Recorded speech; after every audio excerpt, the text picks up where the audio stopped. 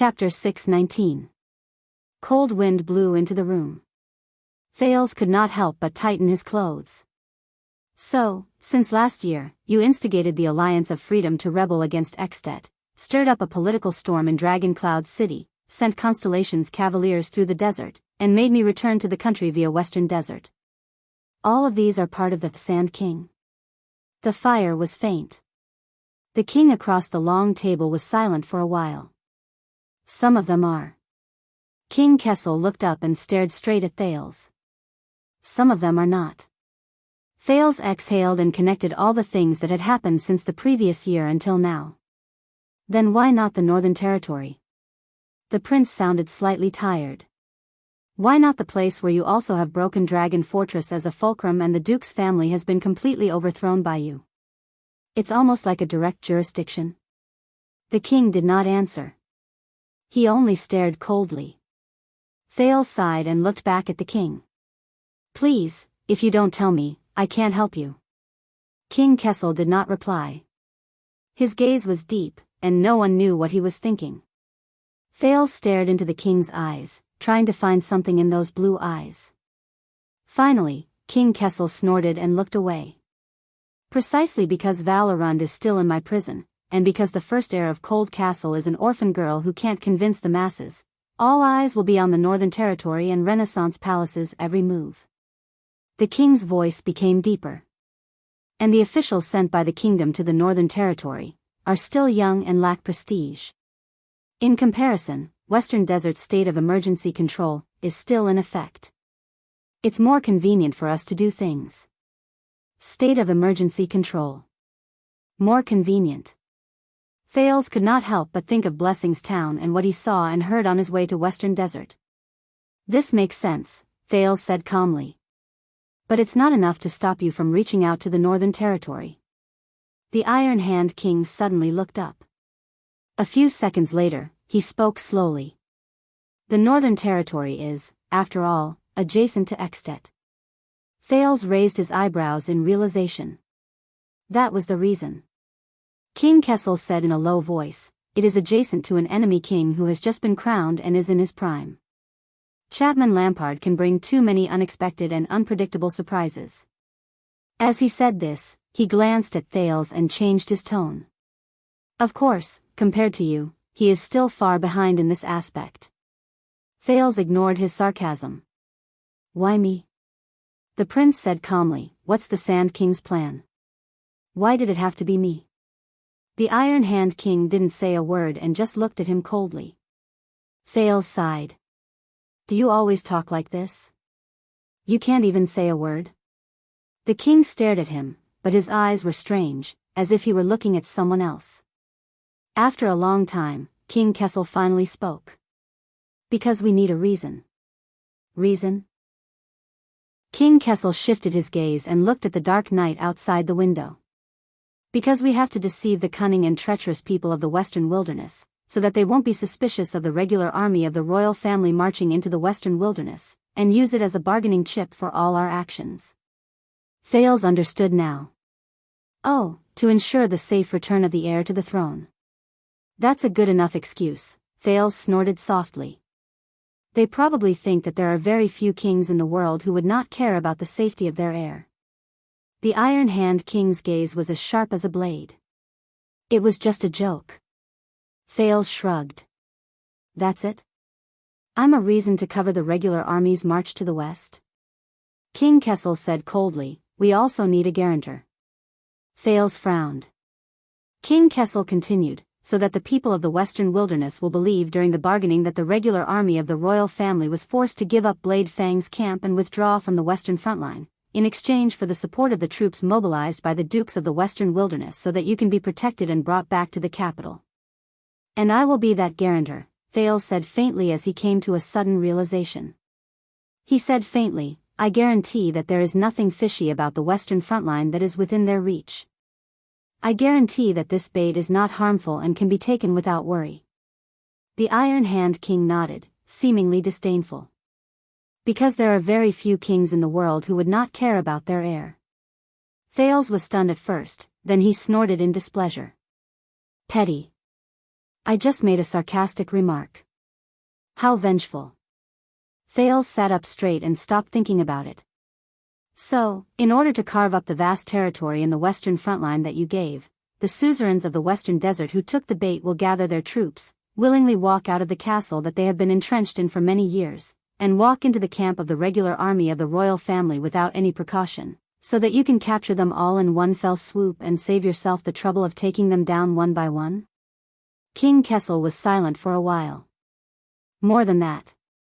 The king said in a deep voice, for this once-in-a-lifetime opportunity, and to seize the huge profits from the desert trade route, the dukes of Western Desert who have been envious for more than a decade have prepared their assets, prepared their supplies, and even found business opportunities to make money from the war. They have done everything they can. King Kessel looked at the door. All of that will become the budget for the expansion of the regular army of the royal family. Thales snorted softly, not surprised. Sure enough, it saves time and effort to make up for lost gains on the spot. The prince lowered his head, his gaze frozen. What happened to Anchor Byril and his father was not an isolated case, much less a coincidence. Because in the Sand King's plan, the dukes of Western Desert were destined to be attacked by the forces of the desert, or even friendly fire from the legendary wing and the regular army, losing everything. Queen Kessel leaned back in her chair and nodded. When Western Desert suffered a crushing defeat and the war situation became urgent, his gaze sharpened. For the sake of the overall situation, in order to recapture the extraordinary Blade Fang's camp, the regular army of the royal family, who came late, had no choice but to break tradition and act at their own discretion. They punished and deprived the incompetent noble generals, and dispersed the defeated soldiers of the conscription army and reorganized them. Naturally, it was only right and proper, and they had no reason to resist. Thales exhaled and continued, but accidents always happen in war. If things don't go well during the reorganization, and progress isn't good. King Kessel's gaze shifted and looked at him. Thales paused. He recalled his first meeting with Mallows and understood a little. I'm guessing that since the heir of the kingdom is in Western Desert, for the sake of the kingdom's bloodline, Renaissance Palace would also be justified in sending reinforcements there to deal with accidents, such as the troops you sent to welcome me. Thales recalled the confrontation between the Western Desert Army and the regular army on the Avenue of Blessings. King Kessel did not speak. Thales said in a daze, as for the aftermath, what's done can't be undone. Whether it's the disbanded and reorganized conscription army, the nobles who are punished and stripped of their commanding rights, the families who have their conscription rights revoked, or Western Desert Hill, which has its military jurisdiction redrawn, everything you want will be temporarily passed down in Western Desert under the guise of the Emergency Control Order, and in the name of wartime exceptions, just like Blade Fang's camp in Blessings Town. Thales recalled what the Count of Wing Fort, Derek Chroma, had said to him during the escort. He could not help but be lost in thought. 1 year, 2 years, 5 years, 10 years, until, forever. King Kessel snorted disdainfully, seemingly dissatisfied. The lights flickered, and the shadows in the room swayed back and forth, illuminating the surroundings so that it was bright and dark. It was turbulent. Thales took a deep breath. He returned to the present and adjusted his state of mind. So, from the moment you negotiated with the Western Desert vassals and used the Western Frontline in exchange for them sending their troops, to when the regular army marched westward to rescue the prince, to when the foreign enemies took the opportunity to invade Western Desert and suffered a crushing defeat, to when the regular army was forced to resort to extraordinary measures to act on the spot, until the flames of war subsided and the dust settled, Thales' tone grew heavier. After such a combo, you will truly be able to twist the scattered and disordered military forces of the vassals of the Western Desert into a rope. Change the military conscription system that has a long history. Thales restrained his expression and slowly raised his head. He took in the king's figure across the long table. The name, reason, power, and benefits are all in your hands. Even if the other Western Desert vassals and the other nobles of the kingdom have doubts, they can't say anything, let alone raise their troops to resist. There was no response from the end of the long table. Moreover, the Western Desert's matters have been settled in Western Desert.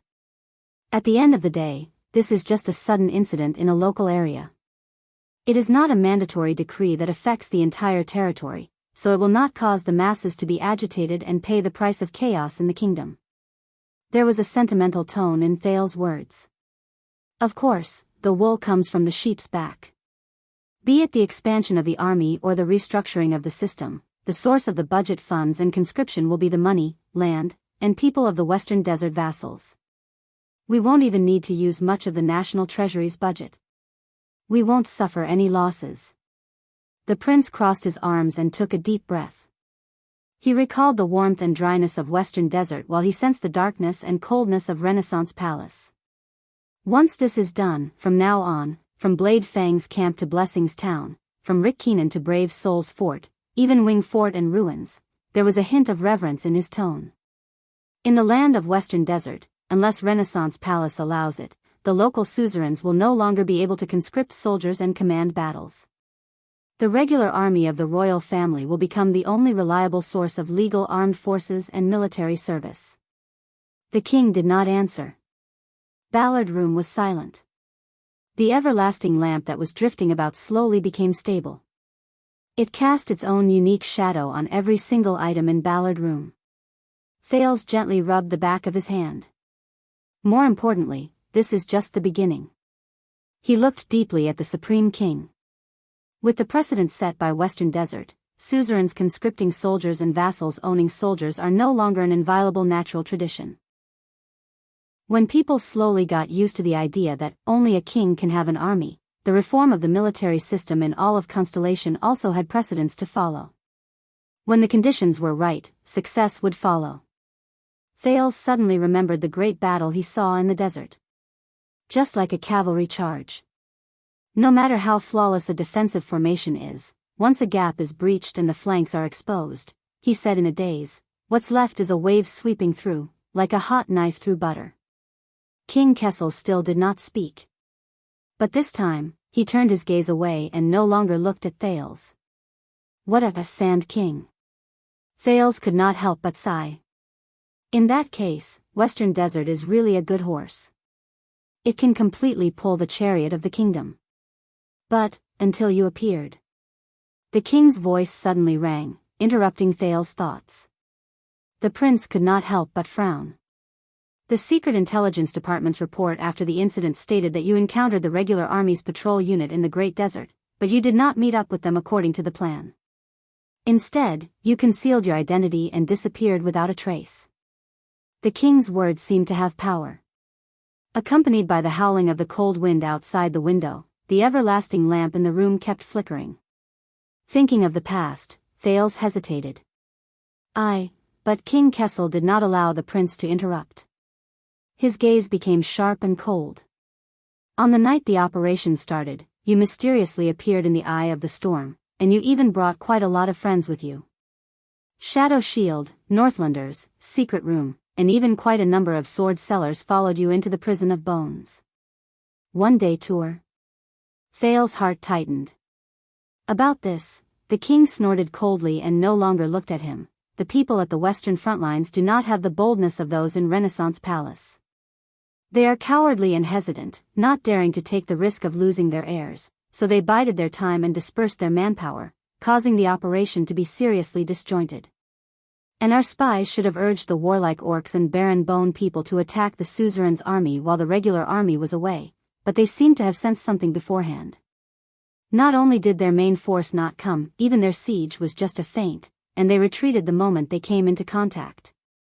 When Thales heard this, he could not help but say, yes, I heard that there is an orc called Kandarl in the desert, but in the next second, King Kessel's gaze was like a blade. Thales put away his smile and decided not to say anything else. It's fine. The king ignored him. Instead, he stared at a weak and drifting everlasting lamp. The coldness and dissatisfaction in his gaze was clear. Williams was lying in ambush at the side of Blade Fang's camp. That idiot has always been swift and decisive, but on that day, he dragged his feet and waited until the battle was almost over before he led his troops back to the camp and delayed the battle. When he heard the familiar name, Thales instantly froze. This allowed the suzerains of Western Desert in Blade Fang's camp to retreat calmly. The main forces of the ruins, Wing Fort, Brave Souls Fort, and the three great families of Western Desert were also unusually vigilant. After they noticed that something was amiss, they stayed far away and did not fall into the trap. Thales recalled the Duke of Western Desert telling him that power comes from violence, and his frown deepened. After that old man Fakenhas visited Blade Fang's camp in front of everyone. Not only did he chat cheerfully with you, he even gave you his family heirloom sword. The news quickly spread throughout the kingdom. Thales took a deep breath and remembered the sentinel sword Fakenhas gave him. He subconsciously clenched his fists. As for Crow and Black Lion, they acted as if they were fawning over the king. They ostentatiously and respectfully escorted you out of Western Desert. They also blocked the reinforcements sent by Renaissance Palace while they were at it. King Kessel snorted softly. In the end, the kingdom's secret intelligence department activated an emergency plan to try their best to reduce their losses. His gaze was directed at Thales. At that moment, it was as if he wanted to dig out his heart. As you said, the matter in Western Desert was a failure. The Sand King failed on the verge of success. Thales closed his eyes, leaned against the back of his chair, and heaved a heavy sigh. So, that night, when he was running for his life in Blade Fang's camp, in places that he couldn't see, many soul-stirring and significant things were happening. But a mere failure of a horse, a mere failure of Western Desert, will not make the kingdom stop. The king's voice became stern, causing Thales to open his eyes. King Kessel's expression was extremely calm, but there was an endless storm in his eyes. That's why this letter was written. Thales lowered his head and looked at the letter beside his hand. The iris flower's wax was dark and indistinct under the everlasting lamp. If Western Desert could not do it, we will change to another place. The Iron Hand King's tone was cold and brooked no argument. No matter how much it costs. How much it costs. At that moment, Thales gritted his teeth. Fakenhas's voice rang faintly in his ears. And a person like your father, will he accept reality and give up, or will he look at me and Western Desert strength in a different light, go all out and pay back 100-fold?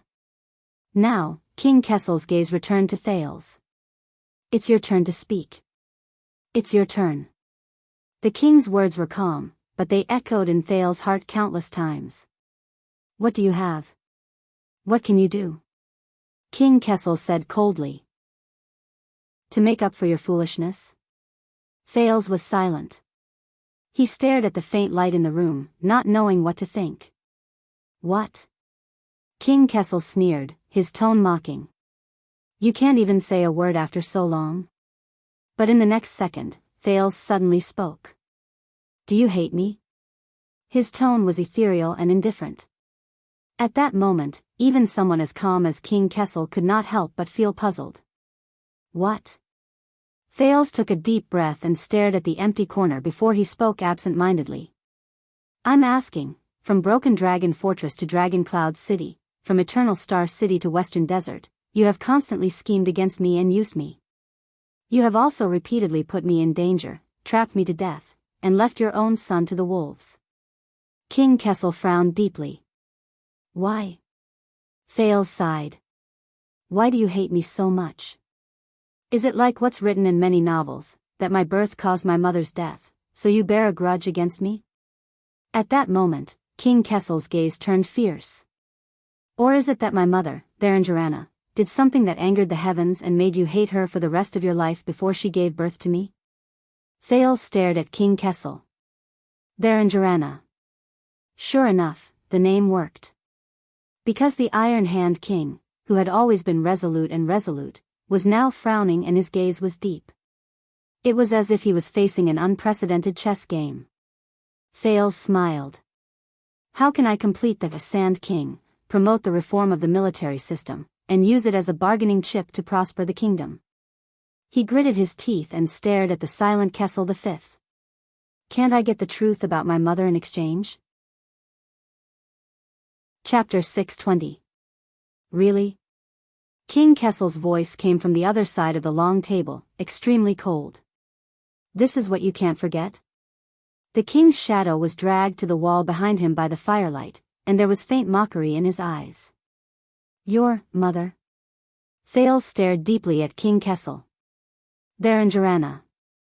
Head Ritual Master Licia, Queen Kia, the Old Crow, Glee Ward, almost everyone who knew his mother had a different evaluation of this woman.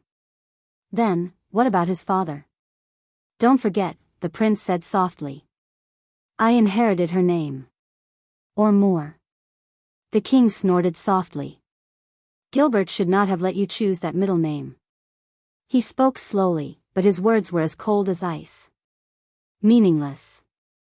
Thales also smiled softly and shook his head. As far as I know, you were the one who told Gilbert her name. Then what did you expect? The king's response was swift and cold. Expecting your mother to be an outstanding woman with an extraordinary background? An erudite and talented female scholar, a daughter of a noble family, or a brave and fearless female warrior? So that you could be proud and have someone to rely on? Thales looked at King Kessel's expression and was surprised to find that this was one of the few topics that could elicit a long response from the king. The prince probed. Then, was she? The king sneered, but his smile immediately disappeared. She was a whore. Thales' expression changed slightly. Just like most prostitutes, King Kessel's expression was indifferent, his tone disdainful. She was unscrupulous and greedy, putting on airs in front of her customers all day long, selling herself for payment, until she died. I don't even remember her face. After hearing the king's words, Thales was silent for a long time. Whore. Thales muttered in a daze. Prostitute? Hearing such adjectives, he first thought of the desert slave described by Old Crow Hicks, the magical Varan. Then, the portrait he saw in the Secret Intelligence Department flashed in the teenager's mind, Oriental beauty elf. Then, he remembered the philanderer, Felicia he saw in the Secret Intelligence Department, and her strange and seductive movements under Raphael's hands. Exactly. Your questions and expectations are meaningless. The king's tone was indifferent. You will not find any comfort or reassurance from her. To her, you're just an accident after a certain transaction. It was an accident during a certain transaction. Thales could not help but clench his fists. He suddenly remembered the look in Quick Rope's eyes when he talked about the girl he liked in Blade Fang's camp. That girl. She's not a whore. No. And your garrulous attitude, King Kessel said coldly, isn't it just a matter of time? What a disgrace to the royal family. Thales took a deep breath and gently unclenched his fist.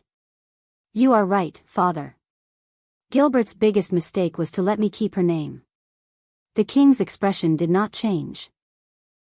Because. Thales' gaze turned cold. If she was just an insignificant prostitute, you wouldn't even bother to remember her appearance. Thales raised his head and looked straight at the king. Then why do you still remember her name? At that moment, King Kessel's eyes widened slightly. Thales stared at his father and softly uttered that special name. Varan. Jirana. The moment he finished speaking, Thales had an illusion.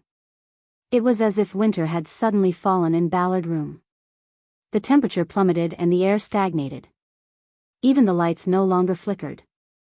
And the source of all the coldness was at the end of the long table. The embarrassing silence lasted for a whole 10 seconds. I have given you a chance, child. The king's voice returned to its usual toughness and coldness. And you have ruined it. He stared deeply at Thales. There was only dead silence in his eyes. The sin of hell's river in Thales' veins began to flow again, as if it wanted to break through the frozen atmosphere. At that moment, the teenager suddenly felt that the king's patience had come to an end. His next words were to summon the guards. So Thales was faster than him. Amore. The prince spoke softly and successfully froze the king's gaze towards the door. King Kessel looked back. Amore? Thales took a deep breath and nodded. Yes, Western Desert's Amore town. This place is ruled by the Amore family and has a long history. The suzerain's surname is the origin of the name. King Kessel frowned slightly. Thales recalled what the two Western Desert people, Derek Chroma and Anchor Byril, had told him. Unhurriedly, he began to recount the story. A few years ago, the suzerain of this town, the Baron, suffered injustice. He wanted to turn to Renaissance Palace and appeal to the king for help. But he met with misfortune on the way, and his entire family died of an epidemic. Thales observed King Kessel's reaction. The latter did not move, but did not interrupt him. In the next second, Thales' tone changed. But in fact, as a legitimate vassal of the kingdom, Baron Amorei did not die of an illness. Thales gritted his teeth. He and his family were ambushed and silenced by the allied forces of his vassal and peers, the three major families in power in Western Desert, Falkenhaz, Chroma, and Bosdorf. Both of them were silent for a few seconds. Interesting. The king thought for a while and said slowly, "Where did you learn of this?" Thales' eyes dimmed. In the Secret Intelligence Department's prison, Anker's pained voice rang in his ears. He also said that if I failed, if I had to use this bargaining chip, I must give it to you. And I can only give it to you. As his thoughts reached this point, Thales took a deep breath. It's not important. He composed himself and shifted his attention to the matter at hand. What's important is, facing the king's burning gaze, Thales spoke calmly. His words were loud and clear. In year 414 of the calendar of eradication, the creditor, Hermann II, issued the no bloodshed order, forbidding the vassals within the kingdom from waging war and killing each other. His voice became serious. However, the vassals of Western Desert were lawless and acted recklessly. As vassals, they abused their right to armed self-defense excessively and murdered Baron Amorei to avenge a personal grudge.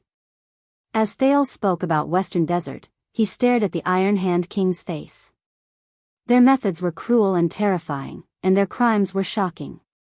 The Iron Hand King's eyes brightened and the corners of his lips curled up. The prince's gaze turned sharp. This reason, this bargaining chip, this horse, is it enough to complete the Sand King? As Thales' voice faded, the everlasting lamps around him flickered. He stared at the king. King Kessel was silent for a long time, the light in his eyes surging back and forth. A few seconds later, the king closed his eyes gently and buried all his emotions in the bottom of his heart. But we can't use it. King Kessel said softly, the plague in Amorei town is no longer news. The people of Western Desert dealt with it very cleanly. Dead men tell no tales. Seeing the other's reaction, Thales could not help but chuckle. That's right. He said confidently, unless it's not that dead men tell no tales. Thales' words came to an abrupt halt. Wait. He looked at King Kessel's indifferent expression and figured something out. The youth's expression changed slightly in disbelief. You know. Thales stared at Kessel and frowned. You knew about Amorei town and this case a long time ago? The next second, King Kessel opened his eyes gently. The king was expressionless and did not answer. But Thales had already gotten his answer. The youth could not help but frown. When? King Kessel replied calmly, when it happened. Thales was stunned. What? Why? Thales realized that at some point in time, the conversation between him and King Kessel had become extremely tacit. For example, now, he did not even need to complete a sentence like, why did it happen? King Kessel stared at Thales quietly. A few years ago, the Border Development Tax Exemption Order affected a group of suzerains. Lord Amorei of Western Desert was just one of them. The Iron Hand King narrowed his eyes, the most impatient one. With a little provocation, he took the bait. Thales' gaze froze in midair. With a little provocation, he took the bait. At that moment, Raven Derek Chroma's words rang in Thales' ears once again. According to the Baron, the countless nouveaux riches spawned by that decree are nibbling away at his interests every day, taking away his subjects and cutting off his livelihood. At the bottom of the Secret Intelligence Department's prison, Anchor Biral's desperate words reappeared. Obviously, Baron Amorei could not bear the pain. The king's decree dealt him a huge blow. King Kessel sighed slightly. His next tone was slightly regretful. However, that Western Desert bumpkin is especially sensitive to the slightest disturbance at his doorstep. Before he could reel in the fish, the line was cut. Thales was stunned. Reel, a tangent, derrick and anchor's words continued to appear. Baron Amore recruited soldiers and mobilized his army, intending to cross Western Desert and create a big news for all of Constellation to protest against His Majesty and the kingdom. So much so that he decided to abandon his tacit understanding with the three main families and act rashly. Thales froze in his seat. "It's you," Thales said in a daze. "Baron Amore raised his army to protest because you secretly pressured him and deliberately instigated him? To find an excuse to intervene in Western Desert?" The Iron Hand King scoffed. "As I said, he's just one of them. One of them." At that moment, Thales thought of Anchor, who was tortured and bruised in the secret intelligence department. And his lover, whose family was ruined and whose identity was unknown. So, the tragedy of Baron Amore being silenced and his entire family killed. Thales' voice was hoarse. "You're the instigator." Thales stared blankly at the table in front of him. The king's figure was projected on the opposite wall, dark and oppressive. "These people. Their misfortune. But, the dust that power crushed. You flatter me." The king's voice was still calm, as if he did not care. "I didn't ask the Western Desert bumpkins to silence them. Nor did I ask them to be ruthless enough to wipe out the entire family in the castle, including the militia and servants.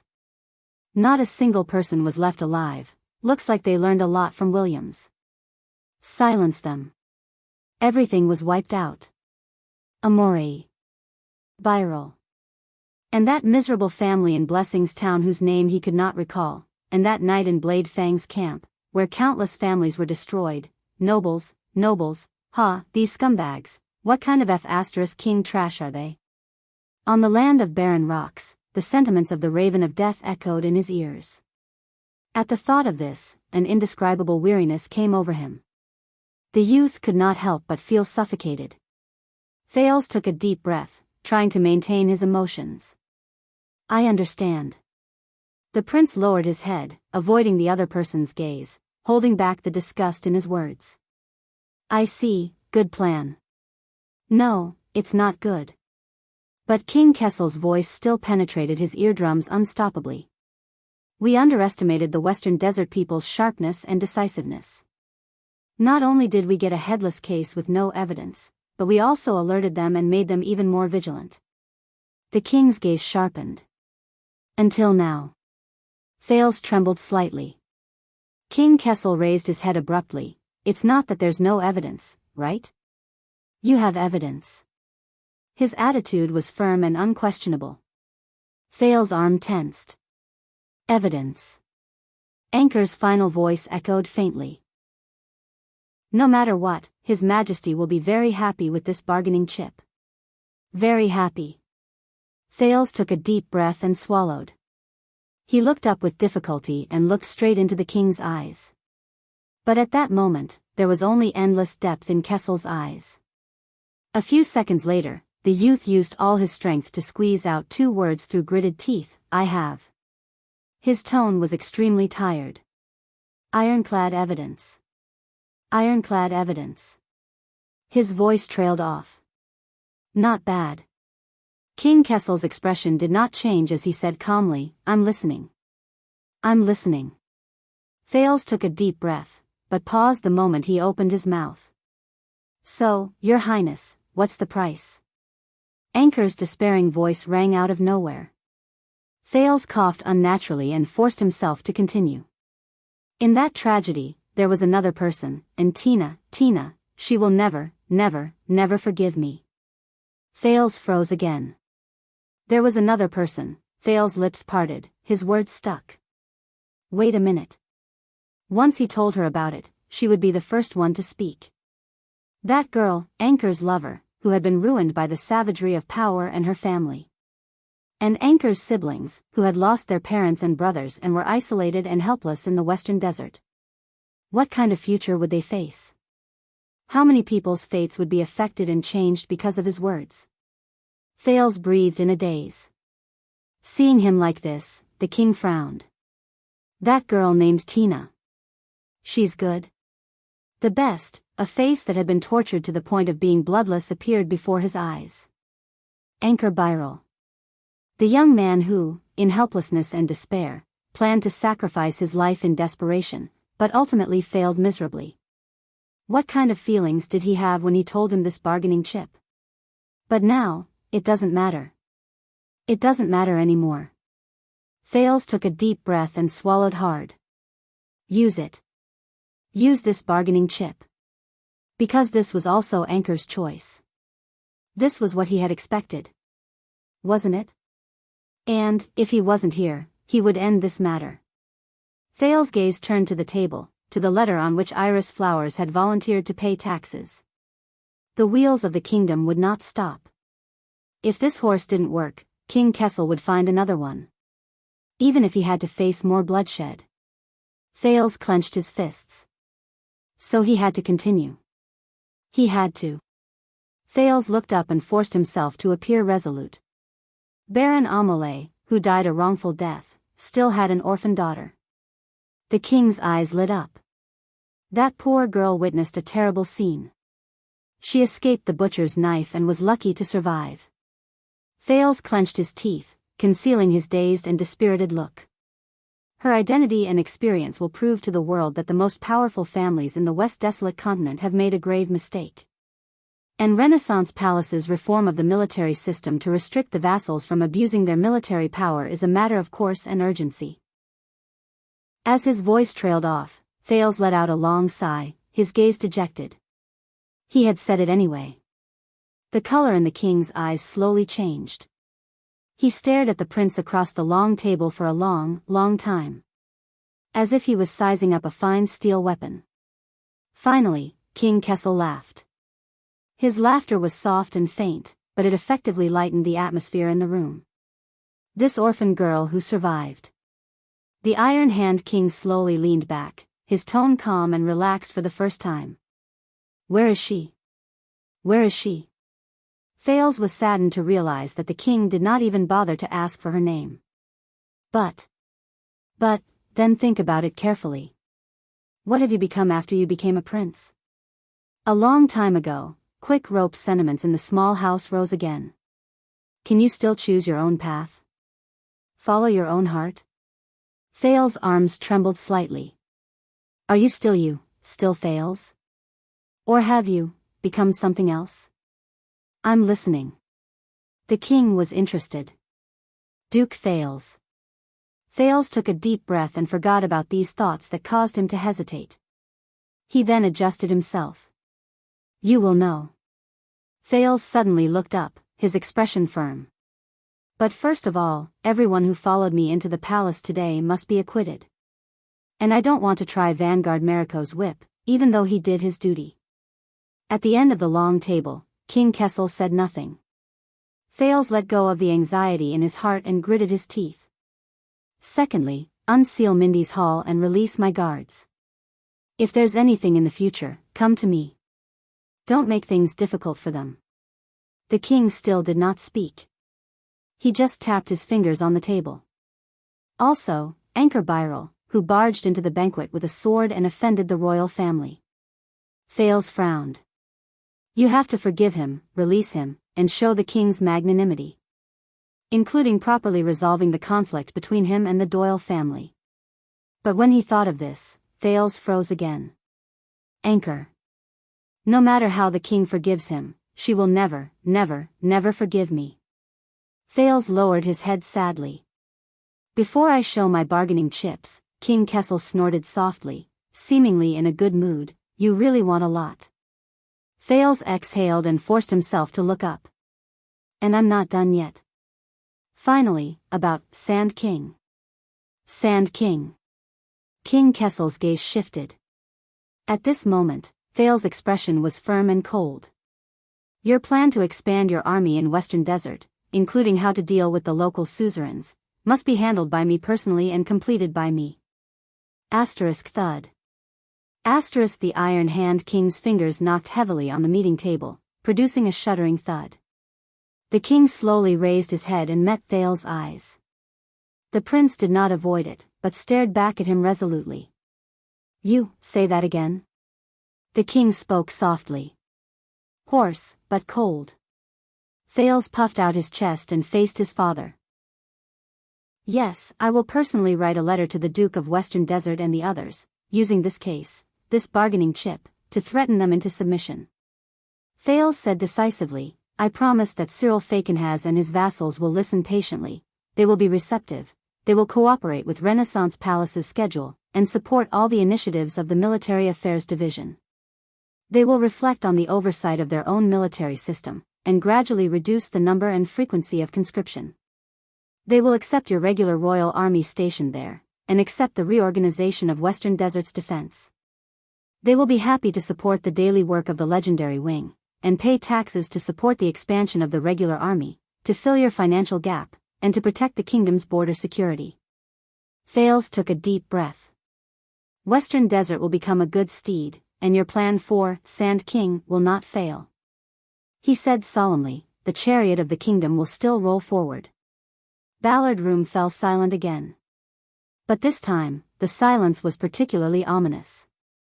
A few everlasting lamps burned to the end and quietly extinguished. King Kessel's gaze changed as well. The fire in his eyes disappeared, and they were overflowing with darkness. You? He looked at the prince from afar, and his tone was playful. You'll do it? Thales nodded decisively. Me. I'll do it. King Kessel's gaze sharpened. Why? Thales tidied up his expression and replied seriously, because of that orphan girl. I am the only one who knows this bargaining chip the best, and how to use it. He paused slightly, gritted his teeth, and told both his father and himself because this is the only way. The only way. King Kessel did not respond immediately. He just sat quietly in his original position, as if he had turned back into a statue. A few seconds later, the king spoke calmly. Tell me, how did you know the whereabouts of that orphan girl? Thales froze. His expression did not change, and he did not leave any loopholes. I have my own channels, Fakenhaz. King Kessel spoke softly, interrupting Thales. Fakenhaz. As soon as the surname came out, the prince was shocked. The king snorted and looked elsewhere. His tone was thought-provoking. He gave you far more than a sword, didn't he? Thales' expression did not change, but he sighed in his heart. He knows. The king said coldly, his gift is the reason why you have the guts to break into the palace today. Thales pursed his lips and did not say a word. Yes, the king saw through him. But with just a few words, he saw through him. From just now until now, all his little tricks were exposed in front of him. Just like in the past. But, Thales took a deep breath and slowly exhaled. Yes. Thales looked up at the king. His tone was calm and indifferent, and his attitude was magnanimous. The matter of Amalay town, including this bargaining chip, was indeed given to me by the Duke of Western Desert, through some means. The king let out a snort, as if he had expected it. And you accepted it, listened to the bewitchment of that old bone, came before me, and bargained arrogantly. Without waiting for him to reply, King Kessel shook his head slowly. Stupid. Impossibly stupid. Thales clenched his fists under the table. Yes, threats, coercion, flattery, deception, no matter which method, could not restrain the Iron-Hand King. But so what? He was no longer the child beggar who shivered in the abandoned house. Not anymore. And King Kessel was no longer the tall figure he could only look at from afar in Mindy's Hall 6 years ago. To fight against an opponent like King Kessel, what he needed was not lies, concealment, or quibbling. But to rise to the challenge. Thales fixed his gaze on the king's face. In that case, there is even more reason for me to come forward and write a letter to the Duke of Western Desert, my father. He leaned forward and said sincerely, so that everyone can take a step back and solve the problem in a way that is acceptable to many parties. The new Sand King may not be so swift, and it may last for months or even years, but it will not be so tragic, and there will not be unmanageable consequences. You will eventually achieve your goal, and they will not have to bleed. The Iron-Hand King sneered. He lowered his head, and his face was slowly shrouded in darkness. Why? Thales furrowed his eyebrows. I will bring out the witness of this case and let her testify, so that the suzerains of Western Desert will fall apart and become the target of public criticism. The king's gaze was cold. Then, I will let the regular army of the royal family enter Western Desert to punish the wicked. It will also achieve its goal. Thales was shocked. Indeed. Thales spoke again, trying to grasp the topic. But forgive me for being blunt, the reason why Fakenhas offered this bargaining chip was to lower himself and take the initiative to show weakness, to cool down the growing conflict between Renaissance Palace and the suzerains of Western Desert. He is not that kind and kind. King Kessel suddenly leaned forward and shouted angrily, startling Thales. And you are the only one who would be so stupid. The king glared at his son. Fakenhas gave me a bargaining chip so that I could clean up Western Desert, reform the kingdom, and achieve my goal. He changed the topic. But only through you? Thales stared at the king in a daze. The Iron Hand King leaned back in his chair and sneered.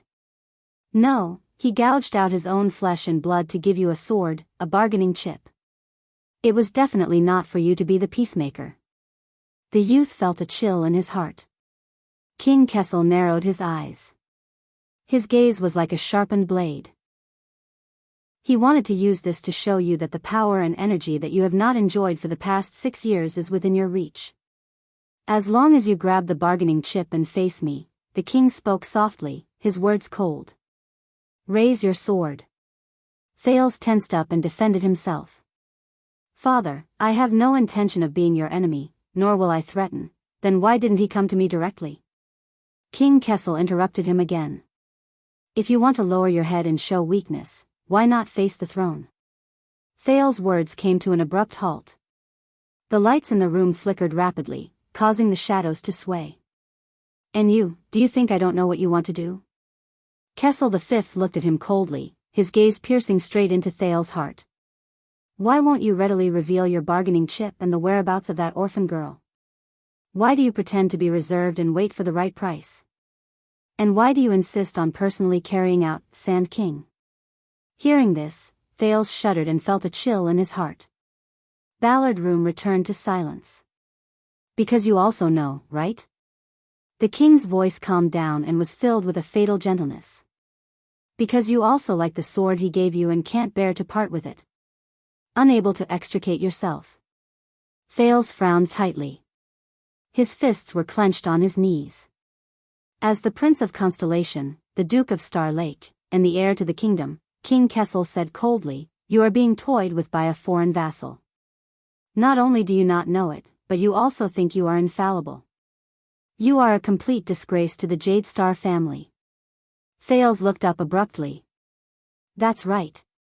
The prince shouted angrily. King Kessel was a little surprised by his sudden interruption. I know. Thales' breathing quickened as he stared at the king. I know what Fakenhas wants to do. And I have no intention of hiding it, nor do I want to quibble. Thales stood up abruptly and placed his hands on the table. That's right. Empower me, support me, and help me so that I can eventually become strong enough to fight against you, threaten you, and obstruct you. This is indeed Fakenhas' wishful thinking. Simple, clear, and direct. The king's expression became increasingly hostile. But believe me, father. The prince stared at the king, serious and solemn. If you really want to succeed, not just with the Sand King alone, and not just in Western Desert, but throughout the kingdom, inside and outside Constellation, realize your grand and crazy plans and ideas. Hearing this, King Kessel's gaze changed. If you have really made up your mind, father, if you want to live for Constellation at all costs. At this moment, cold wind blew in Ballard Room, and the chill surged. But Thales felt an unbearable heat in his chest, as if there was a flame. Thales took a deep breath. His tone was resolute and unquestionable. Then this is the only way. There is no better choice. Stealing fragrance. Chapter 621. Trust you? The only way? There's no better choice. King Kessel chewed on these words and seemed to be deep in thought. Thales controlled his breathing and stared at the king. The king paused for a while and laughed coldly. Ha ha ha ha, the laughter was deafening, and the lights around them flickered. Thales subconsciously clenched his fists. He felt a heavy weight in his chest, and the air around him was heavy. But he had no way out. The laughter slowly disappeared. From what I saw, Duke Thales of Star Lake Fort. The Iron Hand King's tone was calm, but it was even scarier. The crown is not on your head. The crown. An inexplicable sense of fear came over him, causing Thales' breathing to become slightly irregular. Even if you don't take this path, the king said faintly, the wheels of the kingdom are destined to never stop. The teenager pressed his fist against the table and felt the pressure and pain coming from his fist, as well as the strange agitation of the sin of Hell's River. He knew what the other party cared about. He knew. Or did he think he knew? Thales took a few deep breaths and looked up. Of course, you are the Supreme King of Constellation. The Iron Hand King was expressionless. You can ignore me, scoff at the West Baron, and reject this proposal with one vote. Thales adjusted his mood and changed the topic. Anyway, you are very confident, and you have more than just Sand King in your hands.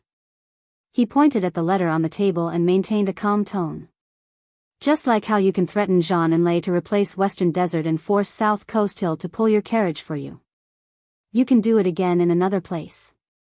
King Kessel snorted in disdain. But what's the price? In the next second, Thales changed the topic. In order to execute Sand King, father, how much have you invested? How much have you paid? As he listened to Thales' words, King Kessel frowned slightly. Whether it is the huge amount of money spent on preparations, the astonishing scale of the standing army of the royal family, or the western front lines that you have been operating for more than 10 years. The prince was unhurried as he continued to speak. Human, material, financial, and mental strength, including the political games behind the scenes, are not easy to do. Even the opportunity is too rare. It's not every year that there's an unlucky prince wandering outside, convenient for you to use as an excuse and bait. The king coldly snorted. If your plan had succeeded and you had reaped huge benefits, then these costs would have been nothing. But now, Thales paused for a moment and looked at him. King Kessel pursed his lips. His expression was tense. My guess is that the reason why Supervisor Kirk complained about being poor in the Imperial Conference and why the Department of Finance had insufficient budget is because... Thales spread his arms towards the table. In the end, it was because you mobilized the regular army for Sand King and emptied the national treasury, didn't it? At that moment, King Kessel suddenly raised his eyes. His gaze was so sharp that it was as if it had physical form, and he inched closer to Thales. The atmosphere in the room was extremely stifling. That bargaining chip, that orphan of the Amole family. A few seconds later, the king spoke coldly. Where is she? The teenager exhaled and glanced at Zayan's letter. In that case, father, you're not satisfied. You don't want to give up on Sand King's efforts for nothing. You're denying yourself and wasting all your efforts. Iron Hand King's eyes grew colder and colder. However, Thales' tone became harsher. He withstood the pressure and insisted on finishing his sentence. Otherwise, father, your so-called Sand King plan will be tantamount to a tyrannical and evil act. The gains do not make up for the losses. It will harm the kingdom. The crime lies with you. At that moment, the coldness in King Kessel's eyes reached its peak. It could not be any colder. The everlasting lamps in the room seemed to have sensed something. They flickered rapidly in that second, as if they were shivering. It seems that the sword Fakenhaz gave you is really useful. The king enunciated each word clearly. It was meaningful and ominous. Who told you to be arrogant and fearless? But the prince only laughed bitterly and ignored the king's hint. But this is not the end. The Iron Hand King's gaze was fixed on Thales. It was as if his gaze was about to pierce through him.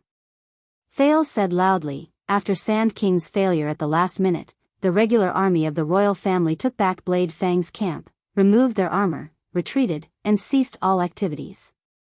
The people of Western Desert returned to their hometown dejectedly. They were dejected and admitted that they were unlucky.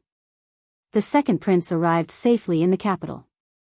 Father and son were reunited, and he was conferred the title of duke. These peaceful appearances kept most of the people in the kingdom in the dark. They slept peacefully and did not know the truth. Thales narrowed his eyes. But father, you and Fakenhaz. If he is the only one, all of you know the undercurrent of Sand King. All of you know what happened a few months ago, and what did not happen. King Kessel did not say anything. Only his gaze was distant, reflecting the shadows of the lamps. When you passed by each other, you saw the sharp blades behind each other's backs. But both of you have excellent acting skills and enough self-control. That is why you pretended not to know and greeted each other with a smile. You maintained the most hypocritical peace and the most fragile tacit understanding. Bang. Thales slammed his palms on the table, causing the everlasting lamps around him to flicker. Trust me, father. This is the last step between Renaissance Palace and the West Baron. Behind us is a bottomless abyss. The prince stared at the king. Next time, you will not be so lucky. King Kessel lowered his eyes. No one knew what he was thinking. One of the everlasting lamps behind him dimmed, pulling the king's side profile into darkness. Thales took a deep breath and said solemnly, when that time comes, if you want to deprive the vassals of Western Desert of their armies and expand the regular army of the royal family, the price will only be higher, and the situation will only become worse. King Kessel did not respond. He only turned his head silently and buried the side of his face in the darkness without any light. Admit it, father. Sand King's failure left behind a huge mess that pushed you and Western Desert to the edge of a cliff.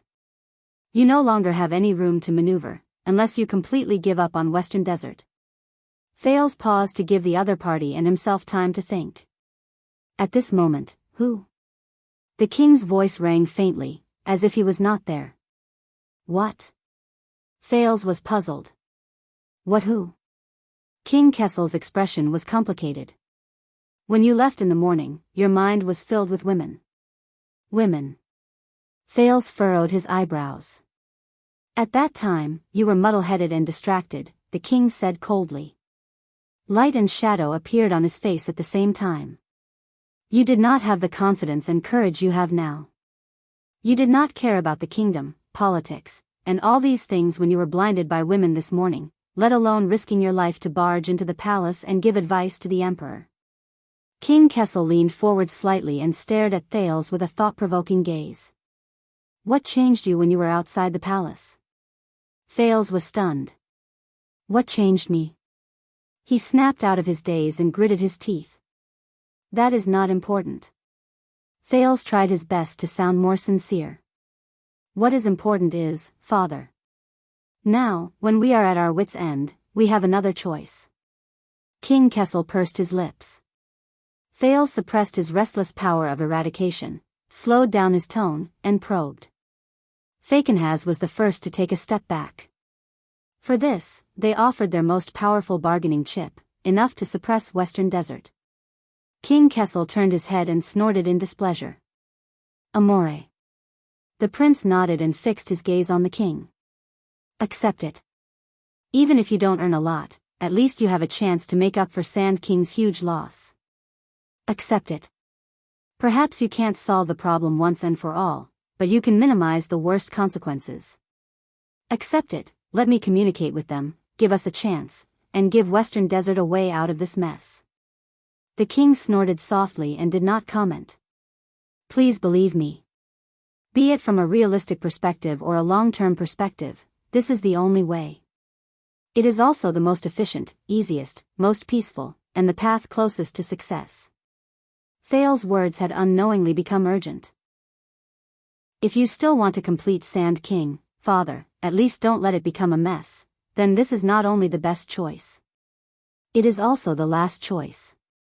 Thales looked straight at the king. Father, for the sake of the kingdom, don't be rash and act in a fit of pique. Don't drag this out until you are beyond cure. Let me do it. End it now, right now. Before it is too late.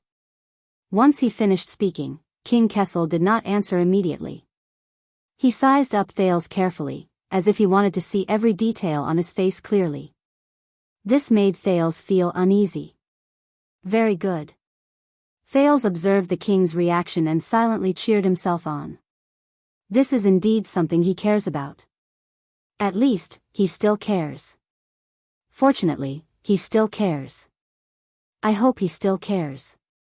More than 10 seconds later, the king snorted softly. Extravagant rhetoric and eloquent words. King Kessel changed his sitting position and said softly, but you avoided the important and dwelling on the trivial. You missed the most important point. Thales felt a chill in his heart. The king turned his head and said with a playful tone, that is, even if I accept this proposal, why is it necessary for Sand King to be carried out by you? Duke Thales? In that second, Thales' eyelids twitched. He subconsciously pressed down on his knees. Because Fakenhas gave me the bargaining chip. Thales took a deep breath and met the king's gaze. And I, as the introducer, the middleman, and the guarantor, should have some remuneration, right? King Kessel snorted softly. So, this is actually a deal. The king stared at Thales, and his tone became more dangerous. A two-party deal between Fakenhas and me. A deal. Thales clenched his fists. You can interpret it that way. But my existence is one of the conditions for Fakenhas to accept the deal. From this deal, you will get, and I mean, you will gradually get Western Desert and become Sand King. The prince tried hard to find logic and tried to convince the king. The price is just, in the next second, King Kessel looked up. His eyes were like lightning, and he made Thales choke on his words.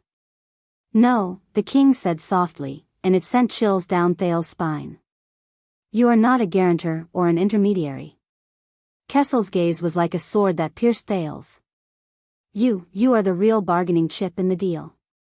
Thales' jade star. The heir to the throne. Thales' breathing froze. In this deal, I will hand you over to him, the king said slowly, but every word he said was unsettling. Only then will he hand Western Desert to me. Isn't that so? Thales furrowed his eyebrows tightly. Damn it. I will not let this go. Listen, father. He could only reorganize his words. I know what you are worried about. Thales racked his brains. But please relax, I will not interfere with specific matters, I will not participate in the promulgation of any government decree, and I will not touch a single soldier's file. I will only be in charge of negotiating with the people of Western Desert. It will not be too complicated. I will only need a letter to mention this bargaining chip, and with Fakenhas' cooperation, they will soon understand the pros and cons, you will be in charge of the rest of the matters. At this moment, the king suddenly spoke loudly and interrupted the prince. And the people will understand. Thales was stunned. He saw that King Kessel had sat up straight at some point in time. Light and shadow overlapped on his face, and light and darkness intertwined. The people will understand that there is another person in Renaissance Palace other than the king. The king emphasized the word another person, and Thales could not help but hold his breath. No matter what problems they face with the king, no matter what, as long as they find this person, King Kessel stared at Thales, as if he was strangling him through the air. Then the price will not be so high, and the situation will not be so ugly. The king narrowed his eyes. His tone was chilling. Because he has a sword in his hand. He can fight against the crown. Is this what you want? King Kessel's words continued. Every word seemed to be laced with venom. The future. Thales the First. At that moment, Thales' thoughts froze. So, is this also what you care about? A few seconds later, Thales took 2 absent-minded breaths and spoke with difficulty. Whether it was sealing off Mindy's hall, interrogating my guards, or summoning me into the palace to warn me, was it all because of this? To tell everyone that there is no other person in the palace? King Kessel did not answer. He only snorted coldly and leaned back in his chair. Hand over that orphan girl, that bargaining chip. The Iron Hand King's gaze sharpened. His words were stern and resolute. As for you breaking into the palace and plotting treason, your crime is punishable by death. Let bygones be bygones. Thales raised his head and stared at the king with mixed feelings. King Kessel closed his eyes. His expression was serene. As you say, before it's too late. End it. Thales suppressed the resentment in his heart and gritted his teeth.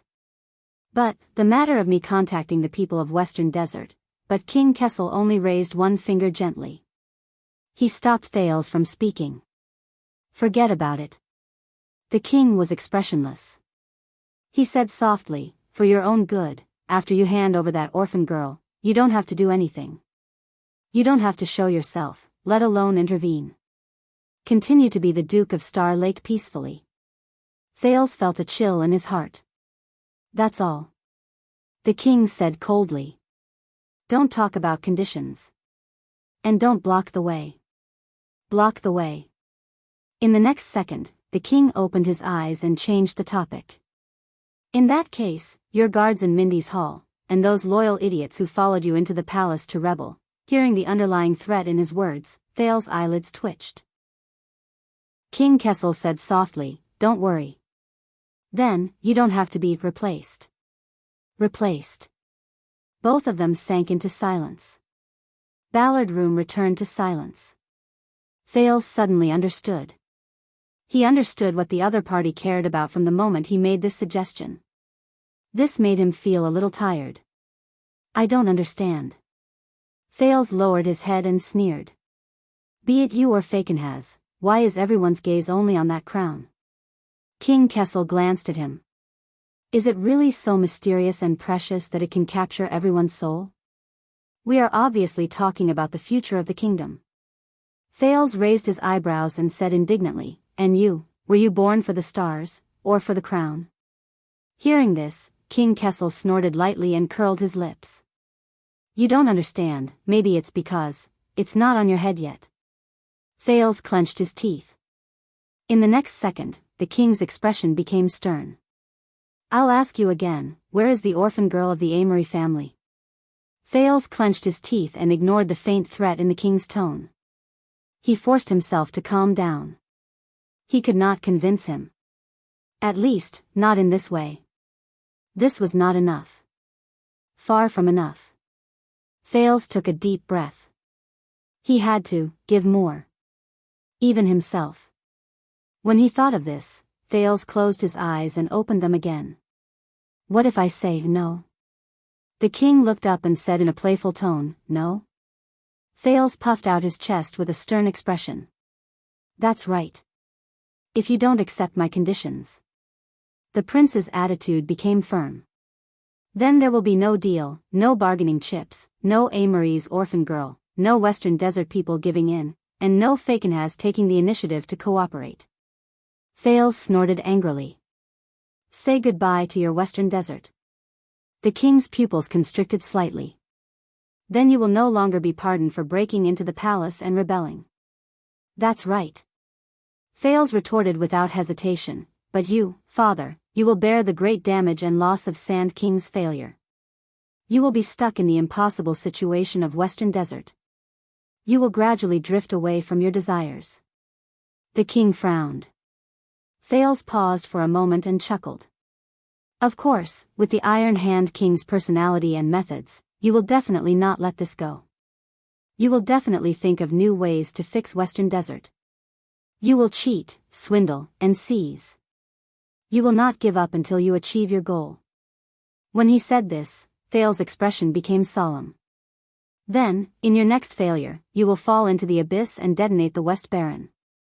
It will be like detonating an oil barrel that will last forever. Thales lowered his head and glanced at King Kessel coldly. Believe me, I have seen it before. It is an unforgettable scene. The Iron Hand King's gaze turned cold. Are you threatening me?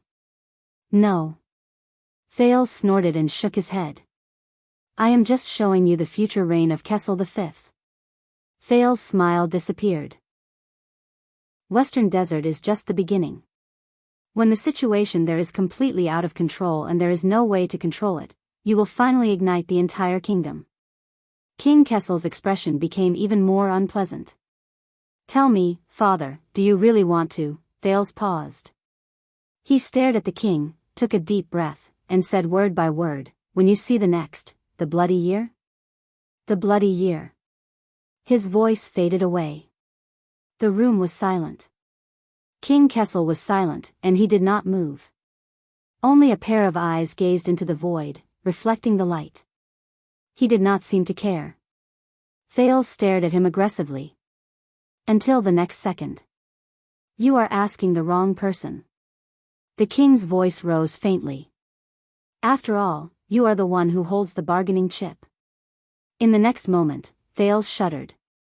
He felt the sin of hell's river roaring angrily in his blood vessels, bringing with it a piercing pain.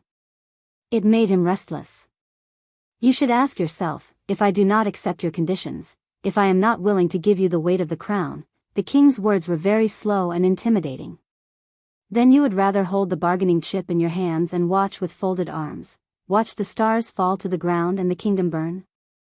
Thales suppressed his power of eradication, but he could not help but be stunned. King Kessel lowered his head slightly. His gaze was like a blade pointing at Thales. Tell me, Thales Jade Star. Thales forced himself to meet the king's gaze, but he could not help but gulp.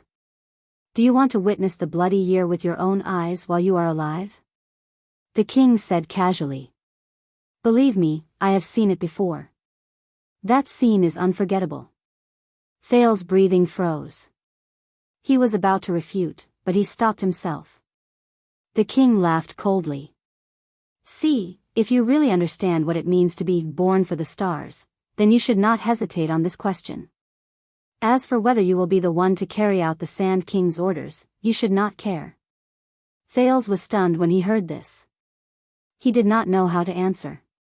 So, this will be the last time I ask you. The king's voice gradually hardened. He was no longer indifferent, like a sharp blade being unsheathed. It will also be your last chance. The bargaining chip, the orphan daughter of Amore. Where is she? Thales lowered his head and bit his lip. Not enough. Not enough. King Kessel will not accept my conditions. He will not tolerate any transactions that are beyond his control. He will not allow even the slightest flaw to appear on the crown. The benefits of the kingdom, and even the bloody year, are not enough to convince King Kessel. They are not enough to convince the Iron Hand King. Sweet nothings, threats, and promises are all useless. He had to do more. More. More. The sin of Hell's River seemed to sense his emotions. It surged and filled his entire body. If you want to enter this circle, Thales, you have to climb to the top. The first thing you have to do is to bow down to them. Open up your body and mind, let their world and ideas rule over your entire being, and turn you into a person you cannot recognize. Only then can you start playing this game, and only then can you play it well. Bow down to them. Open up your body and mind. Turn you into a person you cannot recognize. So, no matter what, he had to play this card. Even if it meant eternal damnation. As the sin of Hell's River roared excitedly, Thales sucked in a deep breath and raised his head. Father, listen, but in the next second, his father snorted softly and shook his head, interrupting him. All right, I understand what you mean, boy. King Kessel's eyes moved, and he said a name. Viral. Thales was stunned. What? The king rubbed the back of his hand gently and pondered. That's the name of the assassin who broke into the banquet, right? Thales clenched his fists. Viral. What? I'm guessing that because Fakenhas gave you that sword, that bargaining chip, and that orphan girl, you became fearless and full of confidence, and dared to break into the palace and plot rebellion to achieve your goal. King Kessel put away the sternness in his voice and regained his composure. But you were not like this from the start. At least, you were not like this when you left this place. You were a completely different person before and after you left the palace. Then, this bargaining chip that can make you proud can only be obtained during the time you were out of the palace. In that instant, Thales's heart trembled. As for the assassin who broke into the banquet, King Kessel looked as if he did not care at all. He rubbed the back of his hand attentively. He is one of the people you met in the secret intelligence department after you left the palace today. He is also one of the few people who can talk to you about the kingdom's politics. He is also from Western Desert. That orphan girl of Amole and the four-eyed skull are also from Western Desert. Midir once said that there are no coincidences in politics. In that instant, Thales's mind froze. What? King Kessel raised his head and looked at him. He sneered. So, this is why the assassin did not want to commit suicide after he failed at your homecoming banquet. Instead, he put down his weapon. The king stared at him like a hunter holding down his prey. Because he is counting on you. He is counting on that Prince Thales, who is famous for being compassionate, to go back and look for him after this. Alright, Faken has real sword, the bargaining chip that can overturn Western Desert, Amole's orphan girl, will be given to you. Thales forced himself to maintain his expression, but without realizing it, he was drenched in cold sweat. The king's gaze became fierce. And, it's only for you. To make things difficult for me. To overturn the situation. Hearing this, Thales's breathing became irregular. Impossible. No. His bargaining chip, the only card he can use to bargain with King Kessel, just like that, it was easily overturned by his opponent. The king chuckled and no longer looked at Thales. It was as though the latter was no longer important. It's all right, Murat will pry everything out of his mouth. King Kessel leisurely said, including that orphan girl. Pry everything out. Thales's pupils slowly dilated. Viral. Viral. Thank you, Your Highness. Thank you for being willing to come here and listen to my voice, or my last words. Although there is no sunlight here, it is not that dark, right? No, when he thought of this, Thales took a deep breath and clenched his teeth with difficulty. No, you are wrong. Faken has and I have a secret communication channel, then it is the others. Kessel V interrupted him without hesitation. The others you met after leaving the palace. It does not matter, it is enough to know that this orphan girl is alive. The king did not even look at him. Whether it is the people you met after leaving the palace, or the places you went, the secret intelligence department will know what to do. The people you met. The places you went. Lillian, Yanni, the abandoned house. No, Thales could not believe it. His breathing gradually became stiff. King Kessel raised his eyebrows and spoke in a relaxed tone. Do not worry, that orphan girl will soon regain her title with the support of the royal family and become Baroness Amory. Her surname is destined to go down in history. The king said playfully, if her father knew after his death, perhaps he would be proud of it. Go down in history. Thales was in a daze. So, Your Highness, what is the price? The Birol family will become traitors and the target of public criticism. Tina, she will never, ever, ever forgive me. No, no. Thales looked up abruptly. Under the influence of the sin of Hell's River, an unprecedented resentment surged into his chest. The teenager no longer hid it and glared angrily at the king. You are not listening to me seriously, are you? Thales clenched his teeth and said angrily, you talked to me for so long just to figure out where I found out about Amory's orphan girl. King Kessel snorted lightly, unbothered. Thank you, child, but you have completed your mission. By the way, no matter who played along with you in this farce, the king's tone was calm, but every word was piercing. They will pay the price. For your foolish actions. Thales took a deep breath. Wya, Ralph, Doyle, Glover, and Cohen, who I tricked into coming here, no, you can't do this, the prince said with difficulty. Remember, it's not that I didn't give you a chance, many chances. King Kessel did not even look at him and responded coldly, you gave it up yourself.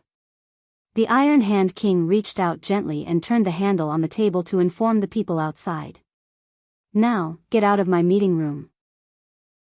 He concluded the entire conversation in a low voice. Go and ask Vanguard Mariko how many lashes he should receive for trespassing into the palace and offending the king. At that moment, Thales felt a bone-chilling cold. Western Desert Hill, ruins, floating sand palace. Yo, Scarface, come over here and play chess with me. Duke Fakenhaz, who was by the window, tightened his cloak and waved at the Baron Bone Man behind the pillar. The tall and strong Baron Bone Man turned his head and approached the Duke, causing his ponytail to swing back and forth. A younger guard looked at the sawtooth tattoo on the Baron Bone Man's body and put his hand on the hilt of his sword warily. However, he was stopped by another older guard. The Baron Bone Man walked past the nervous young guard. He did not even look at him, as if he was used to it. He came before the Duke of Western Desert and rudely slammed his butt on the chair. He looked at the chessboard between them and frowned. Fakenhaz gestured happily. The Baron Bone Man shook his head. His words were stiff and unpleasant. Ko, you won't. Fakenhaz sighed and quickly waved his hand. I know. Why else would I look for you? Ko was stunned for a moment. He looked at the chessboard, then at the Duke. His face was full of disdain. He pointed at the moon through the sandstorm outside the window. Little crow head, let's go. After him. Ko's words were unpleasant and difficult to understand, but Fakenhaz did not seem to be affected by it. He shook his head. No. Let Derek go. He has to rush back to Wing Fort to prepare for important matters. The Duke looked at the victory and loss record book for the entire afternoon with resentment. Besides, why should I chase him back? I can't win against him. Little bone cub, I'm here. After him. I was the one who taught my son how to play chess. It's meaningless to play against him. Fakenhaz clapped his hands. Come, let's play chess. Ko snorted angrily. He extended his hand and moved a chess piece randomly. Ah, Scarface, how can you move the queen first? That's not how you move. But it's okay. Look, I'm eating it now. Humph, tisk, tsk. That move of yours is not smart. It's the same as giving me a chess piece to eat. Clack. Ha. Ko, you don't understand. It's okay if you don't understand. You'll understand once you lose more, Ko, food. Don't go. Ask the servants to bring you whatever you want to eat and drink. Come, look at my move, Ko, kill. Ah, don't be angry, Scarface. It's just a game of chess. Winning or losing is not important. Back and forth, Fakenhaz was having a lot of fun. Not long after, the chessboard was filled with Ko's pieces that had been eaten. After he finished his last move, the Duke grabbed Ko's hand in satisfaction and pushed the latter's king down. He lay on his chair and sighed. Ah, it's been a long time since I had such a satisfying victory. Awesome. Fakenhaz leaned back in his chair and shook his head.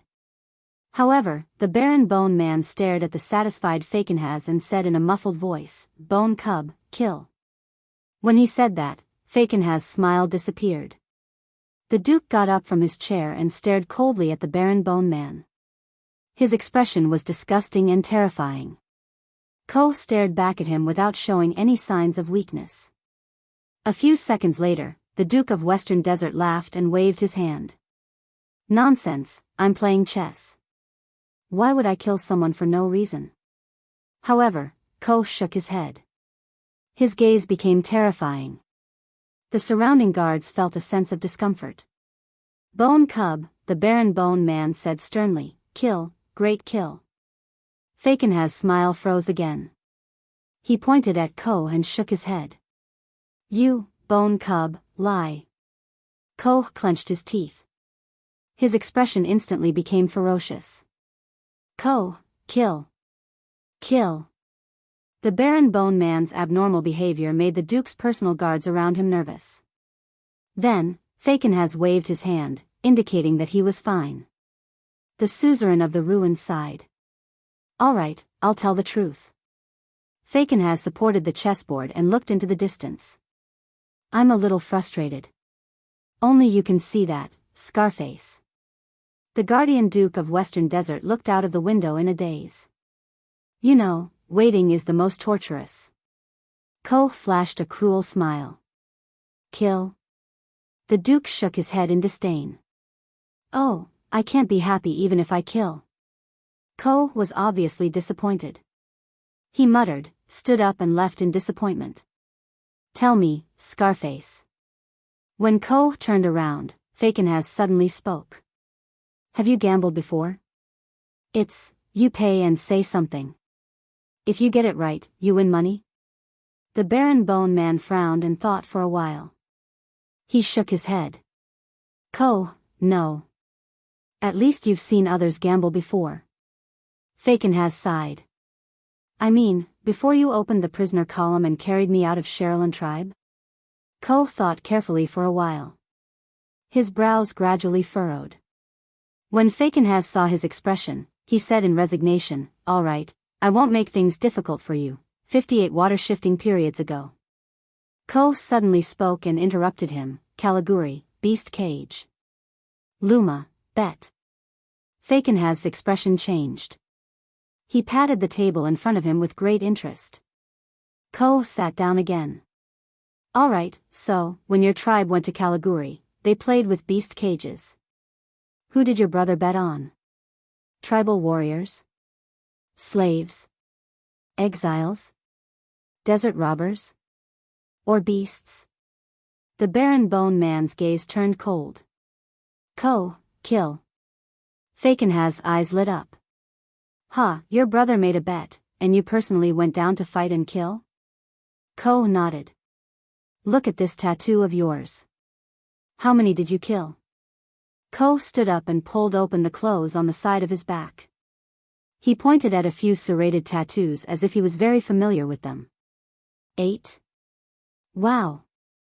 Fakenhas sighed and said, I guess you're rich. But Ko was silent for a while before he shook his head. Luma, lose. What? Fakenhas frowned in puzzlement. But you're still alive. How did your brother lose? Did he bet on the wrong thing? Ko's expression turned gloomy. Tribe, bet on bloody thorn lizards. Fakenhas' smile also gradually faded. Oh, your tribe has ordered you two brothers to fight each other in pairs. The Duke sighed and said, This is the highlight. This is the highlight of the show. My guess is that he wants to attract big bets and make a big profit. Ko gritted his teeth. His cheeks trembled. Luma, no. Ko, no. Fakenhas nodded. Of course, you refused, so you can only lose money? The Baron Bone Man paused. After a while, he looked up with difficulty. Tribe, kill. Cage Master, kill. Holy Chief, kill. Tribe, kill. Sand Servant, kill. The Duke shrugged. Yes, I guessed so too. Everyone is very unhappy, especially those who placed bets. I heard someone mention it before. He snorted softly. Your tribe set up a monster cage, and perhaps even received bets, but did not complete the duel. He must have lost a lot. Ko did not say anything. The Baron Bone Man only shook his head. His gaze was terrifying. Tribe, poor. Luma, pay, life. Fakenhas paused. Ko gritted his teeth and looked up while his body trembled. Ko, punish, life. The Duke of Western Desert did not say anything. He only sighed, extended his hand, and patted Ko's shoulder. Ko turned his head and revealed a ferocious expression towards the invisible air. Ah, I remember now. Your bastard old tribe. Fakenhas' eyebrows twitched as he came to a realization. That unlucky fellow who was attacked from the bottom to the top by you, from the head to the ribs, and only died after wailing in pain until dawn? Ko snorted and did not answer. Fakenhas chuckled. Well done, Scarface. You have avenged your brother. Ko did not say anything. After a while, he suddenly looked up. Bone boy, bet? Fakenhas was stunned. He understood and nodded. Yes, I am betting too. The Duke looked to the east and giggled. Bet on another round. Bloody thorn lizard. Ko frowned. Tisk, tsk, tsk. The Duke of Western Desert shook his head. How should I put it? A full 6 years. Fakenhas gradually fell into a daze. The Baron Bone Man revealed a ruthless expression. Ko, kill. Bone boy, bet. Of course. Fakenhas smiled. If it is killing, Scarface, I will definitely let you go and bet on you. But, no, it is not. The Duke's gaze became sharp. The key to this gamble of mine is not to kill and take lives. Instead, I'm betting on whether or not that person of mine, with his high standing in the capital city, will be able to risk everything. Ko showed a puzzled expression. Bet on him. Bet on whether he is willing to be like your brother. Duke Fakenhas' expression turned cold. He waved his hand and swept all the chess pieces on the table. Pay with your own life. In exchange for your life. Chapter 622. You can't do this. Thal's despondent voice rang in Ballard Room. But what welcomed the teenager was the king's nonchalant reply, as if the thrilling confrontation was over. Get out. Thal's breathing froze. His nails dug into his palms, bringing pain. No, it's not over. It can't be over. Thales took a deep breath and made one last effort. That orphan girl is a bargaining chip to control Western Desert, but it's just an excuse, even though it's a shocking excuse. He leaned forward on the table and gritted his teeth. And the real bargaining chip, as you said, is me. But the king was unmoved, his expression indifferent. Are you going to protect your dignity and get out, or are you going to wait for the royal guards to come and drag you out? Thales tried his best to ignore the king's words and refocused on the topic. Without me, Fakenhas won't go along with you. Without me, Amoliai's orphan girl is worthless in your hands. But King Kessel had clearly lost interest. He lowered his head and pondered again, no longer responding. Damn it, damn it, damn it. Thales was anxious as he looked at the king's stubbornness. The Duke of Western Desert won't let you get what you want. Thales unconsciously raised his voice. Since he dares to take the risk and offer a bargaining chip, he must be prepared. He might even lead the Western Desert people to retaliate fiercely, causing the situation to deteriorate, but he was disappointed. King Kessel still did not respond. When that time comes. Thales stopped. He looked at the king, who was deep in thought with his eyes closed, feeling tired and annoyed. What to do? What to do? Anxiety and resentment burned in his chest at the same time, causing the sin of Hell's River to become untimely excited, making Thales even more irritated. The man in front of him was stubborn, headstrong, not threatened, unwilling to compromise, self-centered, and did not listen to advice. He refused to be convinced by the hard way, and refused to be hooked by the soft way. He was covered in thorns and disgusting. Why wasn't such a person beaten to death when he was young? How did he become king? Were the nobles who made him king all blind? Hey! The king's attitude angered the teenager. He stood up abruptly and slammed the table. Hey! Buddy! Didn't you hear what I said? King Kessel seemed to have turned back into a statue and did not move an inch. I'm fucking talking to you. Thales threw away all manners and shouted rudely and angrily, Kessel Motherf *Ker Jade Star. There was a cracking sound behind him. The door to Ballard Room opened. What followed was a cold wind and a cautious request, Your Majesty, we're ready, the king is still alive. The prince interrupted angrily. If you really want to kill your father, for the sake of the sunset goddess. Without turning his head, he roared angrily, I will warn you before I act, Vanguard Mariko, son of AB *TCH. Thales' roar echoed in the corridor, eliciting whispers from the royal guards outside the door. A few seconds later, as if someone had given them a hint, the air became completely silent. On the other side of the long table, King Kessel finally opened his eyes and frowned. Very well. Thales looked at the king and exhaled. His anger had yet to dissipate. I thought you'd had a stroke, father. A friendly cough came from behind, but it was not Mariko. My apologies, your highness. The voice of the chief commander of the royal guards, Lord Adrian, was heard along with his footsteps. I'm just here, to deliver dinner.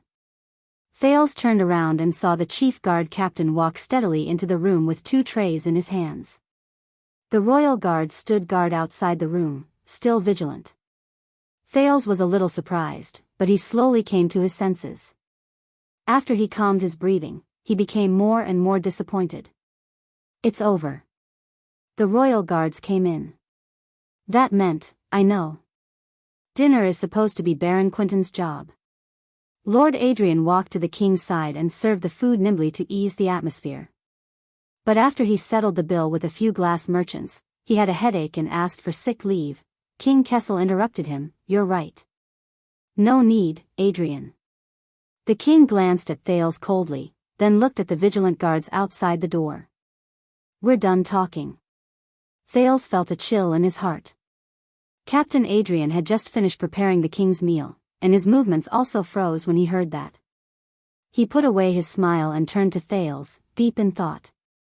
Really? So fast? King Kessel did not move.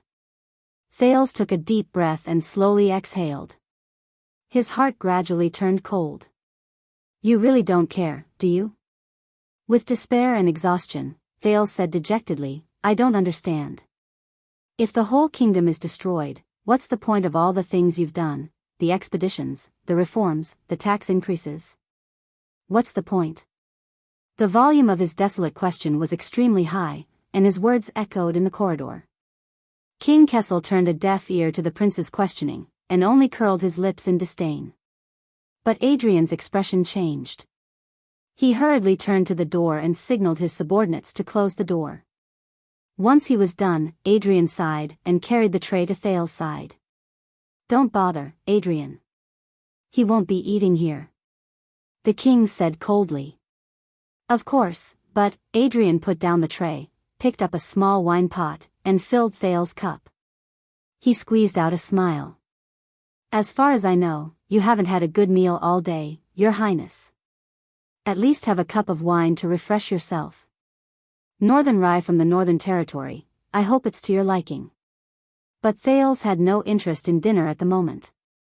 He just stared at King Kessel with bloodshot eyes. I don't drink. Oh, right, I heard Mallow say that before. Hearing that, Adrian had no choice but to take the wine pot away and sighed. It's a pity. From the harvesting of raw materials, brewing in the cellar, long-distance transportation, to the selection of dishes in the kitchen, countless people overcame all difficulties and advanced wave after wave, just to deliver it to you. Countless people overcame all difficulties and advanced wave after wave, just to deliver it to you, just like himself, he fought hard just to sit here. But, listening to Adrian's words, Thales looked at the expressionless king, but felt even more sorrowful. Smack! A crisp sound rang. Adrian turned his head in surprise. The wine cup in front of Thales had been swept to the ground and shattered. Your Highness, before Adrian could finish his sentence, he was stunned again. Thales' hand had appeared out of nowhere, grabbed the wine pot in his hand, and pulled at it in an unquestionable manner. The prince still stared at the king. He lifted the lid, aimed at the mouth of the pot, and tilted his head back to drink. Pfft! The wine entered his throat. Thales only swallowed a mouthful before he spat it out pathetically. Damn it. This wine is definitely not produced in the Northern Territory. Feeling the taste that he could never get used to, the prince coughed painfully while he stared at King Kessel with bloodshot eyes. It's from further north, from Extet. Is that so? Adrian was slightly surprised. Then I admire them even more. How far did they have to go, Adrian? The king interrupted the guard captain with a cold expression. Escort Prince Thales back to Mindy's hall. Panting, Thales clenched his fists. Adrian's smile faded, and he turned to bow. Yes? The head guard captain, who had been in office for many years, had a telepathic connection. His reply was undecided as he waited for further instructions. King Kessel paused for a moment and gave Thales a deep look. My son is young and frivolous, and he is in love for the first time. He is dissatisfied with the arrangements of the marriage and rashly barged into the palace to demand an explanation. Thales breathed absent-mindedly.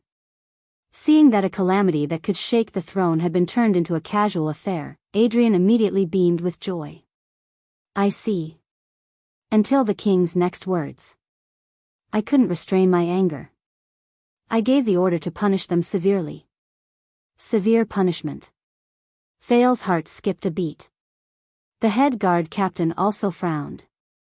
Your Majesty. King Kessel snorted softly before continuing. Fortunately, the ministers in front of the king dissuaded us, so we had a face-to-face talk and finally cleared up the misunderstanding. Cleared up the misunderstanding. Adrian nodded and breathed a barely noticeable sigh of relief. I see. The royal guards, Jade Star Private Army, palace servants, and visiting officials and nobles who witnessed the incident today, King Kessel's tone was very ruminating. Make sure that when they are asked, they can give an accurate answer. Of course, Adrian's smile faded a little. They have a good memory, they won't remember wrongly. Listening to their arrangements for the funeral, Thales, who knew that the situation was already hopeless, sneered. The correct collective memory? Thales looked at the king, and what he said made Adrian look sideways. I can't convince you with the righteousness of the country, can I? Even when I use the bloody year as a sword, you are still indifferent. Thales' smile faded and he said coldly, when will you understand that the stars don't belong to you alone? Tyrant? Adrian's expression suddenly changed. The Iron Hand King finally raised his head and looked at Thales. Adrian. This time, the king's answer was indifferent. Those attendants who instigated the prince to break the rules and surrounded him to break into the palace today, Thales' heart tightened. Whether they are guards, servants, attendants, lovers, civilians, nobles, descendants of the 7 Jade Star attendants, or appointed families, make a list and hand it over to the Nobles Affairs Council, the police station, the Department of Discipline, the Flag Bearer Division, and the Secret Intelligence Department. The king looked at Thales and narrowed his eyes. They know what to do. Thales trembled slightly. Wya, Ralph, Glover, D. Cohen, yes, Your Majesty. Adrian did not hesitate. I'll do it right away. The prince glared at King Kessel, his breathing erratic. But this was not the end. As for Mindy's Hall's carelessness in allowing an assassin to sneak into the royal banquet, the king raised his chin and looked down at Thales. Tell Flag Bearer Vogel that this concerns the prince's safety and the royal family's reputation. Be sure to investigate and interrogate them strictly. The king paused, his gaze cold. Investigate strictly. Investigate strictly. Thales gradually fell into a trance. Also, let Mallows return to his post. Perhaps you are right, he is not suitable for this position. King Kessel retracted his gaze and scoffed. As for the prince's guard captain, we have another choice, Vogel or Mariko. Both are good choices. Adrian did not say a word and only bowed again. At that moment, Thales' fingernails clenched tighter and tighter in his palms, almost tearing his flesh apart. You will not succeed. The prince's voice rang coldly in the room, full of resentment and anger. You will only drag the whole of Constellation to hell. Just like the former king. As soon as he said this, the temperature in the room seemed to drop again. The king was silent for a moment, and Adrian lowered his head in silence. That's all, Adrian. King Kessel said flatly but unquestionably, now, take him and get lost. Thales sneered and lowered his head. Yes. Adrian bowed, but suddenly froze. Oh, Your Majesty, I just remembered something. The guard captain looked up, and the king looked back at him indifferently. Adrian said hesitantly, on the way here just now, everyone saw me come in with dinner. King Kessel frowned. So, if the misunderstanding of breaking into the palace is really resolved, and we can reconcile, Adrian asked tentatively. Then at this time, His Highness Thales should be ashamed and embarrassed, and you would kindly invite him to dinner? Dinner together. King Kessel frowned. Thales also looked up in confusion. What? Adrian smiled warmly and waved his hand towards the door. Only then will everyone remember accurately. Accurately. The king was silent for a moment, while Thales looked at Adrian in surprise. The Imperial Conference is not over, King Kessel said coldly. I didn't spend the whole night with him either. Adrian's eyes lit up. Oh, speaking of this, Your Majesty, please don't worry. Half an hour ago, Baron Quinton had already arranged food and lodging in the palace for everyone in the Imperial Conference, in case you need to summon them at any time. King Kessel's expression changed slightly. Lord Adrian nodded with a smile and gestured to the dishes on the table. Relax, Your Majesty, you do have the whole night. King Kessel paused for a few seconds, frowned and questioned. You just said that Quinton was not feeling well after paying the glass bill and asked for leave. Adrian raised his eyebrows. Is that so? In the face of the king's cold gaze, the guard captain chuckled. He looked as if he had been exposed, and he felt helpless and awkward. All right, then I'll take His Highness out and see if we can keep a low profile and not let people see us. Adrian sighed and walked towards Thales, smiling apologetically. At this moment. That's enough. The king interrupted him coldly. King Kessel glanced at Thales and said disdainfully, he's staying. Think about the time and take him away later. Adrian's eyes lit up and he replied fluently, yes, Your Majesty. Thales stared at Adrian in a daze. What is this? But before I leave. The king changed the topic at the right time. King Kessel gestured at Thales with his chin. Take this idiot to Mariko and tell him that the king is strict with his son and ordered him to replace the discipline division in carrying out the punishment of the royal family. Strict with his son? Thales clenched his teeth. He stared at the king, a myriad of thoughts surging in his mind. Adrian was silent for a moment, suddenly remembering something. Oh, speaking of this, I'm sorry, Your Majesty, I just remembered. The guard captain looked up, his face full of smiles. Mariko has left for some reason. I just sent him to Mindy's Hall to meet up with the Flag Bearer Division to express my condolences to the brothers of the Star Lake Guards who were detained for some reason. The king sneered. Just? Left for some reason? Just like Quinton on sick leave? Yes, just like Quinton, Adrian answered without hesitation, but he realized something was wrong halfway through his sentence.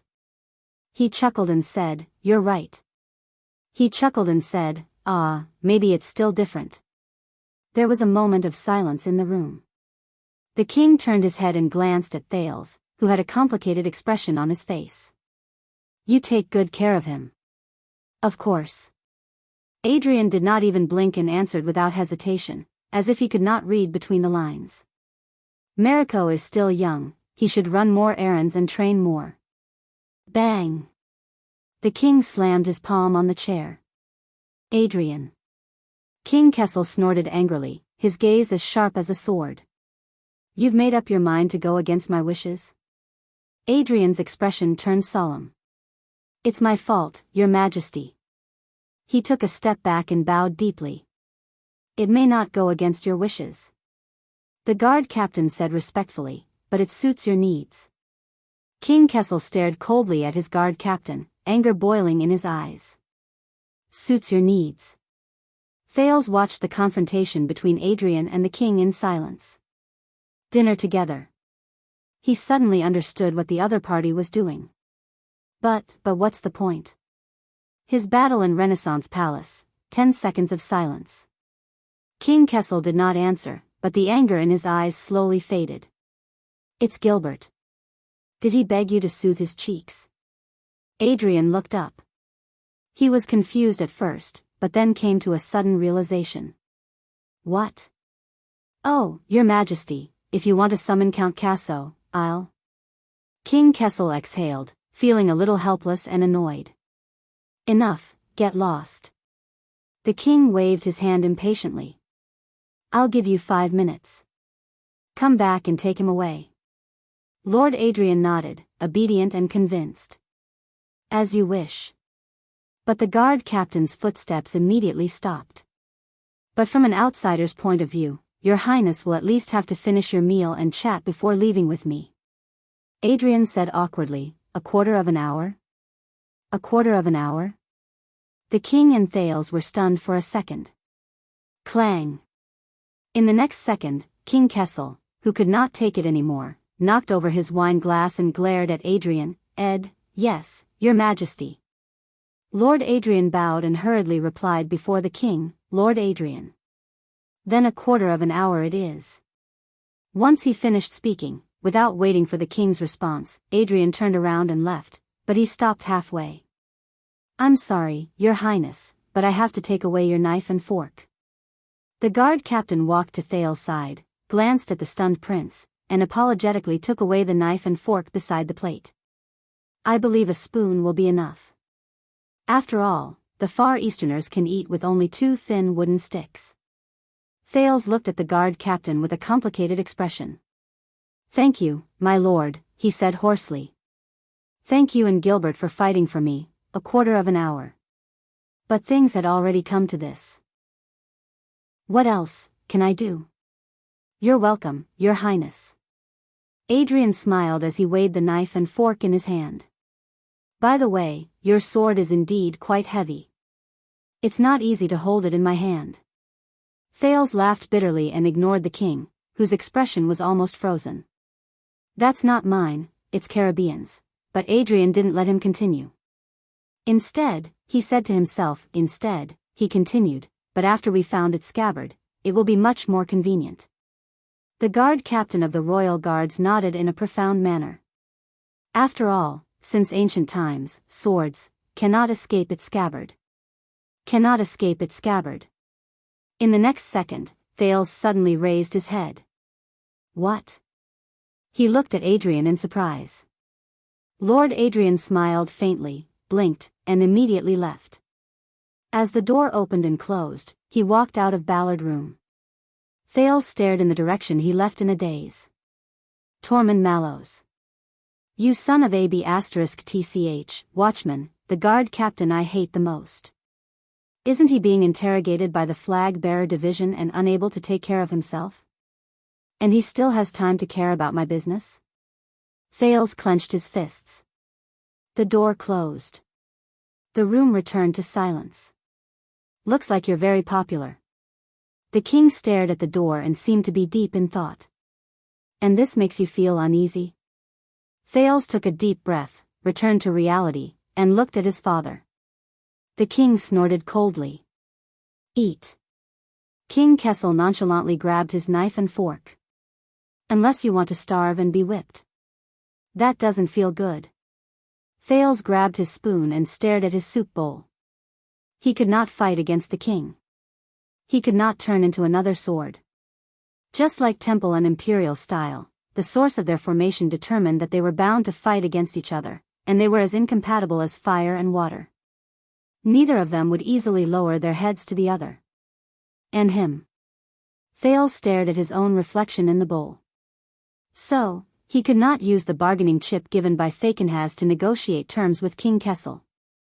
He could not hold the sword given by the Western Desert people and claim credit from Renaissance Palace. That would not work. Thales clenched the spoon in his hand and frowned slightly. Not enough. He had not given enough. Not enough. Far from enough. The sin of Hell's river surged and filled his brain, but it made him think more clearly. He had to give more. More. Since ancient times, swords cannot escape their scabbard. 1,000 blades are sealed, and they are evil. Thales stared at King Kessel, who was quietly eating. He slowly became lost in thought and gradually understood. Are you ready? Deep in his heart, a small voice reminded him. Thales? In the next second, the prince suddenly raised his head. I know. Thales fixed his gaze on King Kessel. His tone was calm and unperturbed. I know that I can't hide Amoliai's matter from you. As long as I still want to use it as a bargaining chip, I can't hide it from you, much less convince you. But Thales' tone changed. But you won't succeed, even if you have that orphan girl in your hands. But it's not because Falkenhaz won't compromise, nor is it because you lack means. Kessel V did not say a word. He just lowered his head and ate. Thales sucked in a deep breath. His next words were directed at the king as well as himself. But because this is destined. The king responded to him with a cold snort. But Thales was not discouraged, nor was he impatient. He pierced a piece of what looked like a sausage with his spoon. Your Majesty, I just figured something out. That is, whether there is a Sand King or not, whether you want to centralize power, expand the army, reform, or make the country rich, no matter how many years pass, you are destined to lose everything. Across the long table, King Kessel, who was cutting meat, paused. The prince's expression did not change. He continued to focus on his plate. Remind me, how did the Sand King fail? From vision to goal to assumption, from planning to preparation to execution, it was grand, precise, and logical. But at the last moment, it fell short of success. He was forced to take a step back, fold his cards to stop his losses, and win with less losses. What exactly went wrong? The king did not answer, but he slowly raised his eyes and looked at Thales. Was it the imperial conference that held each other back? The kingdom's secret intelligence department spoiled everything? The regular army was eager for quick success? The legendary wing was short-sighted? The vassals of Western Desert were shrewd and vigilant?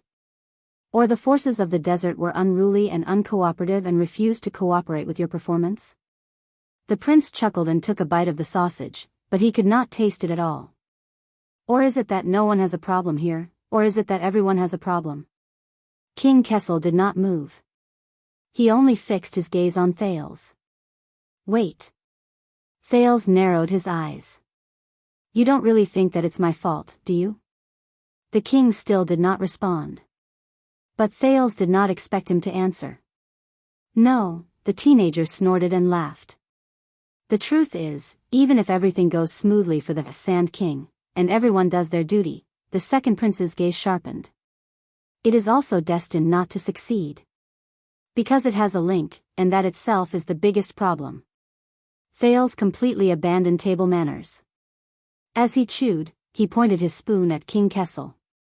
You. Chapter 623. King Kessel was silent for a second before he chuckled.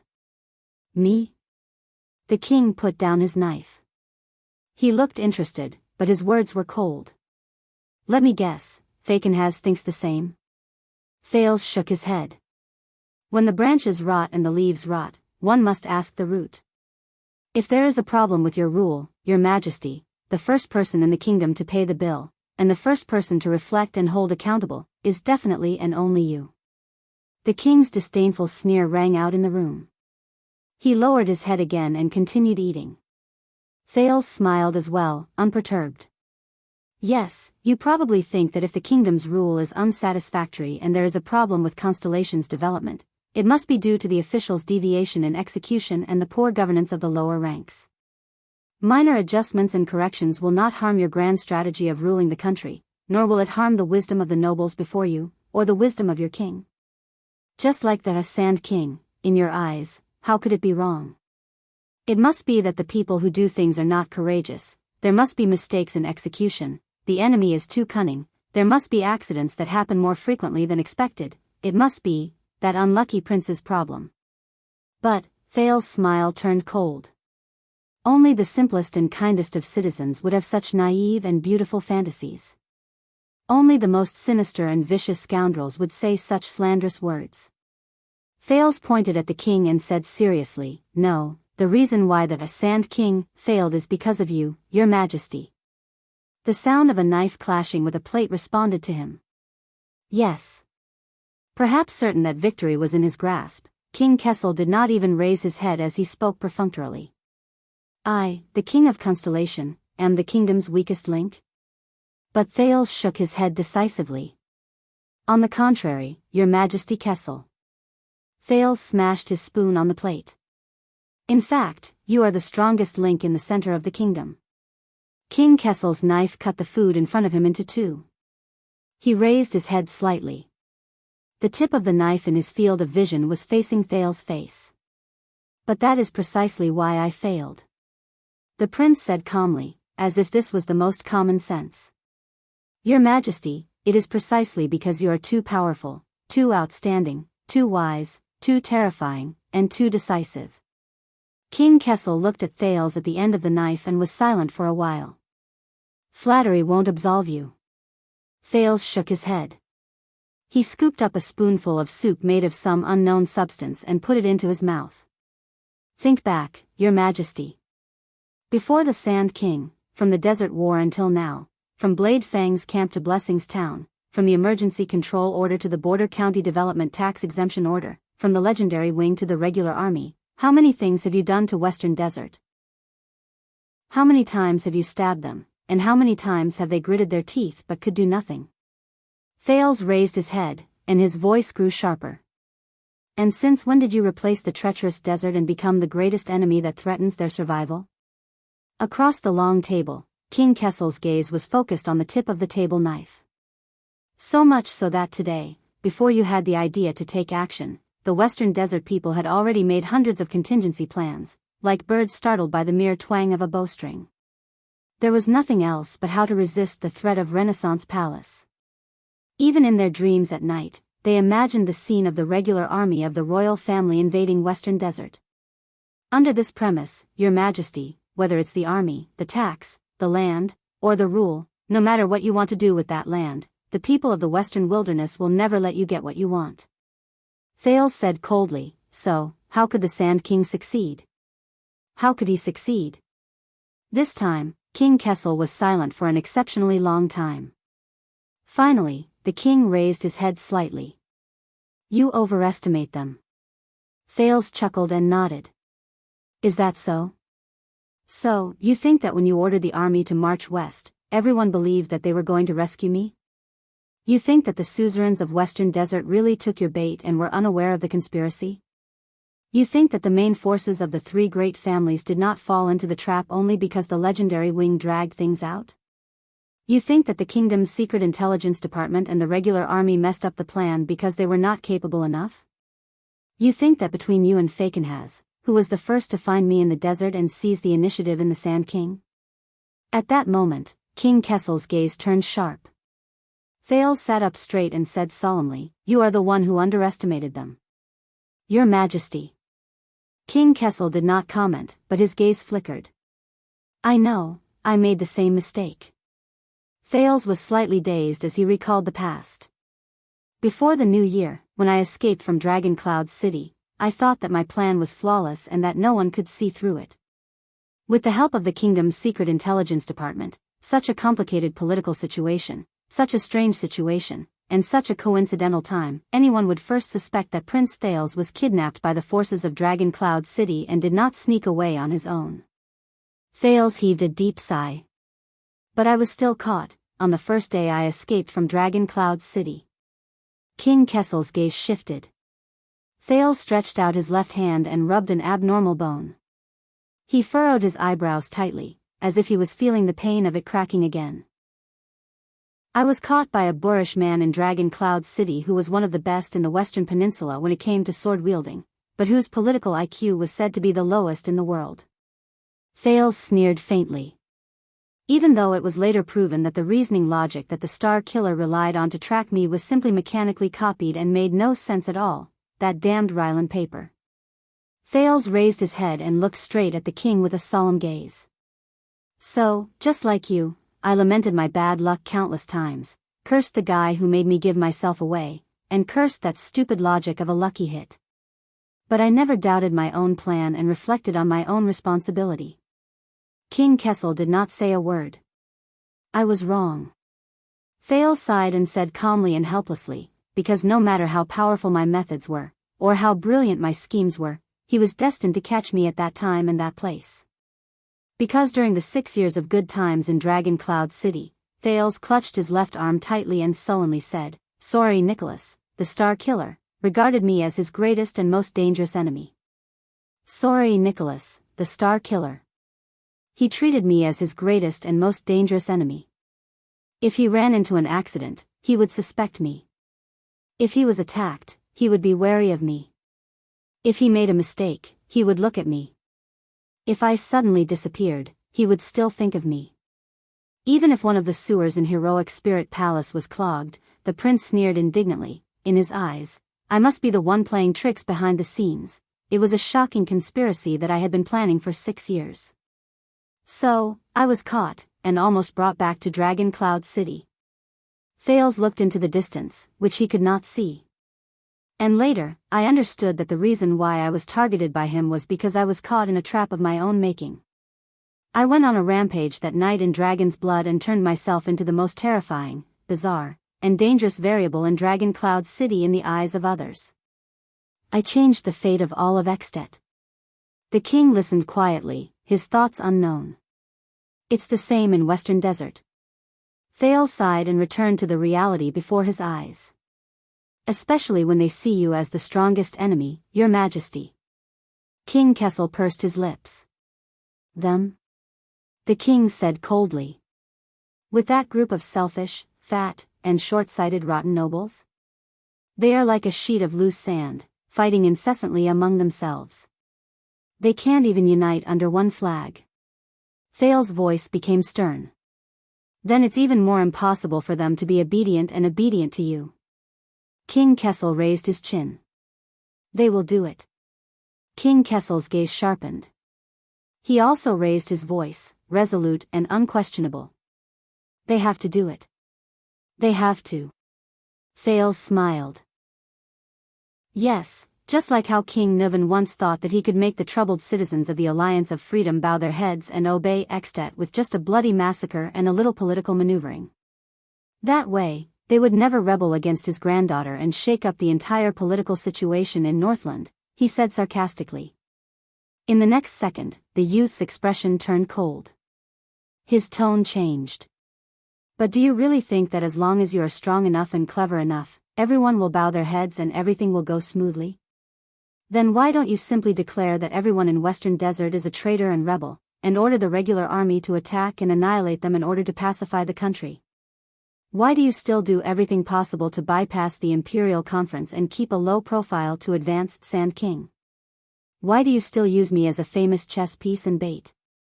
Thales paused, looked at the king, and called him by his name. Because you also know this, Kessel. The king frowned. Looking at King Kessel's deep expression, Thales understood something. Unlike his previous opponents, this time, he could not hold up a sharp sword and face the Iron Hand King. In the face of a ruler, a person may cooperate, be loyal, or obey. Thales recalled the conversation in his memory. But a large group of people? That is a giant beast with a bottomless appetite, an insatiable shark, who will always respond to the ruler unexpectedly and catch you off guard. The youth pointed behind him. If you order Vanguard Mariko to whip me, I can guarantee that he won't even bat an eyelid. But what if your order is given to a group of people, such as the entire Royal Guards? I can also guarantee that there will be people who hesitate, some who are doubtful, some who are uneasy, some who are troubled, some who shrink back, some who are secretly indignant, some who deal with the situation, and some who pretend to comply but secretly oppose. At that moment, Thales' thoughts returned to the prison of bones in Western Desert. He thought of the former group of guards. King Kessel did not speak. He just stared at Thales. The youth gulped, walked out of the past, and continued, when your army wreaked havoc in Western Desert, your majesty, would you have thought that a few months later, one of the sons of a Western Desert noble would hide a sword, crash a banquet, and commit murder, causing the entire kingdom to be in a mess and caught unprepared? When the Sand King failed and you were trapped in the royal court, did it ever occur to you that the master of the West Desert would bet on me crazily and riskily, offering a bargaining chip that was disadvantageous to himself in exchange for an alternative way out for you? King Kessel still did not speak, but his expression became more and more tense. Thales leaned back in his chair and looked at the ceiling, feeling something in his heart. As a ruler, Your Majesty, you have countless subjects, from the 3 great families who have high statuses to the criminals and prisoners in Blade Fang's camp. But they will never, never, never obey your will step by step. The king narrowed his eyes. These are not your own words. Thales lowered his head and met the king's eyes without flinching. But this is something you have to admit, something you can never control. Sand King is just one example, and this situation is not limited to Western Desert. Thales got up from the back of his chair, pushed away his plate, and leaned back on the table again. It was like returning to the battlefield, to the place where he fell. Yes, Amoliai's orphan daughter, she may be able to help you solve your difficulties and awkwardness for a while, and the 3 noble families may humbly cooperate with you to avoid the fate of being ruined. But what then? What then? Thales' expression was solemn as he repeated, what then? What about beyond Western Desert? What about Land of Cliffs, Eastern Sea, Blade Edge, and the Northern Territory? After the military reform, when you become stronger and more powerful, what if you want to do more and more outrageous things, and have no choice but to provoke more and more enemies? Thales' expression was stern. Are you hoping that there will be a second Fakenhaz, a second old man who is bold, adventurous, and slippery, who will hand over the chips to you by accident and let you butcher them however you want? The Iron Hand King still stared at Thales without saying a word, but the emotions in his eyes were different. As for this letter, Thales reached out and grabbed the Jade City's petition for servitude, which had been forgotten for a long time. He snickered. Why, do you really think that the young Zayn Covendier, the master of iris flowers, the guardian duke of South Coast, is really as elegant, easygoing, and knowledgeable as he appears? And that this temporary inferior horse will successfully pull the chariot, starting from South Coast Hill, benefit the entire country, and bring you the ending you want? In the next second, the king's gaze changed. Thales exerted force in his hands and tore the letter in half without hesitation. King Kessel finally spoke, unable to hide his shock and anger, but Thales' smile faded and he interrupted him. Believe me, Your Majesty, even if you march the regular army into Jade City's Palace of Clarity, the crafty Zayn, do you know what method he used to make the vampires catch up to me back then, can still cause you a lot of trouble, and it will not be any easier than in Western Desert. And this is only Western Desert, only South Coast, only the powerful feudal lords here disgust you, obstruct you, and frustrate you. And next time, there will be other people in other places, countless people, for the same reason and concern, who will use more and more complicated ways to disgust you, obstruct you, and frustrate you. Thales was unusually determined. He tore the letter into pieces without hesitation. Not just the Sand King, not just the military, not just the suzerains and vassals, not just the Imperial Conference. Further away, there's the National Conference 6 years ago, New Star and Val Arund whom you defeated. Even closer, there's the accident at the royal banquet, and Zayn's hypocritical petition that has buried countless holes in it. Thales spread his hands, letting the pieces of the letter fall to the ground. King Kessel stared at the pieces from afar, gripping the arm of his chair tightly. His eyes were filled with anger. Once their interests are harmed, their rule is in trouble, and their living space is squeezed, Thales' voice continued, sounding cold and ruthless. Their first reaction will always be to resist and counterattack, and the first target they will fight against will always be Renaissance Palace. It's you. At that moment, Thales' gaze was as sharp as a sword. Because to them, the Iron Hand King is too powerful, too terrifying. So powerful that you can't do anything. As long as you're still sitting on the throne, you're already everyone's enemy. You're bound to encounter their instinctive vigilance and resistance, whether it's on the surface or in the dark. Because to them, the Iron Hand King is too obvious, too special. Now that things have come to this, the excuse and convenience that the bloody year gave you to revive the kingdom have been used up. Your actions can no longer be hidden, and Renaissance Palace has long surpassed all threats without them realizing it, becoming their main enemy. King Kessel took a deep breath, suppressed his raging anger, and closed his eyes. But Thales was not affected at all, as if everything was within his expectations. So when you look around, there are enemies everywhere, and when you move forward, every step is arduous. So from the inside to the outside, everything is not going well for you. From the top to the bottom, nothing is going well for you. Thales shook his head gently. No, Your Majesty. You can't do anything. Can't do anything. His voice was deep and sorrowful. Can't do anything. In the next second, King Kessel suddenly opened his eyes. Alarmist. He said coldly, eloquent and eloquent. Thales hummed in agreement and spread his hands. But there's nothing you can do. The youth's eyebrows gradually furrowed. You can defeat them, but you can't destroy them. Faced with a pile of loose sand and a mess, you are caught in a dilemma and don't know where to start. You don't even know where they will jump out to stop you, or which part of the chain will go wrong. Throughout the Sand King, you looked awe-inspiring and took the initiative to attack, and no one dared to face you head-on. In fact, most of the time, you were just swinging your sword in vain and suffering from hidden losses. At that moment, King Kessel's expression became a little ferocious. But Thales' words continued, making him feel uneasy. And they are all over the kingdom, at all levels, all over the world, north, south, east, west. They are hiding in every gap of interests, ambitions, desires, stances, and will. They are unexpected and unpredictable.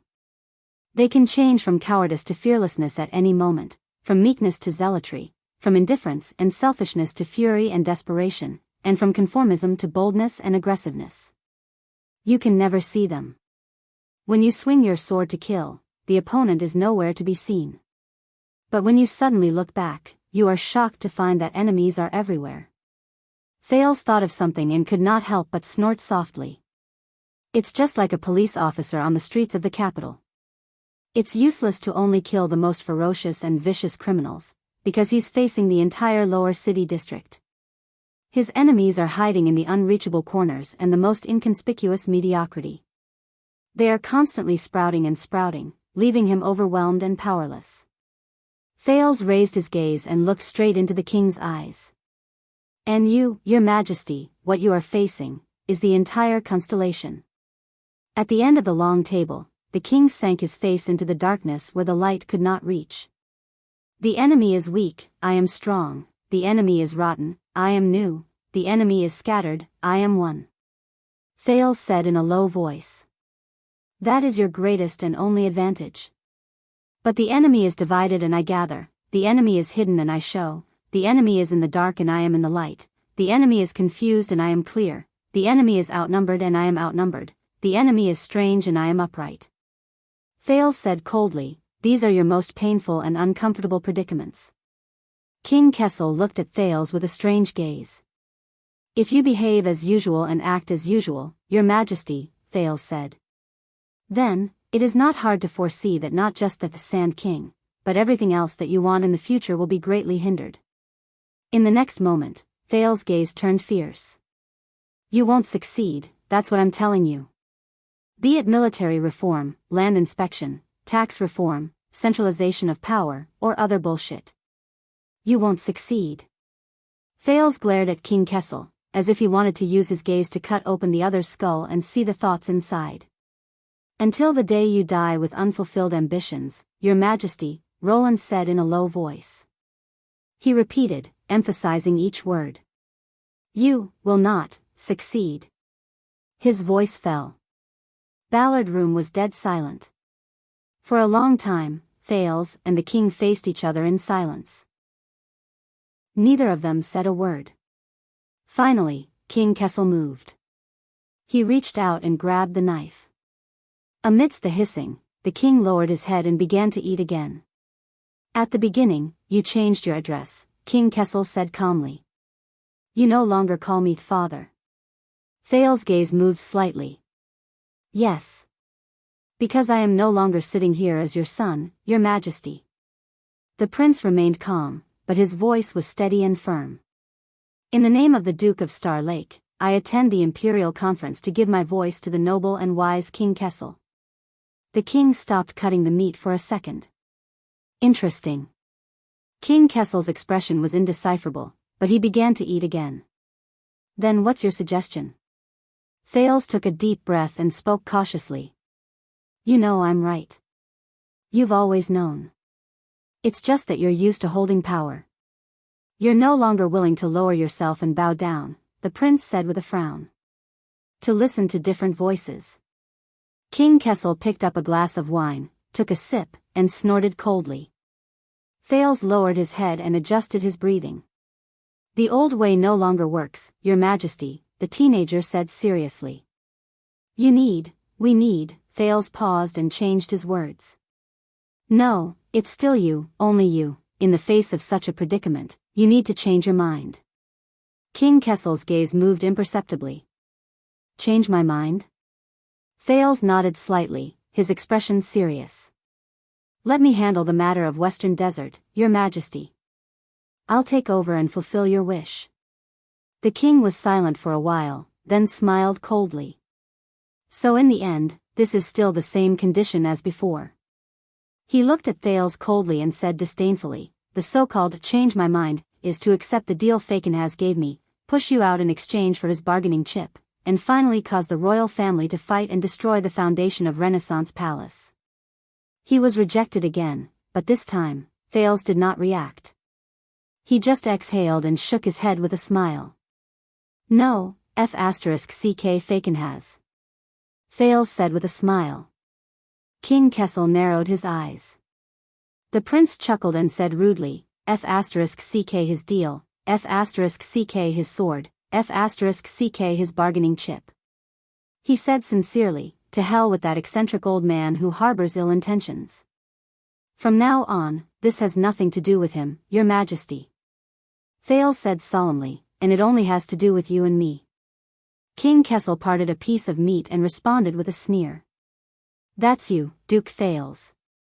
It's your kindness acting up, or your greed acting up. The king raised the table knife, the tip of the knife pointing at Thales' cheek in his field of vision again. You want to advise me to slow down the pace of moderation in the face of those local vassals, and govern gently and gradually? Thales smiled faintly and did not answer. King Kessel's smile disappeared. Then I've seen it too, and I'll return your words, the Supreme King said coldly. You're destined not to succeed. Thales raised his eyebrows.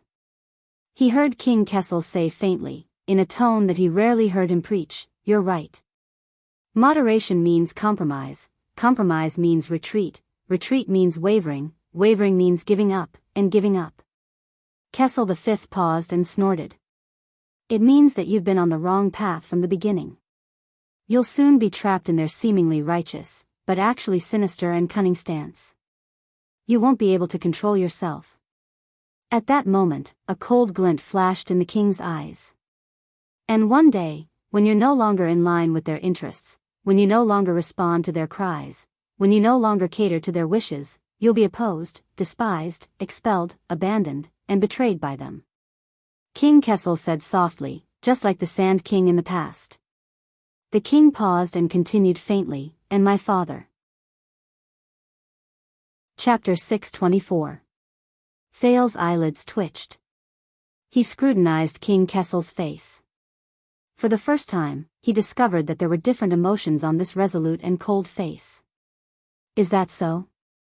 His father. No, Your Majesty. Thinking of this, Thales said calmly, what I want is indeed the same as before. But he changed the topic. But not for so-called gentleness, so-called compromise, so-called gradual progress. Thales' expression darkened. At least this time, it's not. King Kessel's table knife cut the next piece of food and knocked it against the plate with a crisp sound. Then what is it for? The king mocked. Could it be that this dinner has really changed you? Thales looked at him silently. At that moment, he was filled with emotions. Do you still not understand, Your Majesty? The prince lowered his head, picked up his spoon, and sighed. You can't defeat them. You can't do it alone. Thales stared at his spoon, watching it dig out a piece of food. You need me. You need me. King Kessel was silent for a while. Isn't it too late to ask for peace now? Hearing this, Thales could not help but smile, but his smile was a little bitter. Ask for peace? Who said I'm asking for peace? Thales raised his head, his expression gradually turning cold. I'm here to declare war on you, your majesty. At that moment, the king's table knife knocked against the plate. Kessel slowly raised his head and looked at his son. What? Thales' expression was gloomy and his tone was solemn. From today onwards, your majesty, I will give you a weapon that has never been seen before. I will truly help you succeed. Across the table, King Kessel stared at him coldly, his expression unfriendly. A Molei's bargaining chip, it is no longer in your hands. Thales shook his head. No, not the orphan daughter of the Amole family, the prince said nonchalantly. That's at most a bonus. A bonus? Thales nodded. Yes. Just like the Sand King, it was just a beginning. It was a bumpy wagon at the beginning that deviated from the path, but it was eventually pulled back to the right path by us. King Kessel did not speak. He knew that Thales had more to say. As expected, in the next second, Thales' expression became stern. In order to defeat them and your slippery and unpredictable opponents, your majesty, you have to change your strategy. You can't just charge around with your strength anymore. You can't be so aggressive anymore. You can't wield your sword aimlessly anymore. You can't be alarmed every night. Thales said in a low voice, you need them to jump out, stand up, and shine. You need them to be lax, to be careless, to make mistakes. You need to understand them, control them, and numb them. At that moment, the king's expression changed slightly. Yes, your majesty. Thales' attitude was frank and magnanimous, as if this was the most logical and natural thing to do. In Constellation, in this mess left behind by the virtuous king, the situation is so clear that there is no way out. What you truly need, what you lack, in the next second, Thales' expression became stern, and his voice suddenly turned cold. It's an opponent. An opponent who can stand up to you as an equal. At that moment, Kessel V's eyes suddenly widened. Thales looked at the king from afar and actually felt a strange sense of calm and relief. That's right. Since ancient times, swords could not escape from their sheaths. What he wanted to become was not a sword. It was a sheath. And this opponent, he must be like you, strong enough, noble enough, able to summon heroes to shake the kingdom. With his existence, Thales did not continue, but glanced at King Kessel tentatively. For the first time, the Iron Hand King, who always said what he said, replied in a low voice, I'm listening. Thales sighed in his heart. He found it. Receive the enemy, observe the enemy, deal with the enemy. In this hurried and arduous battle with King Kessel, Roland's heart sank. He charged, fell, resisted, was defeated again and got up again and again. Finally, he came to the last step. The sin of Hell's river flowed madly in his body, and finally left in satisfaction. In the next second, Thales suddenly looked up. Logically speaking, this is the only way. With him, you can mislead your enemies. The Iron Hand King is not invincible, not unstoppable, not destined to be your natural enemy. With him, you can confuse your enemies. Renaissance Palace is not a monolithic entity, not flawless, not without weaknesses. King Kessel's expression was solemn, no longer disdainful or careless. Thales continued quietly. With him, you can weaken your enemies. In false hope, they will lose their vigilance, indulge in civil and military affairs, and die in peace. With him, you can lock onto your enemies. With the anti-king's flag flying high, all who gather under it will fall into your trap, and you will catch them all in one fell swoop. And he will give you unexpected help you see through them, disintegrate them, and finally, destroy them. King Kessel unknowingly put down his knife. At that moment, he looked at Thales with an extremely complicated expression. The king frowned. Thales did not give him a chance to reply. He raised his voice and continued. In terms of benefits, this is also the only way. With him, your enemies will no longer be hidden or scattered. They will gather like a pack of wolves, like a herd of horses. From then on, they will be traceable, and visible. You will clear the path for the chariot and point the sword in the right direction. Is there a battlefield that is easier to understand than this? King Kessel clenched his fists, and the space between his brows began to struggle. Thales's voice echoed in Ballard Room, causing the lights to flicker and the shadows to flash back and forth. With him, you will have the most unfathomable undercover agent. As the enemy's leader, you will lurk deep in the enemy camp. No matter which chess player you face, or what game you experience, you will have the other party's king firmly in your grasp. You will have the enemy in your palm, and you will be able to do whatever you want. Is there a chess game that is more likely to win than this? At that moment, the king gritted his teeth, his expression ferocious. And in reality, this is also the only way. Thales stood up abruptly. Today, I have committed treason, brought my sword to force the king to abdicate. I have done wrong, and I have almost rebelled. Thales looked down at the king, who was in disbelief across the long table. For the first time, he felt that the king was hiding behind the long table. At this moment, no matter how much the Secret Intelligence Department tries to cover up any loopholes, the news has long spread throughout the capital, and will soon sweep through the entire country. No matter how kind and filial we are in the future, there will always be people who will remember the rift between the king and his heir, and the scene of our confrontation as ruler and subject. They will try to take advantage of the situation and make things difficult for us. Thales's voice became gloomy. Our relationship has long been irreparable. All the efforts you've made for the kindness of a father and a filial son have been wasted. They are meaningless. King Kessel's expression changed several times. He reached out and clasped the table tightly. If that's the case, Thales was expressionless and his tone was cold. Why not make the most of it, make use of this matter? Why not push the boat with the current, and ride the wind and waves? Ride the waves? The Iron Hand King breathed with difficulty and squeezed out words through his teeth. For the sake of reason, for the sake of interests, and for the sake of reality, your majesty. Thales looked at him quietly, seemingly righteous, but also cold and ruthless. Thales Jade Star, I am destined to be your enemy. His voice faded away. The atmosphere in Ballard Room seemed to have returned to peace. It was incomparably quiet and comfortable. Comforting.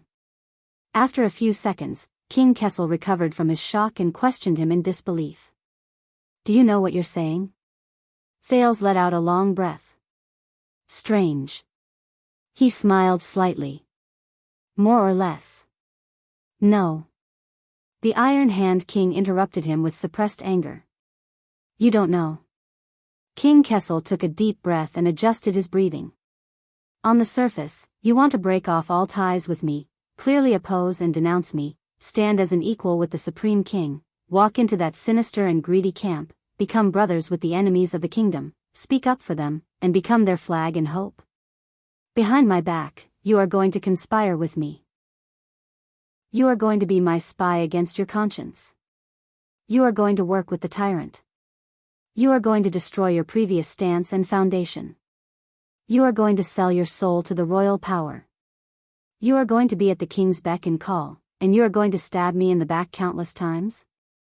The Iron Hand King gritted his teeth, as if he was looking at the biggest bastard in the world. Do you know what this means? Why? Why was he so surprised? Was he not the one who created this situation? Looking at King Kessel's expression, Thales chuckled. It was very strange.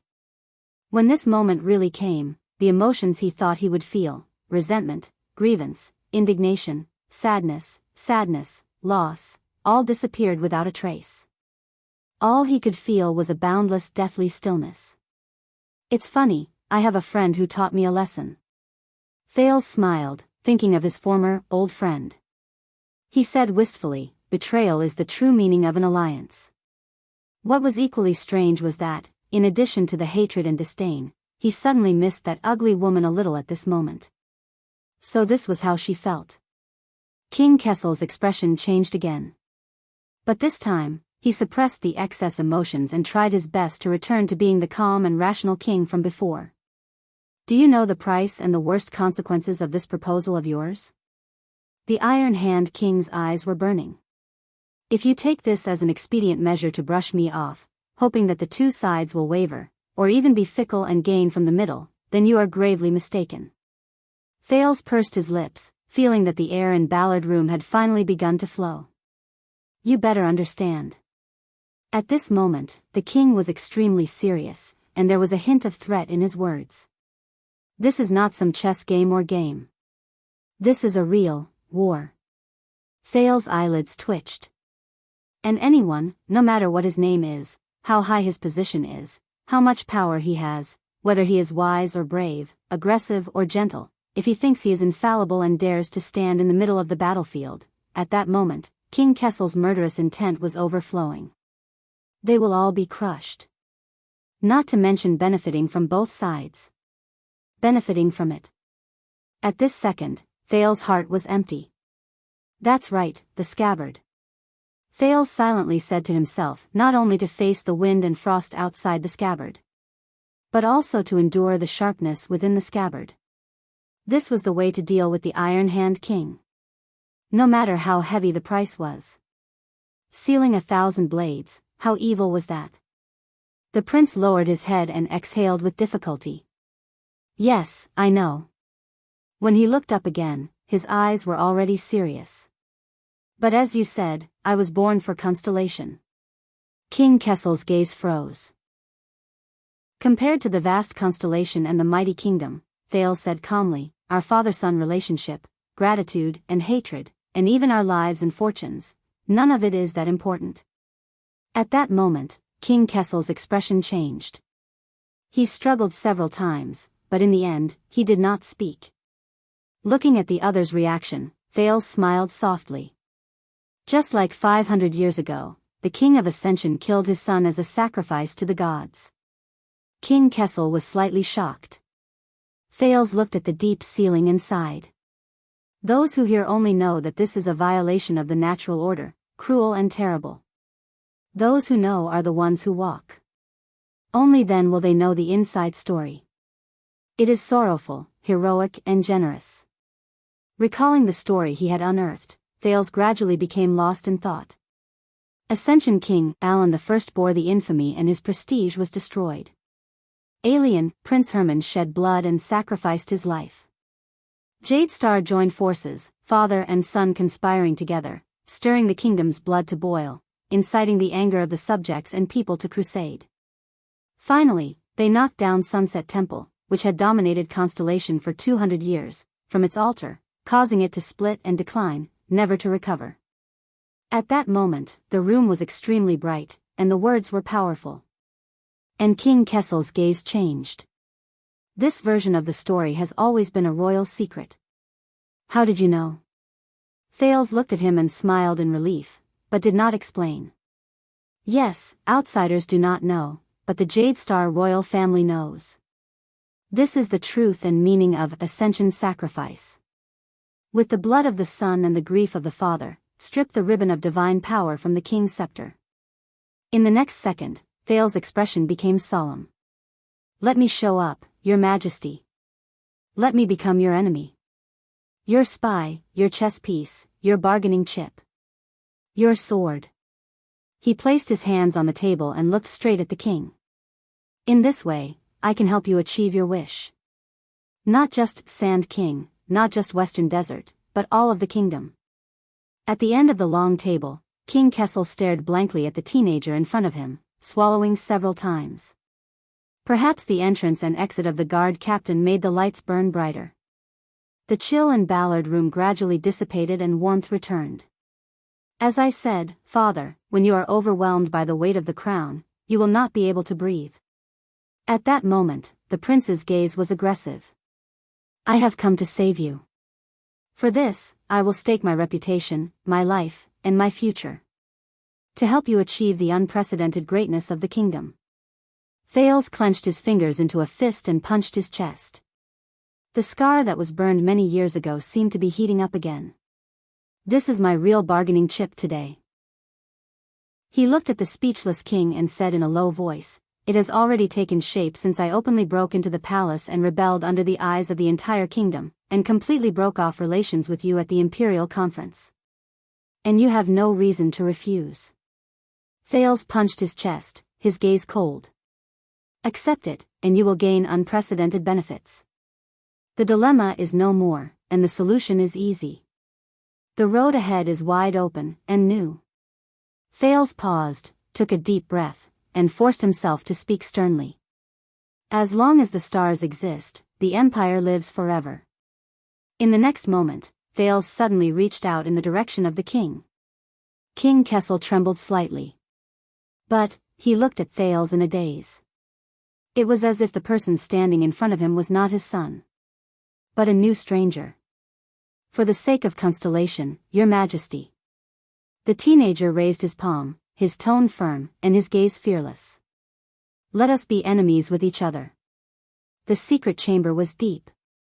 But the king did not answer. His breathing was disordered. Kessel Jade Star, Thales was unmoved. He continued to stare at the man in front of him.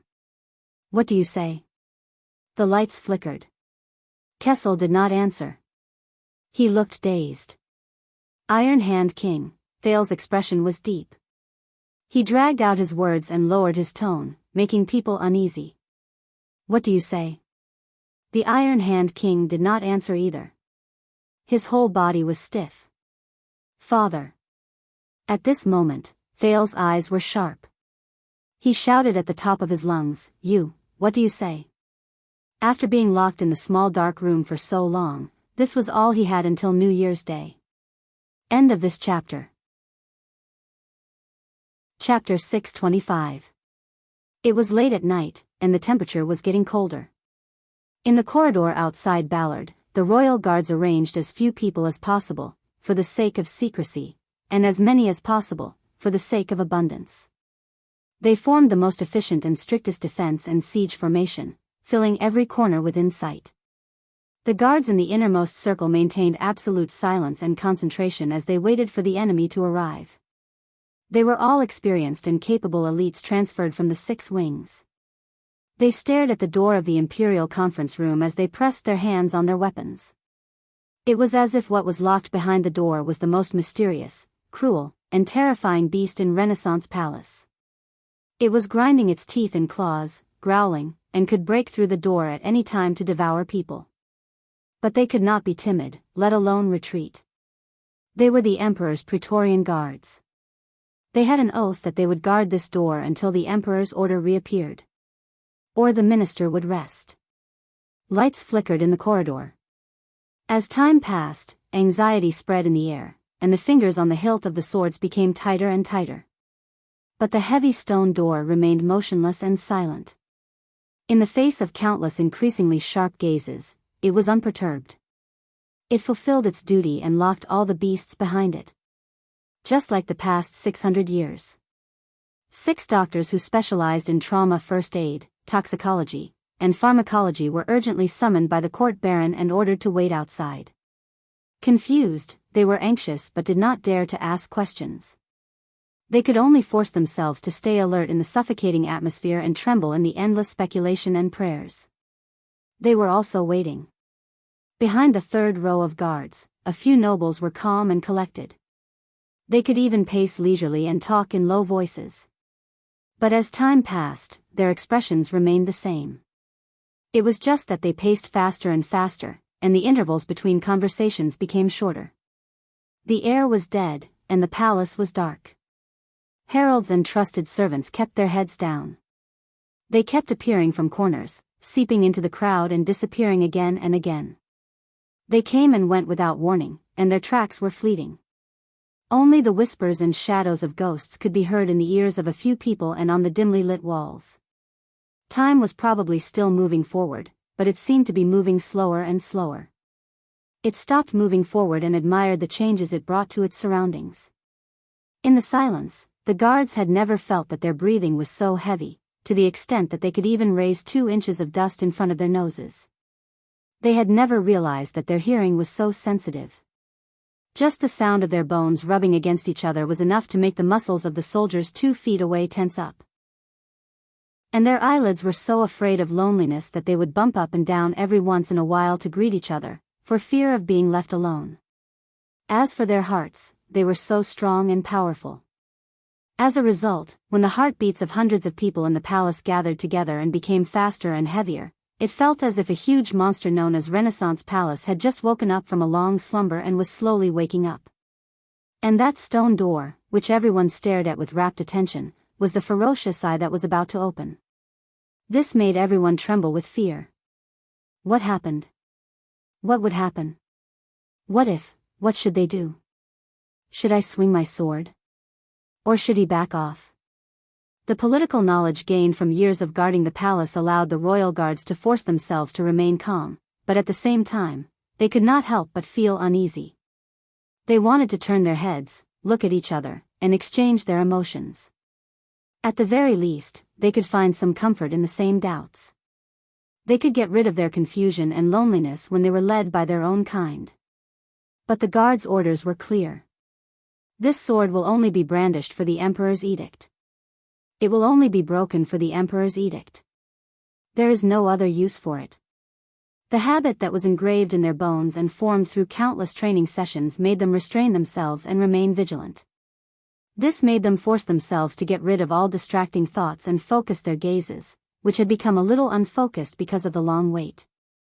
They placed their gazes on the heavy stone door that they had guarded countless times but had never once made them this anxious or nervous. Boom. Everyone trembled at the same time. The dark stone door, which seemed as if it would never open again, suddenly cracked open from the center. Boom. The huge beast opened its eyes. That was everyone's first thought. With a mechanical and unpleasant sound of friction, the stone door slowly opened to the 2 sides like a pitch-black eyelid. A golden-red brilliance shone from the crack of the door. It was like the brilliance of a lamp, but also like the bright red of blood. In just a few seconds, the stone door stopped. It only opened a crack that allowed a single person to pass through. It shone with a golden-red brilliance, just like the half-opened eyes of a beast. It looked like it was asleep, but not asleep, as if it was not awake. It was as if the huge beast was immersed in a nightmare. Cold wind assaulted them from behind the door. The royal guards in the first row were extremely vigilant. They took a step back together. This door of Renaissance Palace. It's quite heavy. The huge black beast in front of them opened its deep and ominous mouth, and its voice was deep and mocking. But it doesn't move. An even darker black figure peeked out from the narrow beast's eyes. He pressed against the stone door on both sides, panted, and sneered softly. What do you think?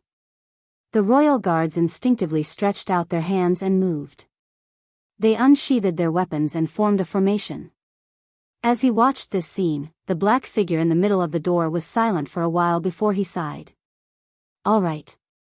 The black figure turned his body sideways and squeezed through the narrow crack of the door. If you don't want to help, then forget it. I'll do it myself. The black figure gritted his teeth. His face contorted as he forced his way through the crack of Ballard Room's door. Only then did the light illuminate his face. Prince Thales came to the corridor with a pale face and looked at the surging heads in front of him. Everyone looked at him as if they were facing a great enemy. Wow. I'll believe it even if you say that they're here to hunt dragons. The exhausted teenager turned his head to look at Ballard Room, then at the royal guards in front of him. He felt a little resigned. He walked out of the treacherous and dangerous hall. He walked into the heavily guarded encirclement. This scene seems familiar. After sizing up the prince's body, the guards in the first row only stayed silent for a moment before they pressed their swords together and moved forward. Steady. Chief Guard Captain Adrian's voice rang. He pushed through the crowd and patted his overly nervous subordinates from time to time to make them relax. It's okay. Relax. It's over. Adrian's voice seemed to have a soothing power. Wherever he went, the blades of the swords would be lowered. Your Highness, it's only been 15 minutes. The captain welcomed Thales in a relaxed manner. As he spoke, he looked at Ballard Room through the crack of the door. I was just about to go in for dessert. There's no need, Lord Adrian. Mealtime is over. Thales exhaled and placed his hand on Adrian's shoulder without hesitation. He moved sideways and squeezed his way through the stiff postures of the people around him. He squeezed into the Royal Guard's lockdown formation. Adrian saw the situation through the crack of the door. He frowned and turned his head around. Then all of you, don't worry. Thales waved his hand nonchalantly. In case you're curious, in the face of the guards who remained vigilant and suspicious, he took a deep breath, placed his palms by his mouth, and roared at the ceiling. The king is not dead. Thales used the sin of Hell's River. This time, his voice was like thunder, and it could be heard clearly in the entire corridor. The lights flashed, and there was a commotion in the crowd. Thales patted the two royal guards in front of him, who looked shocked. He pushed them away tiredly, and did not forget to add something that made the people around him change their expressions again. He's not dead yet. Adrian frowned. He glanced at Thales' back, but still turned his head around. He signaled his subordinates to open the stone door and enter Ballard Room to ask for the king's permission. Your Majesty, on the other side, Thales squeezed past the surprised or nervous people. He did not care whether they were servants, doctors, guards, or guards. He said loudly without any scruples, if you're waiting for the king to give the order to capture or release me, don't even think about it. He doesn't dare to capture me, because I have something on him. The crowd's surprise and commotion grew louder. He can't release me either, because he's the king. Thales squeezed past the third row of guards, and was gratified to see that they had begun to consciously make way for him.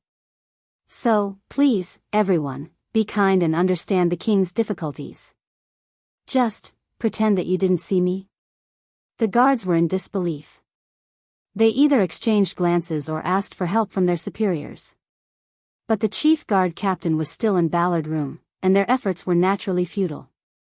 Excuse me, excuse me. Thales walked forward under countless people's surprised and wary gazes. As he cleared the clouds and saw the sun, he spoke listlessly. The event is over. I have to catch the subway home. I still have to go to school and work tomorrow. But just as he was lamenting why this group of sweaty and smelly men did not know how to make way for him, Adrian walked out of Ballard Room and solemnly ordered, Royal Guards, everyone present today, report to your immediate superiors. Return to your posts and stay overnight to work overtime. The guards were stunned, and there was another wave of commotion. Adrian glanced at Thales from afar and said with a complicated expression, we still have paperwork. Thales watched with satisfaction as the guards who filled the corridor finally dispersed. Many of them could not help but look at Thales before they left. Their gazes were as if they were looking at a monster, and their gazes were filled with surprise, wariness, and doubt. Your Highness, I'm glad you're safe. Thales stopped in his tracks and looked at the nobles in luxurious clothes in front of him. Sir Cullen, Prime Minister, the prince heaved a long sigh as he looked at the old duke, who was smiling from ear to ear, and the ministers around him, who had complicated expressions on their faces and were hesitant to speak. And you, Advisor Sauter, Chief Kirkirk, Viscount Kenny, have you been standing guard here? Of course not. Prime Minister Cullen looked elated. He happily patted his bulging belly. I just came after eating. I wanted to slip away, but this bunch wouldn't let me, Kirkirk, who was muttering in frustration. After all, the Prime Minister rolled his eyes and gestured towards Ballard Room. The meeting isn't over yet. Thales nodded. His gaze swept past the Prime Minister to the other ministers behind him. He noticed that Gilbert was not among them. So, it's over now, the teenager said calmly. But Advisor Sauter, who had been watching him, had the wrong impression. The prince's words left no room for doubt. Your Highness, Kenny, the Minister of Trade who had been watching Ballard Room hesitantly said, you and His Majesty, he. Nothing. I got bored, so I picked a fight with him, Thales said nonchalantly, his face beaming. That's all. Got bored, so I picked a fight with him. The ministers looked at each other and saw the confusion in each other's eyes. About what? Viscount Kenny, the Minister of Trade, pressed. Your marriage? Thales snorted softly. Yes, I guess he won't force me to marry someone I don't like anymore. Military advisor Sauter grew even more puzzled at these words. Compared to that morning, this teenager who had just walked out of Ballard Room felt unfamiliar to him. Apart from those who stayed behind to keep watch, the surrounding royal guards gradually dispersed, casting glances at this group of central high-ranking officials from time to time. I see, Viscount Kenny persisted. Then may I be so bold as to ask, the candidate you rejected, which family's young mistress is from? Thales exhaled, feeling inexplicably irritated. Who cares whose family it is? Fortunately, the smiling Duke Cullen interjected in time and personally took over the topic that the already exhausted Thales was extremely annoyed about. Then I'm sure you won't mind considering my granddaughters? Thales smiled perfunctorily. Seeing that most of the people around him had dispersed, he did not intend to waste any more time. His Majesty has said that today's Imperial Conference shall end here. If it's time to disperse, so be it. As soon as he said this, everyone was surprised. That's great. The drowsy Kirkirk suddenly opened his eyes. He snapped his fingers happily and said gratefully, I knew it. Advisor Sauter frowned. But we still have business, I know. Thales interrupted him with a wave of his hand and said impatiently, there's still business to discuss, right? Thales looked towards Ballard Room, at the faintly discernible figure, and sneered. About substitute service, tax payment, Western Desert, the expansion of the regular army, the reduction of conscripts, and so on, he spoke carelessly and without bothering to conceal his volume. This caused the expressions of all the officials, including Sauter, to change drastically. Your Highness, be careful with your words. The military advisor interrupted Thales and looked around nervously. This is, Thales slapped his forehead, as if suddenly enlightened. Oh, right, this is a secret of the kingdom. The prince turned his head lazily and said loudly to the few royal guards who were still present, that's a secret of the kingdom. Everyone, you didn't hear anything. Didn't hear anything. Did you hear anything? You didn't hear anything. The guards turned around in bewilderment, not understanding what was going on. Aware of the pros and cons, the officials looked at each other with ashen faces. Sauter was even more astonished. Ayaya, you might not believe this, Prime Minister Cullen interrupted the conversation at the right time. He was in high spirits. This time, the chef from Renaissance Palace has surprisingly made a new dish. After working hard for so long, Thales, who just wanted to find a flat ground to lie down on, no longer wanted to feign civility with him. He faked a smile and said, very well, good night. Without looking at the Duke of Eastern Sea's expression, he turned and left. No, the meeting is not over. Behind him, Advisor Sauter tried his best to stop the officials who were about to leave. Everyone, with all due respect, today's Imperial Conference is of utmost importance. The kingdom is now at a critical juncture. The enemy has already struck, we have to respond. Thales stopped in his tracks. Oh, he also wanted me to bring a message to you, my lords. Thales turned around and pointed his thumb in the direction of Ballard Room. He was all smiles. The kingdom's secret intelligence department acted in time. That letter is safe. As soon as he said this, the officials were taken aback. Letter? Viscount Kenny recalled and asked suspiciously.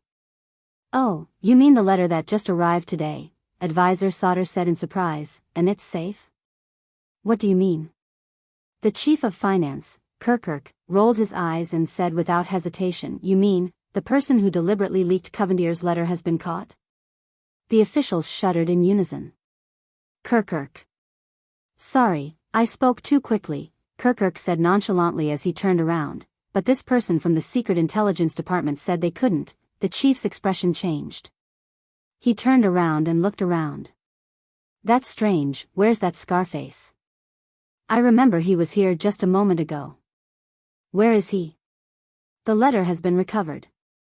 That means, Viscount Kenny said solemnly, we still have room to maneuver, as long as we pretend that letter doesn't exist. Thales watched the officials go back and forth with cold eyes. It was strange. This morning, he had never felt this way when he was listening to the briefing in the Imperial Conference Room. It was strange, cold, indifferent, and boring, as if there was a thick curtain separating them, interest in chess. Yes, interest in chess. Just like the feeling when he used his mystic energy. Thales' heart sank. Amidst the bustling debate among the officials, Duke Cullen was the only one who stayed out of it. He smiled with narrowed eyes. Ah, that's good. Given the kingdom's secret intelligence department's capabilities, they naturally won't tolerate any mischief. Advisor Sauter gritted his teeth in disbelief and was about to walk towards Ballard's room. No, that's impossible. I'm going to see His Majesty, but Thales raised his arm gently and blocked his way. Please don't, Sir Sauter. I tore that letter in front of him just 10 minutes ago, the prince said casually. His Majesty is in a fit of anger right now. Thales' words, which were as light as a mosquito, silenced all the ministers. They looked at the young man in surprise. What? Sauter turned around in shock and disbelief. Letter, why you? Thales lowered his arm and nodded expressionlessly. Believe me, you don't want to see him now, much less mention this to him. Saldus' breathing quickened and his face flushed.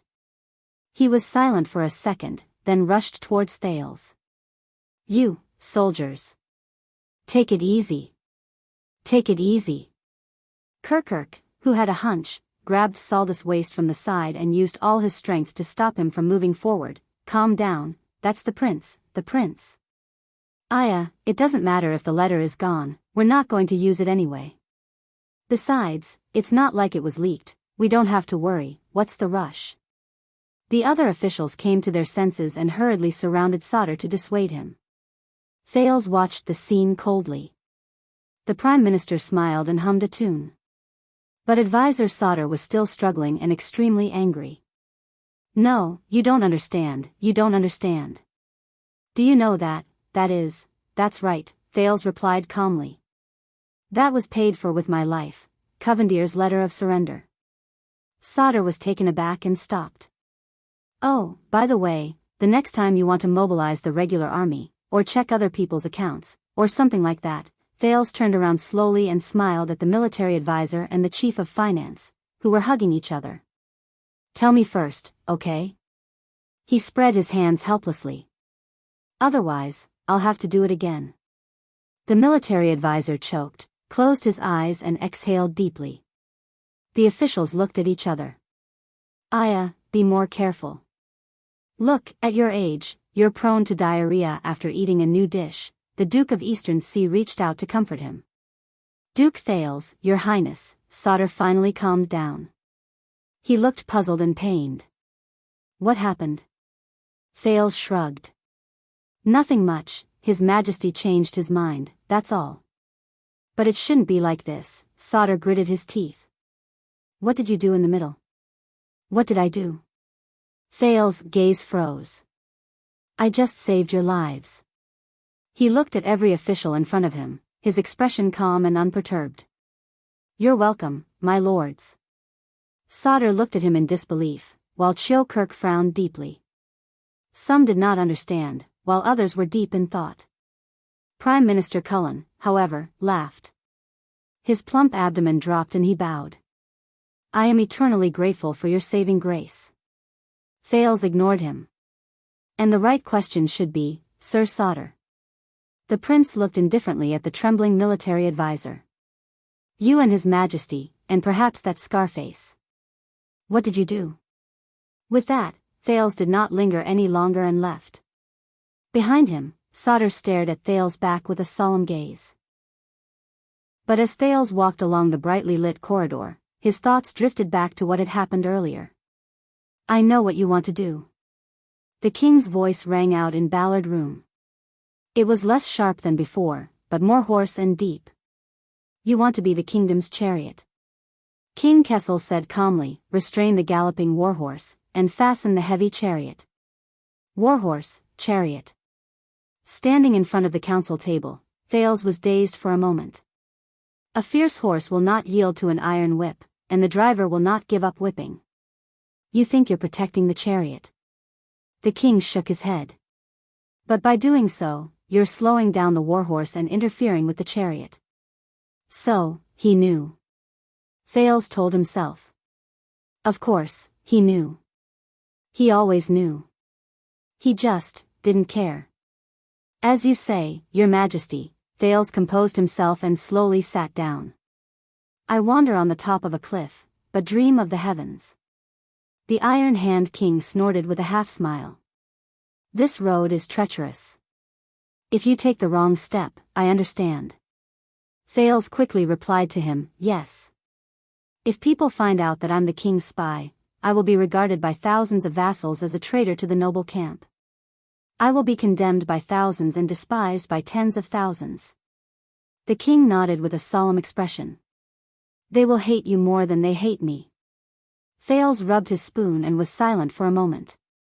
Then we better not mess up. The king shook his head slowly. Messing up is just the best outcome. But if you act too well, hide your abilities, convince everyone, and successfully become the savior of the vassals, the hope of the vassals, King Kessel sized Thales up. His tone was cold. Those who are deceived by you and support you will gather into a rolling wave. They will use their reputation, stance, camp, interests, connections, situation, and everything else to force you to move forward. You will not be allowed to defend yourself, you will not be able to control it, and you will not be allowed to regret it. They will love you more than they hate me. Thales' smile slowly disappeared. The king's words became flat. When that time comes, you will have no choice. Even if you want to get off the chariot halfway, it will be too late. Falconhaz's words rang in his ears again. You have to know that when your vassals and subordinates are enraged and the will of the people is high, you will have no other choice but to go with the flow. Thales wanted to say something but stopped. And on the other hand, King Kessel looked at the door with a complicated expression. When you raise the war flag of rebellion against royal power, far more than just the feudal lords will unite. Under Renaissance Palace, the growing king's partisans, the ambitious new nobles, the opportunists who change their direction when the wind blows, and the people who once showed goodwill to you and treated you with friendliness will treat you as their political enemy and an unfilial son. In fact, they will not hesitate to make things difficult for you so that they can raise their status. Thales gritted his teeth. Gilbert, Putre, Sauter, Kirkirk, Viscount Kenny. Many faces flashed before Thales' eyes. There were even a few seconds when the purple mask flashed before his eyes. From that moment on, the title of heir will no longer protect you. On the contrary, it will magnify the fear and scrutiny you face, and increase the price and pain you have to pay. In the eyes of many, the day of the new king's coronation will be the day of disaster. King Kessel narrowed his eyes. They will hate you more than they love me. Thales did not speak. He looked around and exhaled heavily. The night breeze caressed the windowsill. Their figures intertwined with the lights. Ballard Room was cold and quiet at night. The portraits of several famous ministers of the past on the wall, Wise Minister, Halva, Oracle, London, Hyena, Amber Tabark, Lumberjack, Parramatta, silently watched the conversation between the father and son, flickering in the light. This made Thales ponder. In history, were the predecessors who guided the country in this meeting room, and the decisions they made, as cold and cruel as this heavy palace? Then I can only pray, Thales said absent-mindedly. King Kessel did not say a word and only stared at the prince quietly. A few seconds later, Thales looked back at the king with a tranquil smile. Pray that they are not true love. Chapter 626. Thales walked alone in the long corridor of Renaissance Palace. The everlasting lamps flashed past him, illuminating his face and making it flicker between light and dark. Along the way, the guards and servants all had complicated expressions on their faces when they saw him, and they avoided him. But Thales did not care. He only took a step forward, pressed a floor tile under his feet, dragged it behind him, took another step forward, and repeated the process. It was dark, cold, and narrow in front of him. And where should he go? Where should he go? Where? Your Highness? A familiar voice traveled into his ears. Thales stopped in his tracks. He turned around and turned his head back from the darkness and cold. He flashed a gentle smile and nodded slightly. Gilbert, I thought you left first. The Foreign Affairs Minister came in front of Thales with his staff and bowed respectfully to the prince. He was meticulous in his actions. It was as if they were meeting for the first time. You know that I will not leave. Gilbert stared at him. His words were filled with gratification and absent-mindedness. Before you and His Majesty, Thales did not speak. He only smiled faintly. Gilbert and Thales' gazes met in the air. One of them had complicated feelings, while the other had subtle feelings. They faced each other in silence for a full 3 seconds. The person beside Gilbert, the Archdeacon of Sunset Church, Guy Stylianides, smiled when he saw this. He tactfully took a few steps back to give them some space. Gilbert flashed an apologetic smile at his friend. He then turned his head around and hesitated to speak. So, His Majesty, Thales nodded. There was not a hint of emotion in his voice. He let me go. That's it? Gilbert looked surprised for a moment. Forgive me for being blunt, but His Majesty did not, no, the royal guards did not, no. Thales tried his best to make the hint of mockery in his words less obvious. I guess that His Majesty is tolerant and kind, and loves his children like his people. The two of them were quiet for a while, and both sank into deep thought. Is that so? Gilbert did not care about the small flaw in his words. The Foreign Affairs Minister exhaled and mumbled absent-mindedly, that's good, that's good. Thales did not say anything. At that moment, he suddenly felt that the cunning fox of Constellation had aged a lot.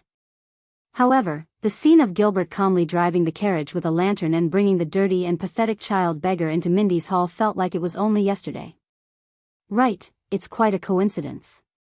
Gilbert snapped out of his daze and smiled again. When you were having a heart-to-heart talk with His Majesty, I felt bored, so I went out of the palace for a walk. I happened to wander near Mindy's hall, so I took a look and casually asked around, Mindy's hall. A thought struck Thales, and he said in surprise, Gilbert. The smile on Gilbert's face grew wider, just like his wrinkles. Flag-bearer Gaetan, who was in charge of the investigation, assured me that after a thorough investigation, the unhappiness at the banquet was just an accident. The guards and servants around you are all fine, and they should be released immediately. Mindy's hall should be unsealed immediately as well.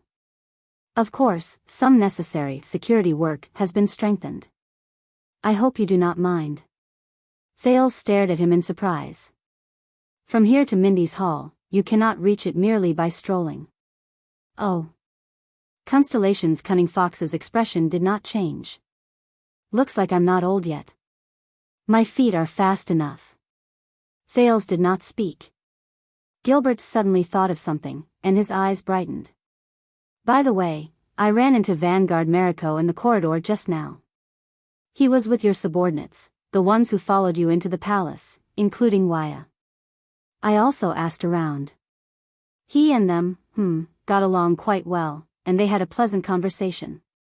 They had a pleasant conversation. Thales was silent for a long time. His emotions were complicated. Thank you. Gilbert shook his head. His smile remained the same as before, and he looked behind him. Thank Guy. I did not want to say this, but I am thankful that the people still believe in the holiness and majesty of the Sunset Goddess, and that they gave extra respect to the Archdeacon. At that moment, Thales felt a suffocating feeling in his chest. Gilbert. The Foreign Affairs Minister turned his head around and sighed. And I hope that this will make you feel more at ease. Thales took a deep breath and felt his voice tremble. However, Gilbert, who had always been good at reading people's expressions, did not seem to see the prince's distress and hesitation. He only clapped his hands and said apologetically, Oh, my bad, Your Highness. You must be tired. Coincidentally, I called for a carriage. Why don't we go back together, Gilbert? Thales had no choice but to raise his voice and use all his strength to interrupt him. Aren't you curious? The prince's breathing quickened. He glared at his teacher. About why I broke the rules and barged into the palace. Why I disobeyed the king. Gilbert paused. The smile on his face slowly faded away, and he lowered his head in silence, as if he was avoiding Thales' gaze. Thales took a deep breath. And what I said to His Majesty just now. This is not a joke. In Ballard Room, Thales quietly listened to King Kessel's words. Whether you succeed or fail, if you are not careful and make the slightest mistake, you may be overturned by the warhorse and abandoned by the carriage. Not only will you never be able to be crowned, you will also have enemies everywhere. You will be surrounded by enemies, and even your life will be in danger. Surrounded by enemies, and in danger, the king's warning was clear in his words. When that time comes, the nobility of the Jade Star family will not be able to save you. The vastness of Constellation will not be able to accommodate you. Even the king. King Kessel paused for a moment. He looked at the staff of Constellation leaning against the chair with a complicated expression. Will not be able to protect you. The king will not be able to protect you. Thales' gaze froze, and Asda's words echoed in his mind. What I am looking forward to, Thales, is not your ultimate success. Instead, you will be caught between your own nature and the gazes of others.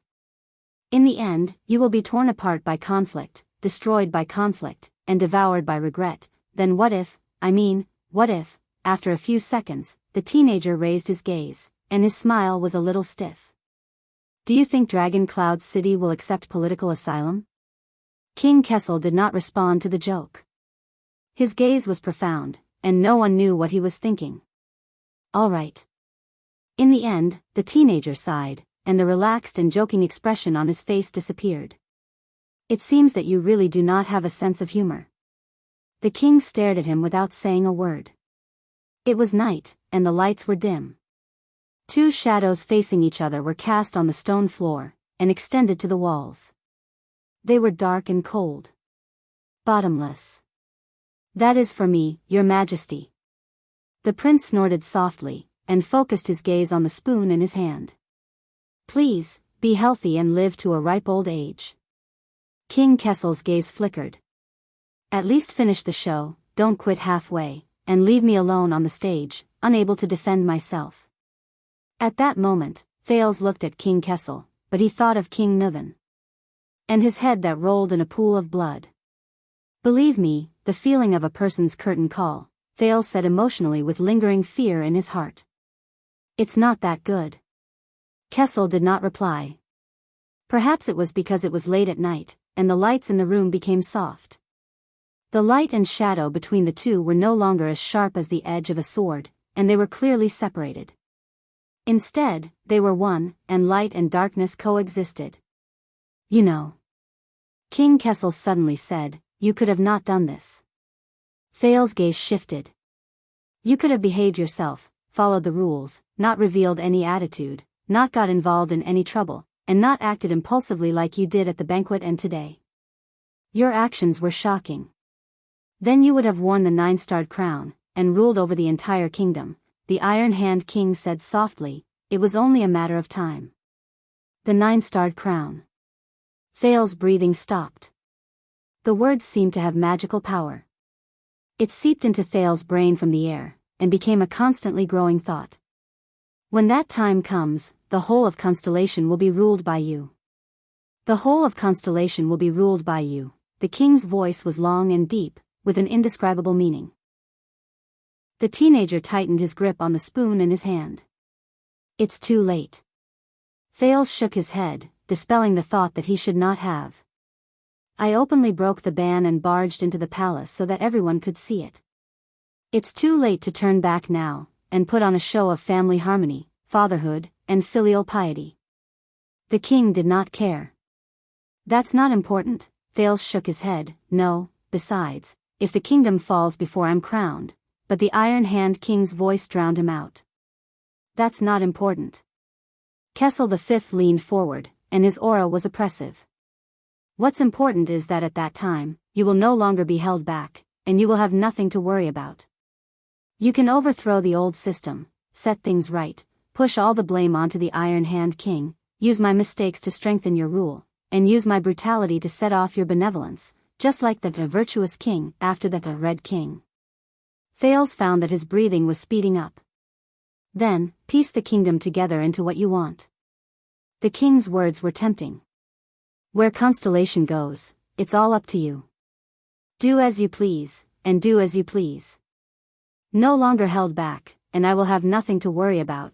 Do as you please, Thales gulped. In a daze, he once again saw the young man with the crown, facing the towering palace wall alone. That familiar yet unfamiliar back. But this time, the young man stood behind King Kessel, dressed in a luxurious robe and had an extraordinary bearing. He looked down at the people in the capital outside the window as if he was examining a chessboard. His posture was calm, his expression indifferent. Thales' heart skipped a beat. But. He opened his mouth to speak, but it was difficult for him to speak. In the dead silence, King Kessel's voice reached his ears faintly. When I was young, my mother said this before. The blood of the emperor's bloodline can only be as dazzling as gold and endlessly majestic in two places. Dazzling as gold and endlessly majestic. King Kessel slowly raised his head and looked at the portraits of famous ministers in Ballard Room. Legends. The light was dim, but the historical figures in the portraits were still vivid, looking at them with burning eyes. Never faded. Never moved. Thales pursed his lips tightly. The Iron Hand King lowered his head and knocked on his chair in a daze. Throne. The night wind swept past the window. The everlasting lamp in the room trembled and leaned in the same direction. It was neat and uniform. There were no exceptions. Thales held his breath. 450 years ago, the alien star who questioned the church's scriptures became a legend. The King of Ascension ruled over Constellation and sat on his throne. In the cold wind, the king's gaze met Thales, and his tone was cold. Which do you want to choose? I understand, Your Highness. Gilbert only closed his eyes gently, but this action seemed to have used up all his strength. Thales frowned. Really? You understand? Gilbert let out a long sigh. Yes. When he opened his eyes again, he seemed to have aged a great deal. Whether it was during the royal banquet or after the investigation of Mindy's Hall, you were young and impetuous. It was only natural that you felt indignant when you were wronged. Young and impetuous. It was only natural that you felt indignant when you were wronged. Thales listened quietly and subconsciously clenched his fists. Is this the meaning of Gilbert's actions today? Gilbert tried his best to put on a smile. Obviously, during the 6 years in Dragon Cloud City, you have gotten used to the way Northlanders interact with each other. That is why when you entered the palace, you were so. I know, I met King Nuvan before. The first time I met him, he almost forced me to jump off the fortress wall. Northlanders, the way they express their opinions is always, very memorable. Thales did not speak. But the Foreign Affairs Minister only looked at him lovingly and kindly, as if he could tolerate all of his audacity. Gilbert, the prince said faintly, this morning, I actually managed to attend the Imperial Conference in a dignified manner, even though I caused a huge disaster. I heard from my father that it was because of your suggestions and persistence. Gilbert was stunned for a moment before he smiled in a sentimental manner. You know, when I woke up this morning, I thought that there was nothing worse than a hangover, until I heard the news of you stepping forward bravely during the royal banquet last night. He sighed and said, Your Highness, I just feel that if there is any misunderstanding between you and His Majesty, there is no better way than to clarify it in person. And if you want to explain what happened at the banquet to His Majesty, then you should first show your face in front of all the lords during the Imperial Conference. They will more or less be of some help to you. Thales was silent for a long while before he forced out a sentence with great difficulty. Thank you, teacher, for all of this. Gilbert smiled in a gratified manner. He waved his hand. It is my duty. It is not worth mentioning. Thales felt complicated. He wanted to end the conversation and leave as soon as possible, but he could not help but blurt out, "But you know, Gilbert, my actions today have consequences." Gilbert paused for a moment. "No, listen to me, Your Highness." The Foreign Affairs Minister took a deep breath and said with a smile, "Prince Thales yearns for freedom. He rebelled against the engagement and pursued true love, which is why he barged into the Forbidden Palace and interrupted the imperial conference. This is probably a classic love story that people are happy to see. It is romantic and bold, and it echoes with your experiences in Northland." He looked at Thales seriously. Everyone will understand." Thales frowned. "But this is not what I wanted to say." Gilbert chuckled and raised his hand to stop him from speaking. "But I do not suggest using the Lady of Blazing Blood as a cover. It will leave a bad impression, especially after she led the Northlanders to a great victory." Thales frowned even more. "Gilbert, you know that my wanton attempt to force the abdication of the throne is tantamount to treason, Your Highness." Gilbert, who had always been gentle, suddenly raised his voice and interrupted him. This surprised Thales a little. Gilbert took a few deep breaths, and with great difficulty, his twisted face relaxed. "I must admit that I was negligent just now." Gilbert forced a smile. "It has been 6 years. Regardless of whether it is you, me, Eternal Star City, or even His Majesty, we have to go through a process of getting used to each other again. We should not be too hasty." "But..." Gilbert stared at him with eagerness and anticipation. "Since you and His Majesty have cleared up the misunderstanding, then the biggest problem is solved, is it not?" Thales stared back at him in a daze. He did not know how to answer. "As for everything else, such as getting used to each other, we and the entire kingdom can take our time." Take our time. Unknowingly, there was a hint of a pleading look in Gilbert's eyes. Just like in the past. Just like in the past. This made Thales feel even more unfamiliar. He also felt guilty. What if it is not?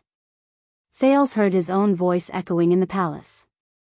"If I barged into the palace, it was not just because I felt wronged." He could not lie to him.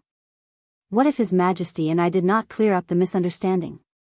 He could not pretend that everything was fine as Gilbert wished. What if we cannot go back to the past?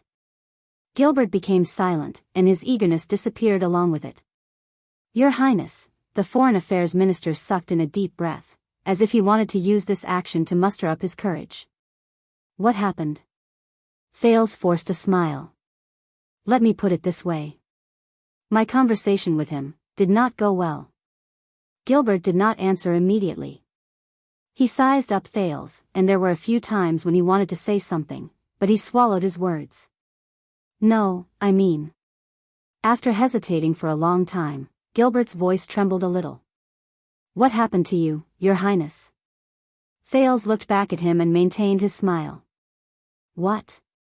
Something is wrong with you." Gilbert shook his head and stared at Thales with an incredibly complicated gaze. "Compared to this morning, you are like a completely different person. If I did not see it with my own eyes, would even suspect that you have been impersonated." "Perhaps you are right." Thales thought in his heart. "What happened to you after you left the palace?" Thales was silent for a while before he answered truthfully. "I went to Lower City District." Gilbert was stunned. "Lower City District? But that is not where you..." "Yes." Gilbert was silent for a while before he said, "You are rash, Your Highness. You must know that you have a noble status, and your every move is..." But before he could finish speaking, he was interrupted by Thales' vague and absent-minded answer. "I am afraid of him." Gilbert was taken aback. "What?" Thales looked at him and smiled. He then turned his head around to look at the end of the long and dark corridor. "When I was still abroad, even though my life and wealth were in someone else's hands, and I was in a precarious situation, I was never afraid of the sinister vampires, the powerful born kings, or the ruthless Chapman Lampard. Yes, most of the time, I was not afraid. But when I returned to the kingdom, I saw him. Him." Thales stared at the darkness at the end of the corridor, and his mind gradually wandered off. Gilbert furrowed his brows. When I was in the same room with him, I always felt like an idiot and a coward. I could not help but try to figure out the meaning behind his actions and guess the meaning behind his words. I was paranoid and uneasy. The prince snorted softly. Yes, I know this sounds ridiculous, but yes, I am afraid of him. Thales turned his head around and looked straight at Gilbert. His words were pained and sincere. But tell me, Gilbert. Why would I be afraid of him? Gilbert only stared at Thales in a daze. He did not know what to do. It was completely different from the cunning fox of Constellation's usual confidence and composure. Yes, he is the supreme king of Constellation, but is he more cunning than the vampire, more powerful than King Niven, and more ruthless than King Chapman? Is he more difficult to guard against than Shadow Shield, which he thinks about every day? Thales' gaze was sharp, and he spoke faster without realizing it. Is he more sinister, ruthless, fatal, and terrifying than the countless jackals, wolves, tigers, and leopards who wanted to harm me along the way? Gilbert found it difficult to understand this question. His lips opened and closed in disbelief. But he is your father, your highness. Thales smiled. Did you know? In Lower City District, I met a boss who ran a decent business. He was absent-minded and pretended to be polite when he faced a tall, strong, and fierce police officer, Thales said absent-mindedly, but when he faced a gangster who could not see the light of day, he trembled in fear and panicked. In the same place, there was an ordinary girl who resolutely rejected the rich man's promise of a luxurious life. She would rather continue to stay by her mediocre, useless, petty, and cowardly husband. She lived her mediocre life, and there was nothing special about her. It was very puzzling. Thales' voice drifted. And in my hometown, there was a ruthless gangster who was unfortunately disabled. He hid in a small, run-down house and struggled to survive. He gave up on himself, but he rejected the help of his friends in the gang. He would rather die than return to the Brotherhood, which had once given him a glorious and imposing presence. As he listened to these words, Gilbert became puzzled again. Just like you, I do not understand these things. Thales stared at Gilbert and became determined. But in the end, I understood. The police officer's authority was not small, but the young owner was able to remain safe and sound after doing business on the streets for so long. He did not rely on the lazy police station, but on the relationship and tacit understanding he formed with the gangsters who bullied and dominated the market over a long period of time. It is good that the rich man gave her a luxurious life, but if it did not change the girl's fate of belonging to someone else, then I am not much better than her husband. At the very least, she understood her good-for-nothing husband and knew how to deal with him. As for the ruthless gangster, even though he sounded full of resentment, he knew better than anyone else that his glory in the past was obtained with a body that could fight and fight. If he lost this body and returned to the gang, he would only be asking to be humiliated. Thales took a step forward and looked straight into Gilbert's eyes. Between what they can do and what they cannot do, they all understand what is truly in control of themselves. Gilbert subconsciously took a step back. So, I think it is about time for me to understand as well. Thales stood in the deep and cold corridor of Renaissance Palace and spoke airily. Just what is controlling me? And what can I control? Perhaps you are right, Your Majesty. In Ballard Room, Thales lowered his head slightly.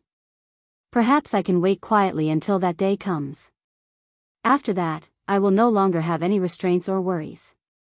Thales subconsciously tightened his tone and spoke faster.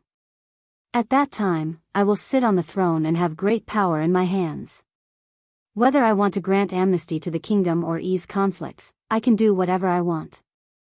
I can carry out my will and achieve everything you rejected me for today. King Kessel stared at him quietly. Thales stared at the darkness outside the window. His gaze was empty. Just like what many smart people have said, if you do not like this system, then join it, influence it, build it, and finally, change it from the inside. In the next second, Thales' gaze refocused. But we all know that is just the most despicable and shameless lie. At the end of the long table, the Iron Hand King's eyebrows twitched. Thales stared at the king firmly. Just like how you are unwilling to compromise with the nobles, no matter what, even the slightest bit, even if it actually helps you in the short term. Join it, change it, such bullsh** T is how it deceives and bewitches you in the first place. It restricts your freedom, collapses your resistance, takes away your weapons, softens your will, and eventually frustrates all your efforts. Thales' tone became more resolute and unquestionable. If you believe it, you lose.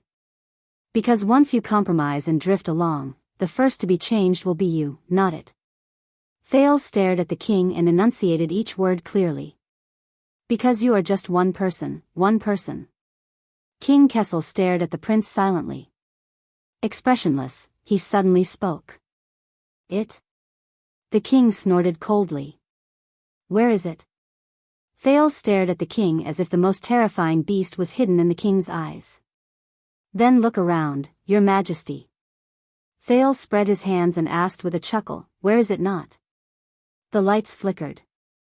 The night breeze blew gently. The two faced each other in silence. Ballard Room seemed to be the same as usual. Nothing had changed. King Kessel did not look back, but he frowned deeply. But Thales did not notice his reaction. Instead, he leaned back in his chair and continued to speak. 6 years ago at Broken Dragon Fortress, that was the first time I saw the Archduke of Black Sand region.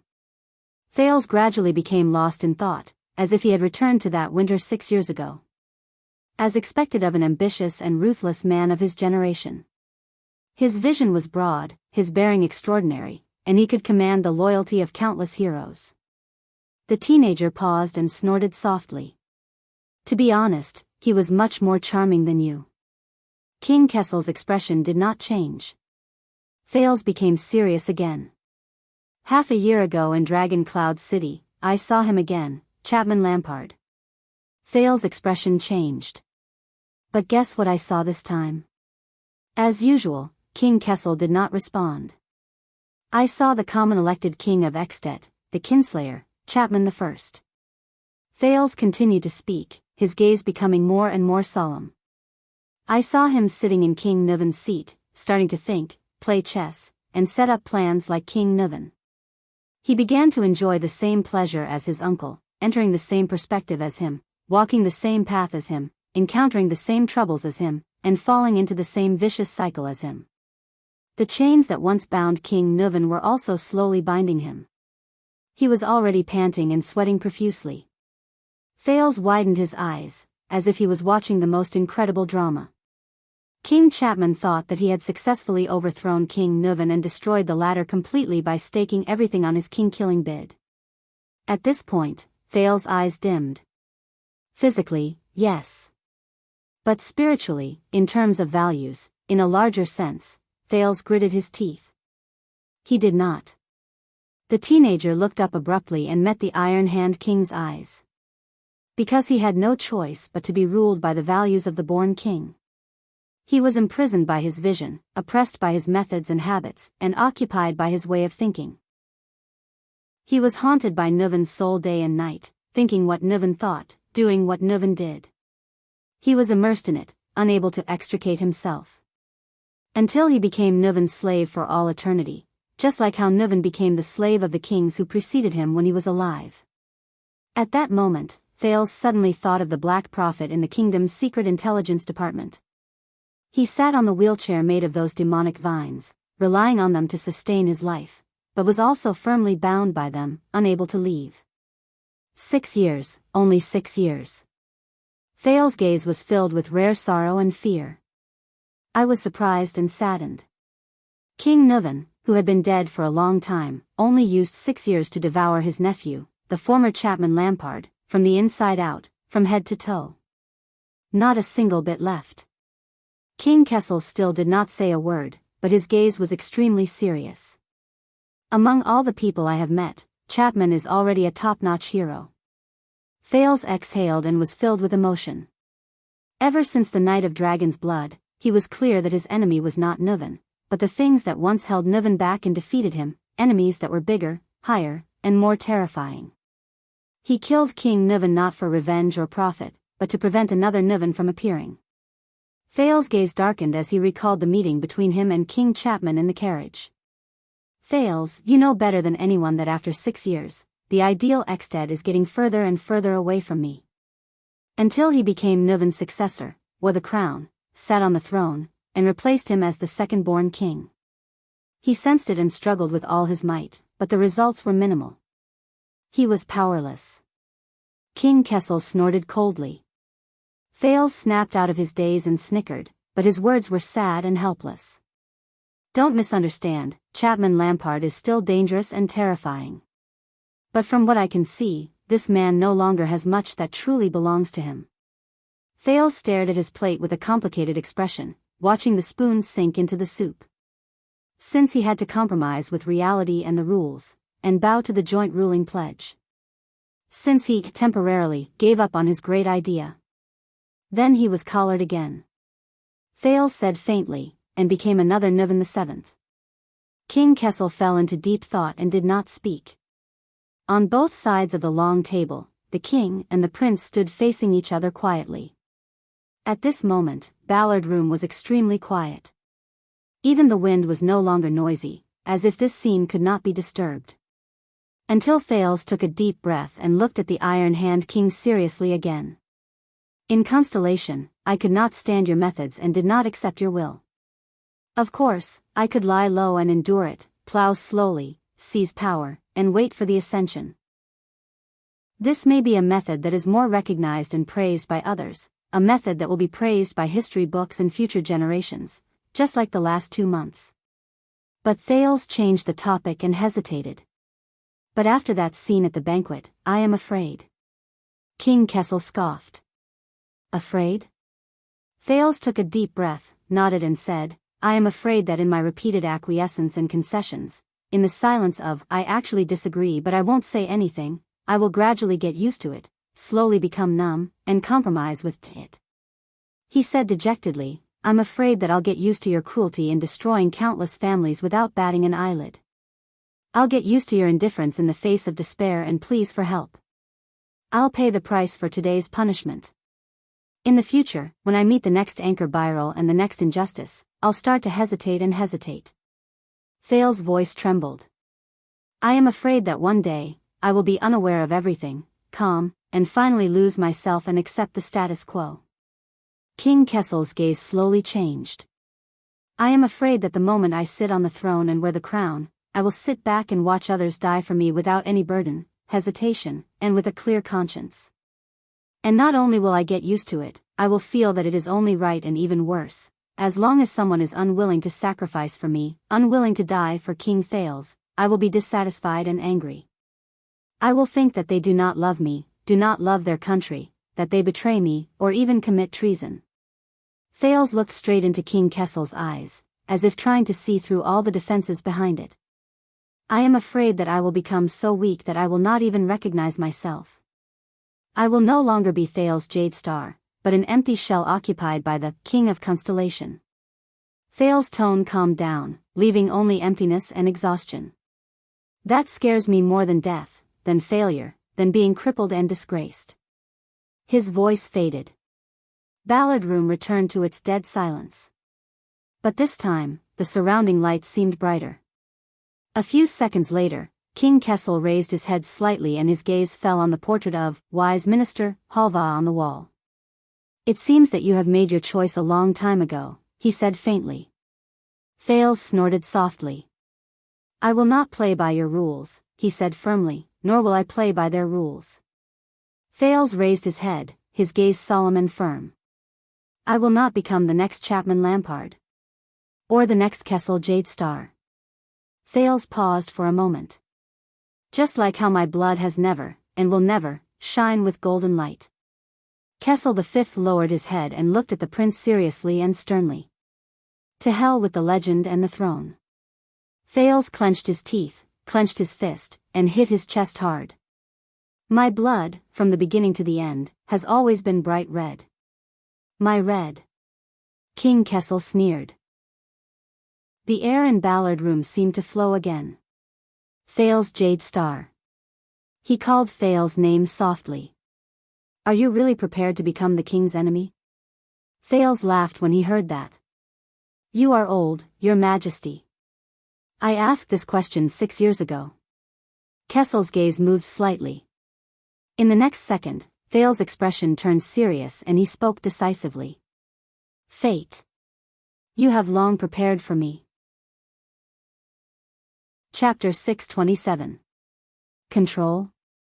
Gilbert's gaze changed several times, but his rich experience allowed him to maintain his gentle and calm tone. Forgive me for being dull, but I do not understand what you mean. Thales gave him a profound look. No, Gilbert. Thales smiled. You are the smartest person in the palace. You are so smart that you know when to be dull. The dim light in the corridor made Gilbert's expression turn as dark as still water.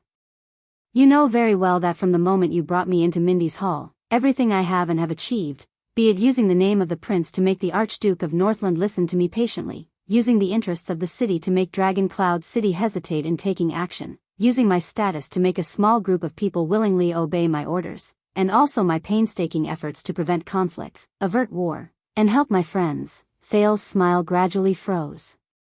At the end of the day, all of these originate from him. Gilbert was stunned. He wanted to say something, but stopped himself. Thales continued. It also originates from what he represents, the kingdom, the system, the tradition, everything. This is why I am not afraid of Nuven, Chapman, and Shadow Shield, but I am wary of him. I am afraid of him. Thales sucked in a deep breath. Because without him, without the things he gave me, I could only return to my original form, and become that lonely and weak child beggar in the abandoned house in Lower City District. Thales clenched his fists. He remembered that night in Heroic Spirit Palace, Asda's direct question to him in the room of Heroic Spirit Palace. The prince said laboriously. I am nothing. I am nothing. I know that King Kessel has always been domineering. Gilbert tried his best to find a way to interject and comfort Thales. His demands on you are too strict, which caused you to distance yourself from him and even fear him. Strict? Thales repeated the word, snorted coldly, and shook his head. King Nuven forced me, King Chapman used me, and Shadow Shield hurt me. But they had to first raise their swords and resort to the most direct and brutal methods. But he is the only one. He is the only one. What he controls me with is not a certain saber, not a certain order, not a certain threat, and not even a clear hierarchy, interest relationship, or power chain.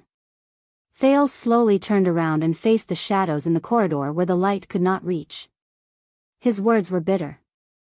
Instead, it's a towering net. It's called Constellation, or This Damned World. Gilbert shuddered and blurted out, Your Highness. But Thales raised his hand abruptly and stopped his teacher from speaking. And he is right at the top of the net. He doesn't need to say anything, do anything, or even show up. The existence and weight of the net itself, and the impenetrable structure of the net, are enough to make me lower my head and stagger. Thales was in a daze. Until I was bound by the countless threads in the net and became him, or whatever it wanted me to be. I understand. Gilbert could no longer hold back and anxiously rushed to speak. I understand, Your Highness. However, you are father and son after all. You are his heir, and you stand on the same side. As long as you resolve the conflict and misunderstanding, untie. Thales raised his voice and turned around. He stared at the Foreign Affairs Minister, and a cold smile appeared at the corners of his lips. Gilbert, you are a diplomat. You can untie a knot and a misunderstanding. You can untie the grudge between two people and the conflict between two groups. You can even untie the predicament of war between two countries. But how are you going to untie a net? Gilbert's gaze froze. If the owner of the pharmacy had a good relationship with the gang, he might have been able to pay less protection fees. Thales took a step towards Gilbert, and he was rather aggressive. But Gilbert, answer me. How is he going to get out of that net? That cruel net that he is so used to that he has become numb to, that one-sidedly emphasizes that a person cannot seek freedom and security at the same time, and that he must give up on one of them, thereby justifying violence, exploitation, and oppression. Cold wind seeped in through the cracks, and it was bone-chilling. Gilbert did not react. He stared at Thales in disbelief. That good girl might be able to find a so-called good man like me and live happily ever after. Thales glared at his teacher. He had to get the answer no matter the cost. But Count Casso, answer me. How is she going to get out of this net? That unjust net that she has long seen through but can do nothing about, that women are designed and trained to rely on and submit to another person, and that they can only exchange their skirts for bread, or else they will be punished and unable to move an inch? The lights in the corridor flickered, and ghostly shadows moved about. As he stared at the prince in front of him, Gilbert's right hand trembled. He subconsciously leaned against his cane, and his breathing quickened. As for that crippled, ruthless character, perhaps his old friends in the gang can help to provide for his living expenses. Thales gritted his teeth, and his tone was indignant. But Foreign Affairs Minister, please answer me. How is he going to get out of this net? That twisted net that he has lived in for a long time without smelling its stench, that keeps repeating that the strong and the weak determine their gains, that those who fall behind will be beaten, and that logic is full of loopholes, but it is rarely questioned. The stone wall in the palace quietly listened to Thales' questioning. As usual, it was silent and did not speak.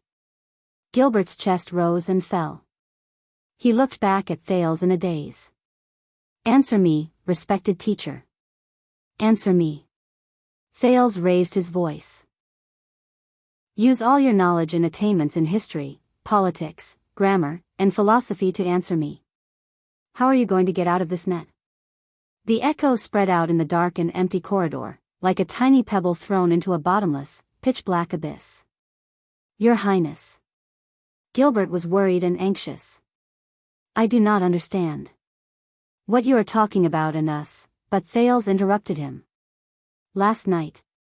The prince stared at the Foreign Affairs Minister. I, the Duke of Star Lake, Prince Thales, stood at the highest point of Mindy's hall, but I still felt helpless and helpless. I swayed, but I was not even allowed to take a step back, turn around, and give up. Because the net that belonged to me had already bound me tightly, and it was airtight. When he heard these words, Gilbert's expression became gloomy. In that net, I could only watch two living people fight to the death for a ridiculous reason in front of me. I could do nothing but watch my subordinates die because this was in line with my standpoint, in line with the interests of the kingdom, and in line with the best ending. The scene from the banquet flashed before Thales' eyes.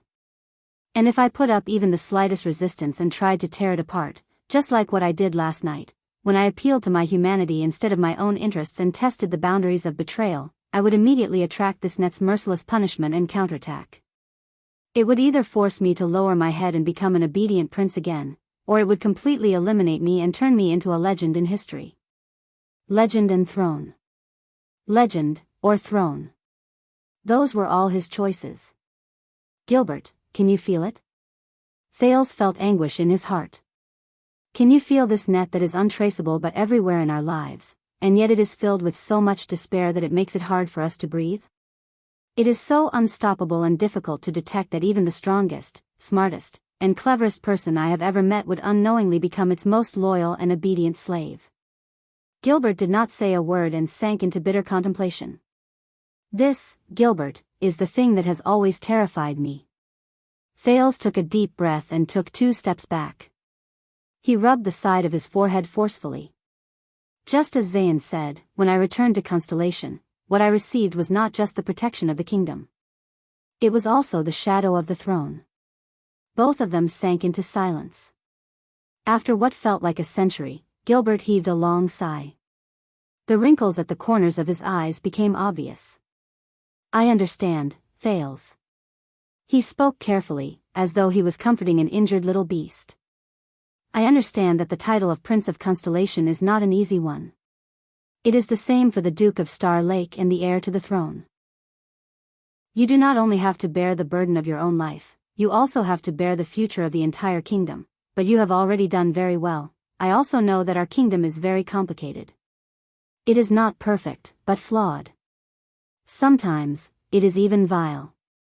We can only try our best to make up for and correct it as much as possible. And this requires your wisdom. But before that, you must have great power and a high position. Only then will you have the right and the conditions to discuss a solution.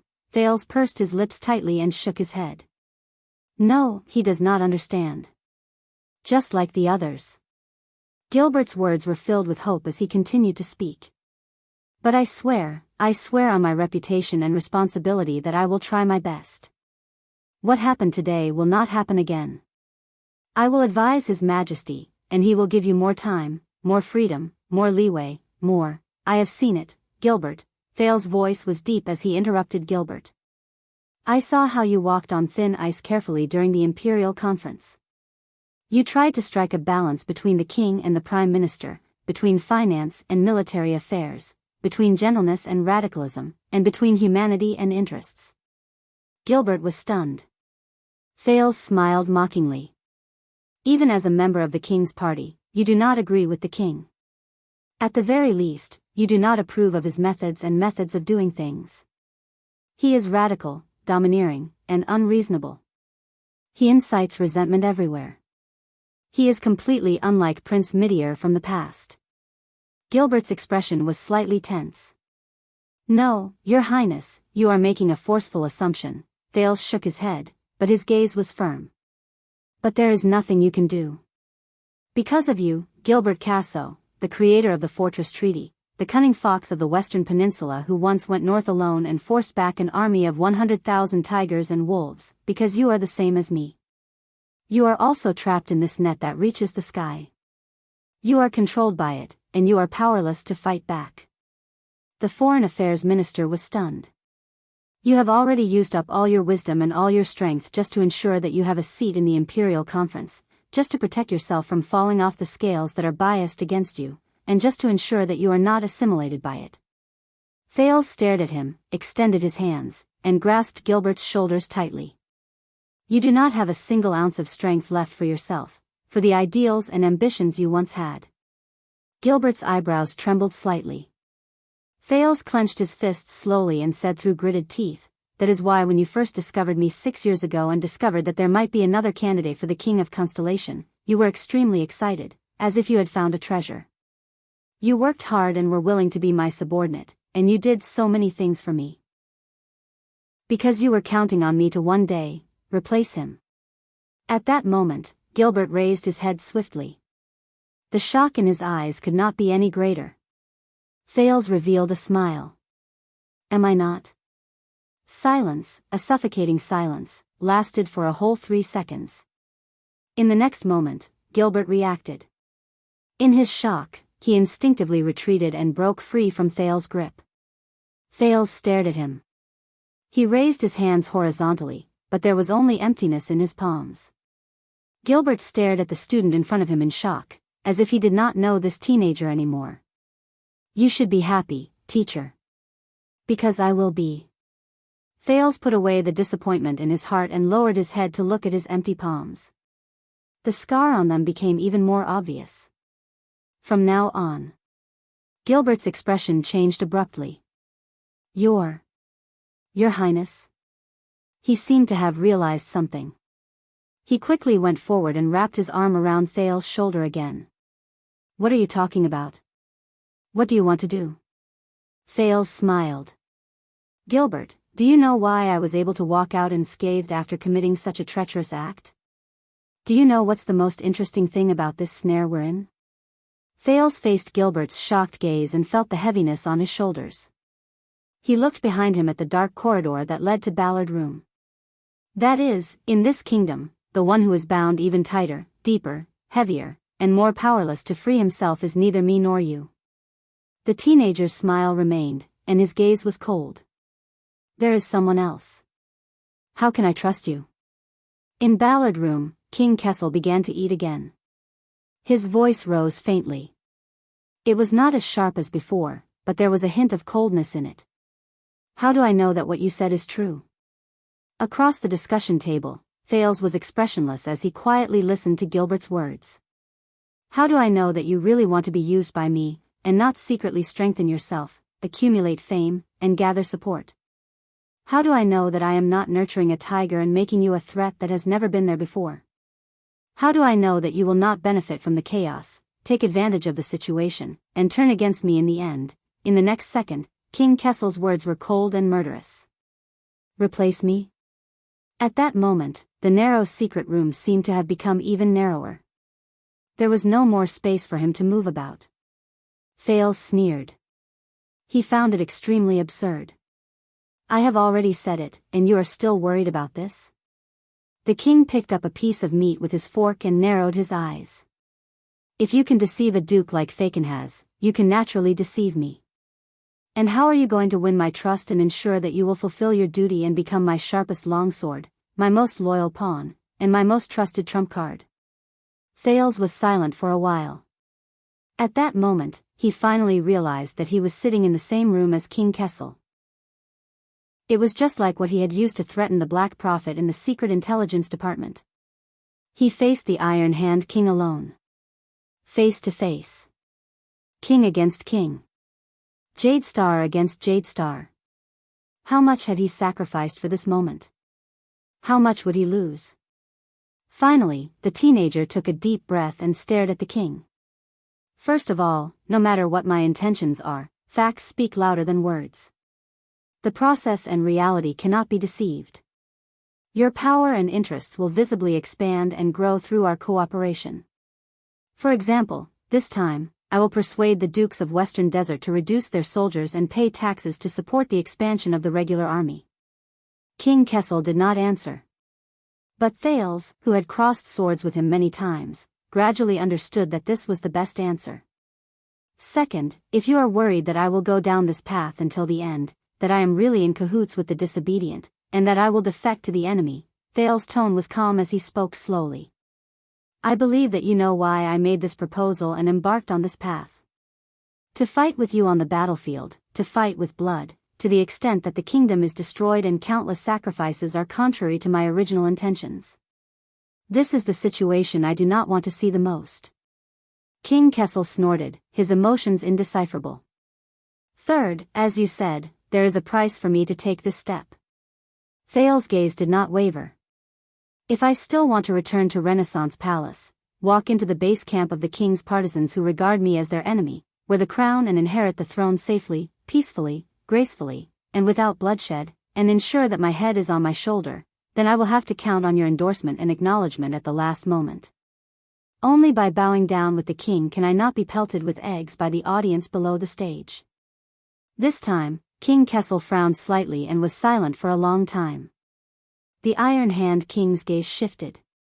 But if you do not openly betray us and slaughter the people, instead, imitate your dearest friend in the north, plot in secret and strike a sudden blow? His friend in the north. Thales frowned when he thought of Lampard's old sword and King Nuvan's head that rolled on the ground. Someone as experienced as you is also afraid of assassins? Thales said sarcastically. King Kessel's knife and fork froze in the air. You know, Yodel is no longer here. The king resumed eating. His voice was as usual, as if he did not care. Now you want to take my head, there is still time. Yodel is no longer here. Thales' heart sank. Another day. The prince looked at the food in front of him that had long since turned cold. He said flatly, "This spoon doesn't fit me."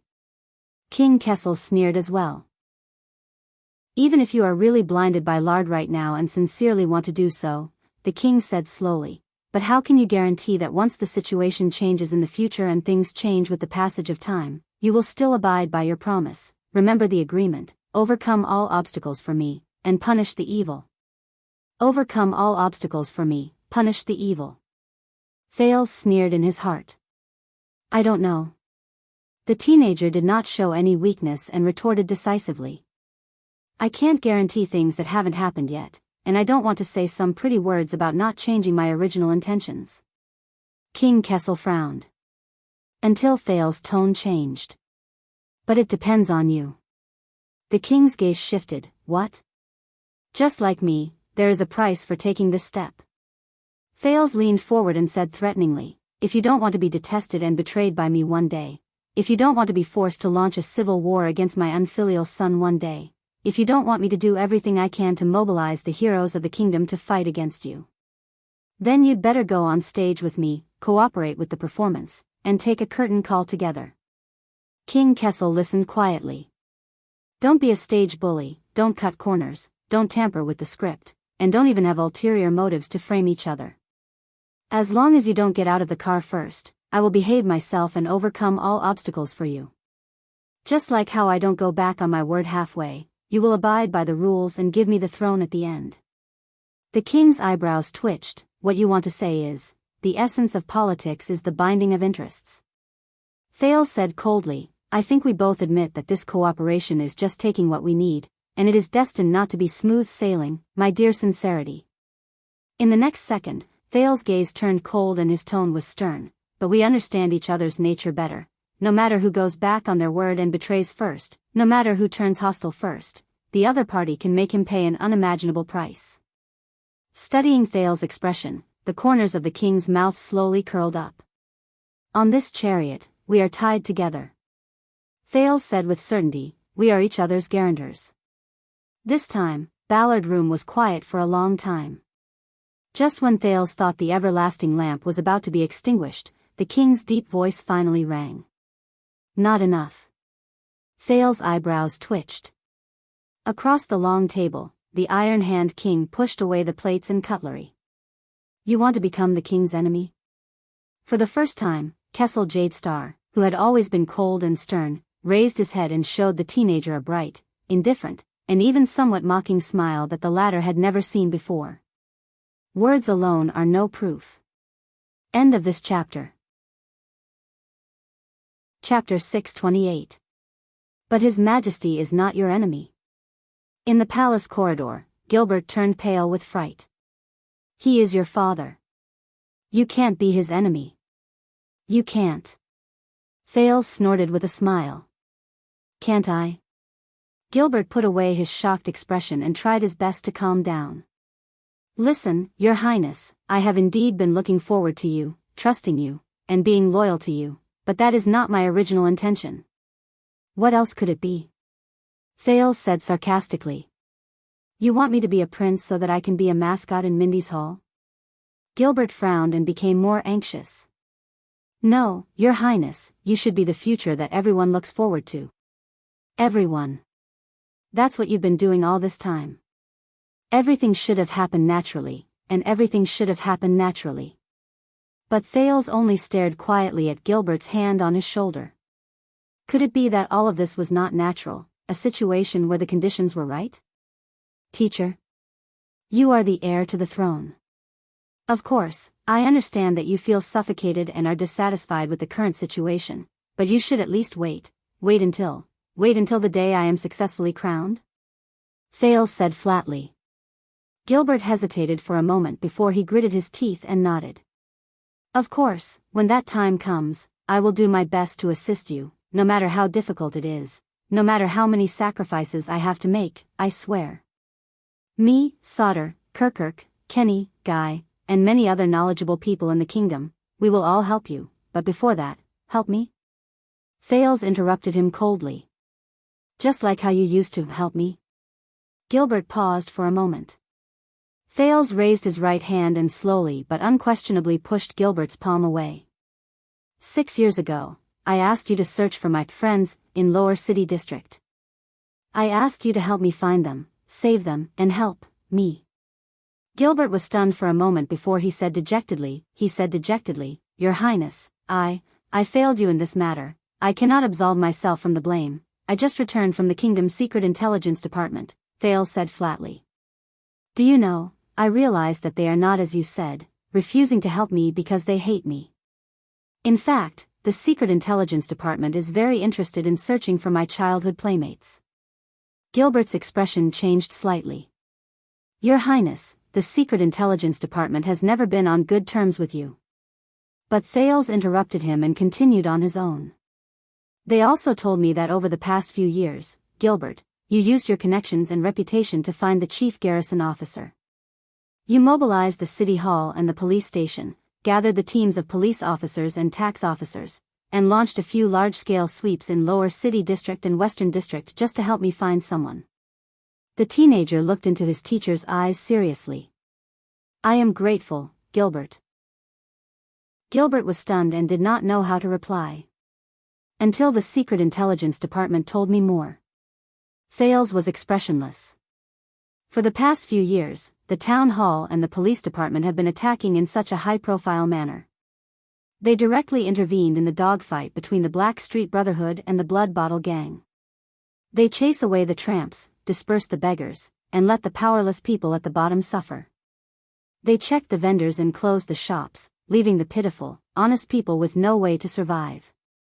They hunted down petty thieves and extorted local gangs, but let the real scumbags escape. They caught a few typical criminals and used them as political achievements to appease the people, but they turned a blind eye to the more serious oppression and exploitation. They acted hastily and in a grand manner, but it just so happened that the forces of power hiding in the sewers were scattered. Thales stared at him carefully. They were violent and callous, arrogant and conceited. They were like people sweeping the ground with an iron plow. What they cared about was movement, not tidiness. And after they left, the already chaotic lower city district became even worse. When Gilbert heard this, he hesitated. Your Highness, I did not know. I am sorry. If I had known that the chief garrison officer and the others, but Thales did not allow him to finish. The most important thing is, their actions almost irrevocably destroyed all the clues. The prince raised his voice. From the abandoned houses to Red Street Market, everyone, things, places, and things have changed beyond recognition. Now, if we want to follow the clues to find those child beggars, it is almost impossible. Thales carefully observed Gilbert's reaction.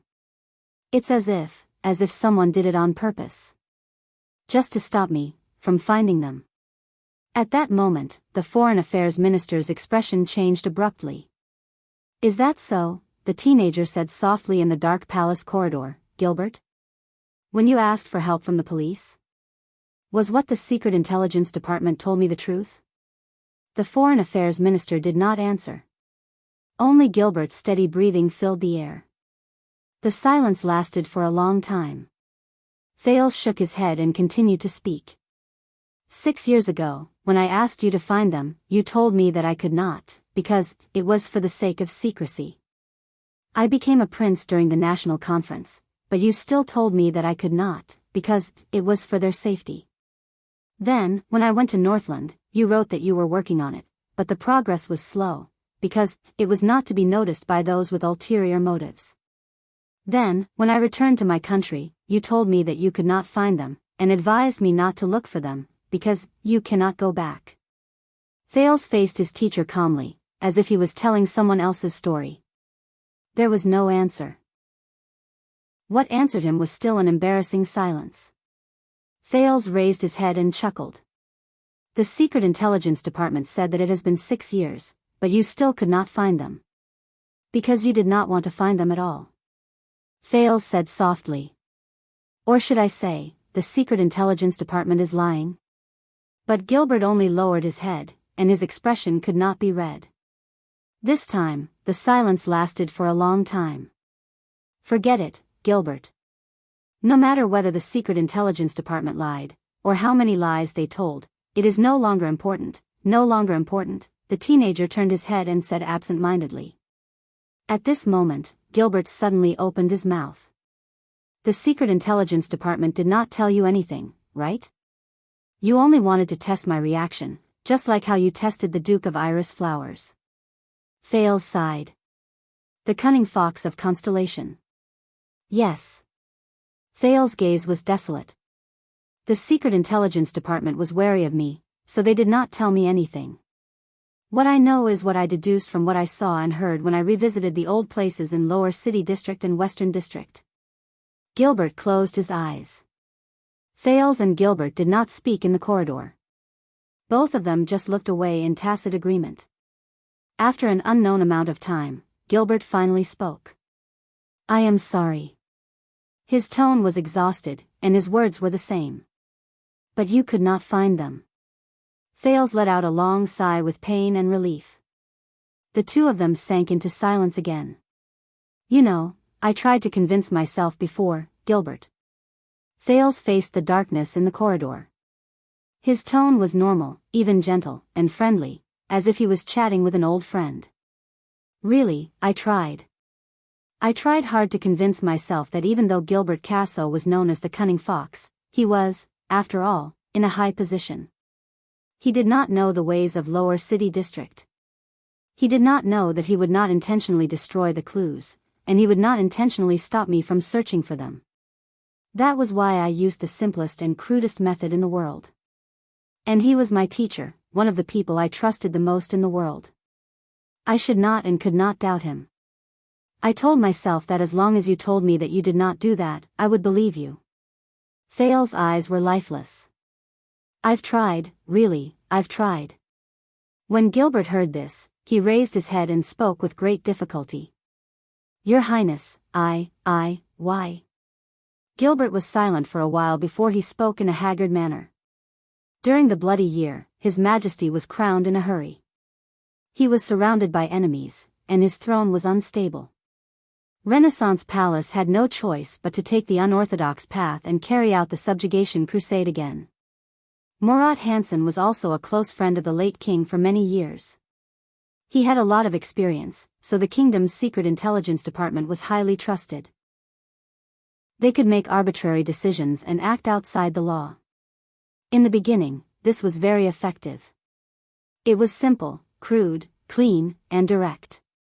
But as time passed, it allowed His Majesty to advance rashly and blurred the boundaries of the Secret Intelligence Department's authority. Thales frowned.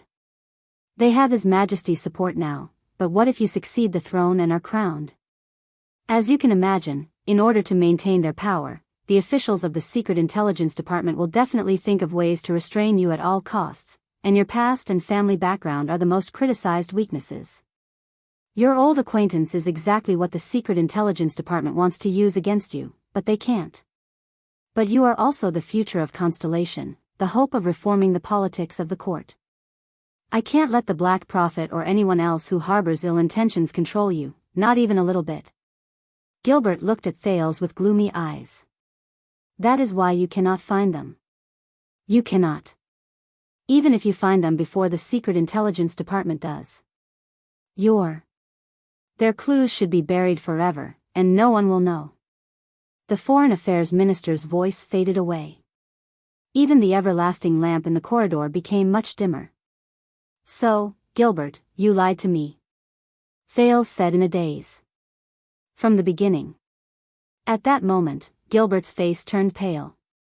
But Thales still gave him a comforting smile. It's all right, Gilbert, I understand, Thales said tiredly. But now, can you feel the weight and thickness of this net? Your subconscious obedience to it, its silent control over you, its influence on me, and my wariness towards it, all of these are ranked far ahead of our sincerity. Gilbert's expression was bitter. He gulped. Thales stared at the shadows in the corridor in a daze.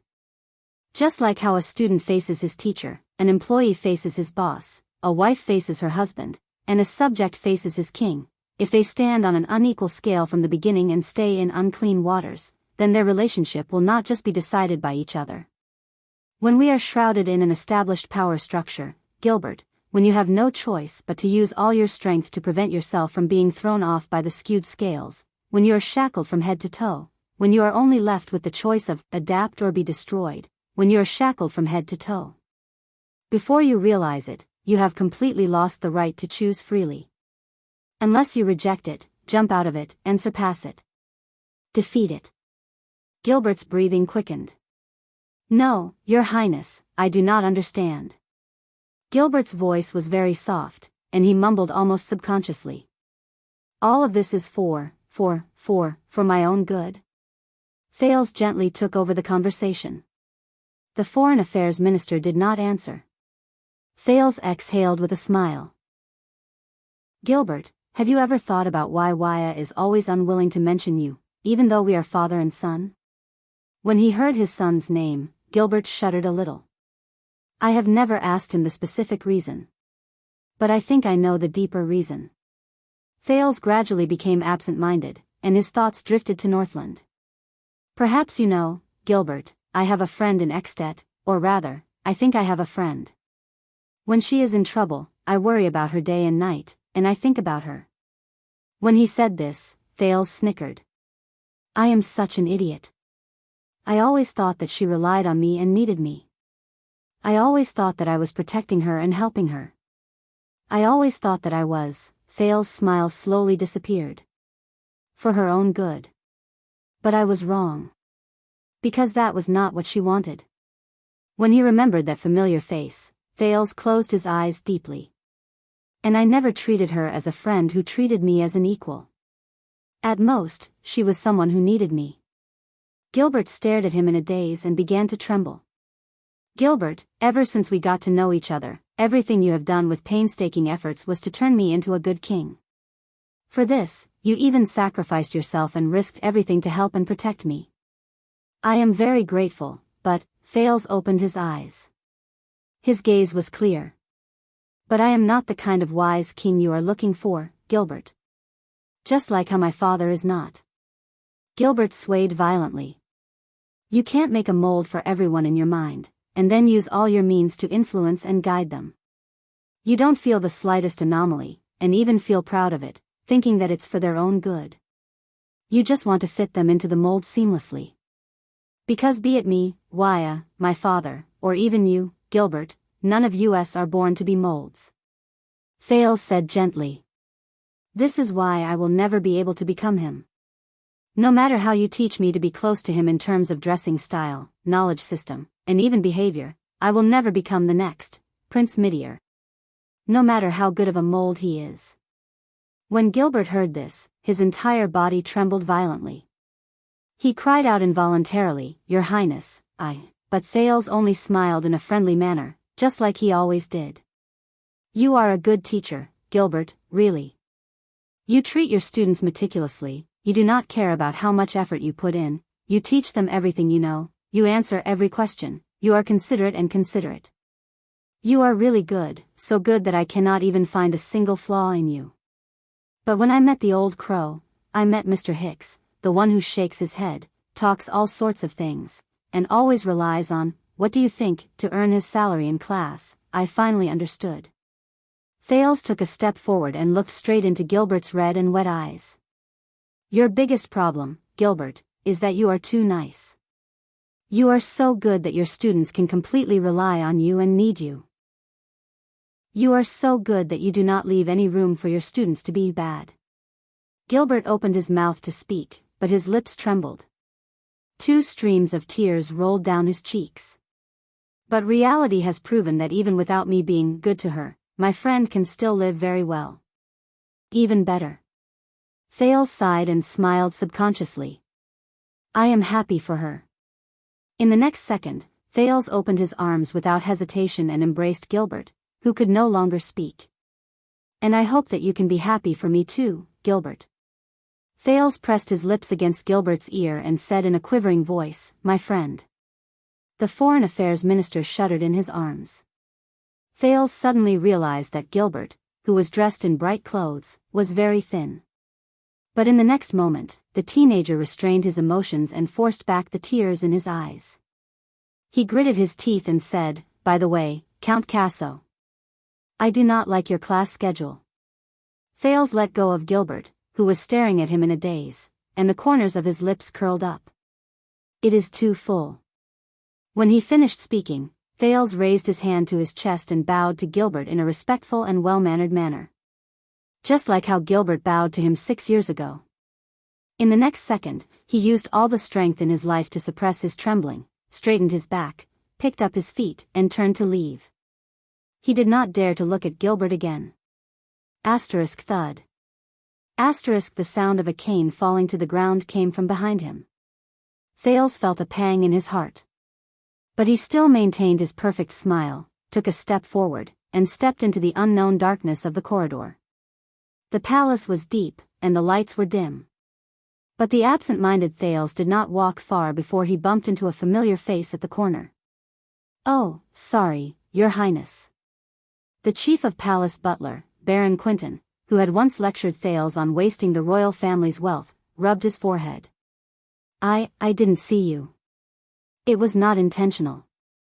Thales also rubbed his chin in pain. It's okay, it was just an accident. But he was very happy that there was someone he could talk to at this moment. Even if it was nonsense. Your Grace. Thales forced a smile. I heard from Captain Adrian that you are not feeling well. Oh, it's nothing. I used to pretend to be sick to avoid work. Quentin tugged at his exquisite cuff and wiped a notebook with a cracked cover. He did not care at all. It won't affect my work. I am sorry to have caused you trouble. The prince apologized gloomily, whether it is the glass cup at the banquet, or today, but Chief Quentin waved his hand and interrupted him. You know, the wine cups are actually not a problem. They are not expensive anyway. Sorry, I mean, they are very expensive. But there are still many workshops and merchants who rush to pay for them, just so that the royal family and Renaissance palace can use the wine cups they produce. Quentin sighed. And I have wanted to change those glass cups for a long time. They are fragile and easy to break. They always give the young ones an excuse to be slow. Now, I only hope that the metal and thick wooden cups will be more powerful. Thales smiled, nodded, and was ready to leave. But, why? Thales paused when he heard that. Baron Quentin looked at him with a profound gaze. Your Highness, I have always found it strange. Why do Northlanders have to smash their wine cups when they drink? Smash their wine cups. Thales was silent for a while. You know, even though I have been there for 6 years, I find it strange too. Baron Quentin said, intentionally or unintentionally. Exerting force, throwing, smashing, colliding, breaking, shattering. But what can this prove? Extravagant? Overbearing? Bold? Fierce? Lust for power? Masculine? Quentin stared at him. His tone suddenly softened. You know, just use the rare and precious cups that have been passed down through history, used by our grandparents and parents. Everyone will be filled with gratitude, and drink a cup of wine in peace. Everyone will be happy. Isn't that good? Thales was silent for a while again. I don't know. But if I don't smash it in Mindy's hall. Thales raised his head and smiled weakly. Renaissance Palace will not get new wine cups, right? Quentin stared at him and pondered for a while. A new batch of wine cups may not be better than the old ones. Perhaps. Thales felt complicated. But you don't know. What if I know? Baron Quentin answered quickly. What if I have already seen it? Thales looked at him. Perhaps it is hard for you to imagine, Your Highness. The Baron sighed and rubbed the cracked old notebook under his armpit. But I have worked here for more than 30 years. When I was a brat, I held a pen and paper and followed behind my father. I kept records and took care of every Jade Star's clothing, food, housing, and transportation. The chief of palace affairs was absent-minded. Every single one. Every single. Jade Star. Thales did not speak. The Baron snapped out of his daze and looked at Thales. There was an indescribable emotion in his eyes. So, I have seen every single batch of wine cups. Every single batch. Thales was silent for a few seconds and nodded. You are very lucky. Quentin laughed self-deprecatingly and did not comment. In the next second, the prince smiled at the chief of palace affairs. But I remember that Hicks, Gilbert's teacher, once said something. Under the sun, everything is new. Hearing this, Baron Quentin was silent for a while before he sighed. You know, even if the Jade Star royal family is as rich as a country. He stared at Thales with worry in his eyes. You still have to pay for the batch of wine cups that were smashed. Pay. Thales pursed his lips. Yes. That is how it should be. Both of them were silent. Or should I record it down for you, Your Highness? Quentin broke the silence and patted the notebook. There was a hint of hope in his tone. You know, maybe when you grow up and are crowned, the creditors will give you, free of charge? Free of charge. Thales raised his head and continued to stare at the darkness under the light in the distance. "Thank you, Your Grace, but there is no need." Thales spoke faintly and was slightly absent-minded. "I still have to pay. Or sooner. Or sooner." End of this chapter. Chapter 629. Renaissance Palace, Elam Atrium. This is the sword of the ancient empire. In the atrium, Vanguard Mariko swept past 2 rows of solemn-looking royal guards. He held the hilt in one hand and the blade in the other as he carefully observed the unfamiliar longsword before him. 2,000 years ago, Great Emperor Camelot Carlus forged them to reward the meritorious subjects of the ancient empire. "Hey, hey, hey, take it easy." A grumbling voice came from behind him. Mariko frowned and turned around. In between the 2 rows of royal guards, the bruised and swollen Cohen knelt on the ground. His hands and feet were tied up. He raised his head indignantly. "That's my family's heirloom." Beside him, Doyle, who was also tied up, bumped into Cohen. "Shut up." Doyle gritted his teeth. He glanced at Mariko worriedly and exasperatedly. "We're already in this state. Can't you not provoke him?" Cohen was not convinced and was about to retort, but he glanced at his surroundings from the corner of his eyes. Wyatt, Glover, Ralph, and the rest were all tied up and lying on the ground in a sorry state. They were closely guarded by guards who had unfriendly gazes. The police officer's imposing manner immediately diminished. He whispered to Doyle indignantly, "Damn it, Doyle. Damn it, Doyle, you're telling me you're just here to brace yourself." "No, my original words were, His Highness likes to joke. For example, he often threatens to send Officer Mallows to the prison of bones, but in the end, he still obediently goes back to be a target practice. You call this a joke? Weren't you the one who attacked first at the palace gate? That headbutt of yours. It wasn't me. I was just standing in front pretending to be fierce, but someone kicked me in the butt." Mariko's voice suddenly came. "Family's heirloom?" His footsteps drew closer. Cohen and Doyle immediately stopped talking and lowered their heads in unison. "That's right," Cohen whispered. "My old man warned me many times." Doyle bumped into him again. Mariko stopped beside them and chuckled. "It's said that the ancient sword itself has a special power. It's indescribably magical."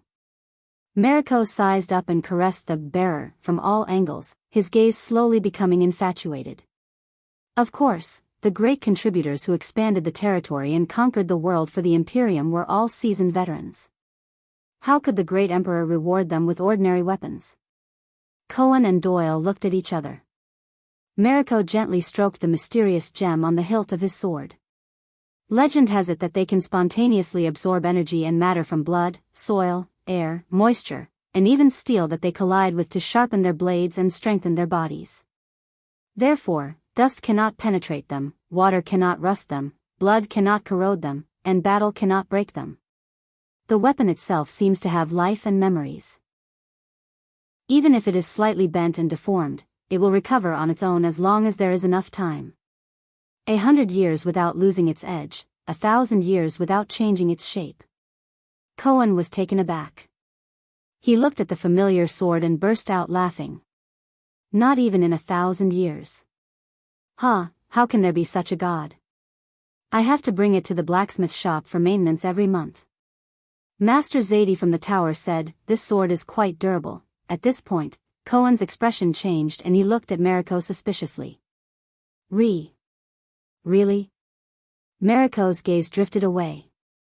In the eyes of the great emperor, only an immortal divine weapon is worthy of immeasurable merit and eternal loyalty. Cohen frowned. Then the monthly maintenance. Oh no, did I get tricked by Karachi again? And those profiteering blacksmiths in Blade Fang's camp. Time flies, and the years change. They were scattered all over the world in the chaos of war, but they are still rare divine weapons. Mariko stroked the back of the bearer's sword thoughtfully. They have been passed down from generation to generation and have never decayed. They use the sword to show loyalty and sincerity. They tell the descendants of the Imperium of the past prosperity of the Imperium. Cohen and Doyle exchanged glances again. Mariko exhaled. A long time ago, my ancestors also had a sword like this. Until the tyranny of the Red King, our family declined and we had to sell our ancestral property to rebuild our family business. Cohen replied with an "oh," but his expression changed as he thought of something.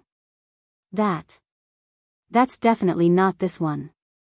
Look at what I said, Doyle whispered beside him in exasperation. Mariko loves to collect weapons the most. Vanguard. Mariko snorted coldly and allowed the bearer to stop. It's too heavy, it doesn't suit me. Only then did Cohen show a relieved smile. I've heard of you, Cohen Caribbean, the longsword of Twin Towers from Walla Hill, wisdom to the left, longsword to the right? Cohen could not help but frown when he heard the family language. Mariko's eyes flickered. Maybe you don't know, but 5 generations ago, before we changed our surname to Mariko to avoid disaster, our family tree crossed paths. Crossed paths? Cohen was stunned for a moment. Before he could reply, Doyle's eyes lit up and he popped his head out. Oh. That's good.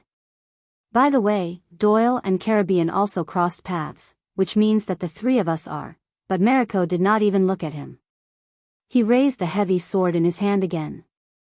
As a noble, it's not a big mistake to be unambitious.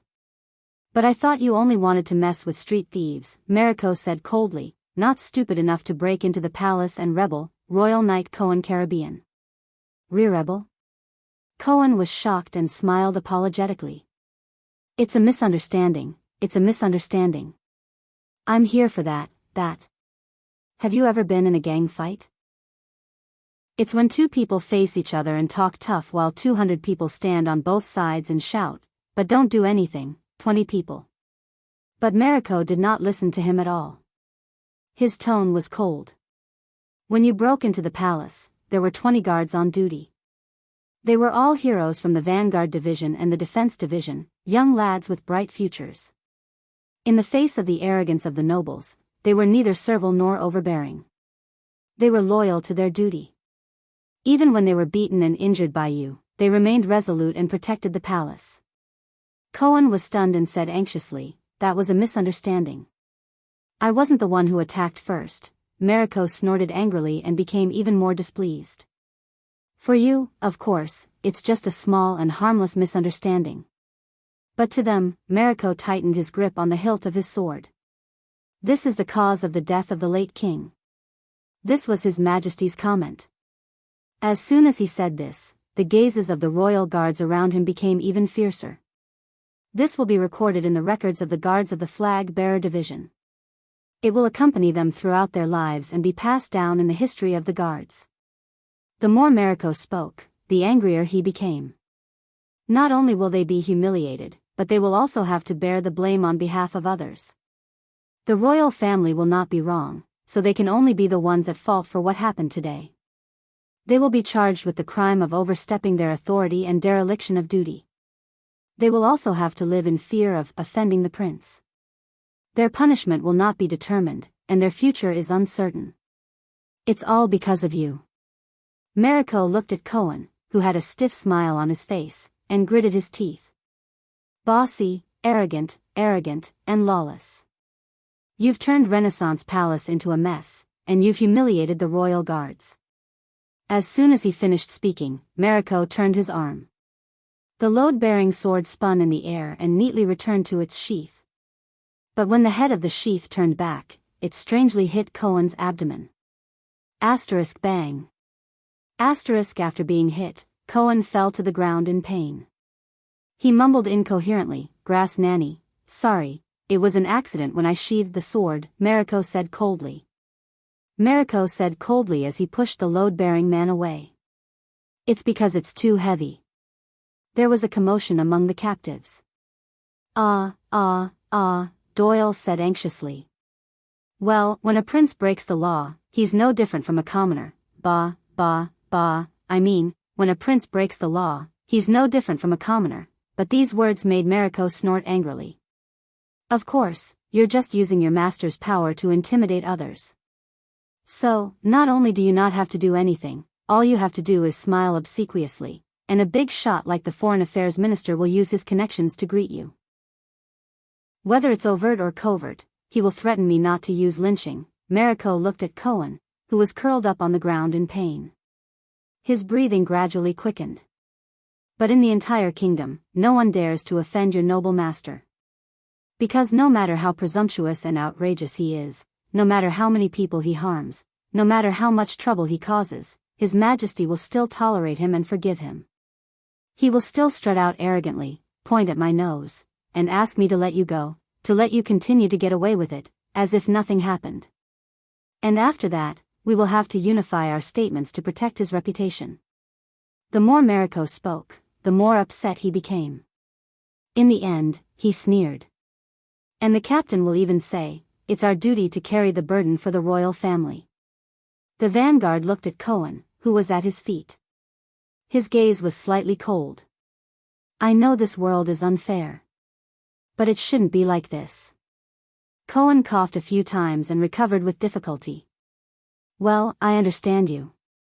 The police grimaced. "But if you King screw with me again, Doyle, who had been frantically signaling him to shut up, closed his eyes in pain. Mariko sneered. This time, he did not hide it. He raised the load-bearing sword and aimed it at Cohen. Cohen was not afraid. He gritted his teeth and looked at him. "You make it sound nice, but what you're best at," a deep voice rang out at the right time. "Isn't it just touching yourself first, then being self-righteous and taking sides?" The voice sneered and deliberately dragged out his tone. "Vicente Mariko brother ***.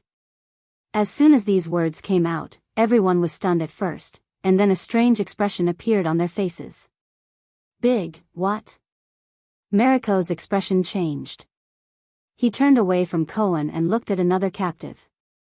"Even if you haven't heard it in person, you should know more or less." Glover, who was covered in wounds and looked disheveled, raised his head from the other side and sneered, "I don't know about the other divisions, but the people in the Vanguard Division call you that in private. Because no matter what kind of conflict there is in the Vanguard Division, you always like to be the first to stand up and uphold justice. You're full of reason and pretentious. Why, do you think that as long as your ***ck is big enough, everyone will stick out their asses and let you poke them? Or do you think that poking everyone makes them feel good?" As soon as these words came out, the entire Ellen court fell silent. Many royal guards could not help but glance at Mariko. But Mariko did not speak. He just stared at Glover, his nostrils flared. Among the captives, Wuxia sighed and nudged Doyle with his butt.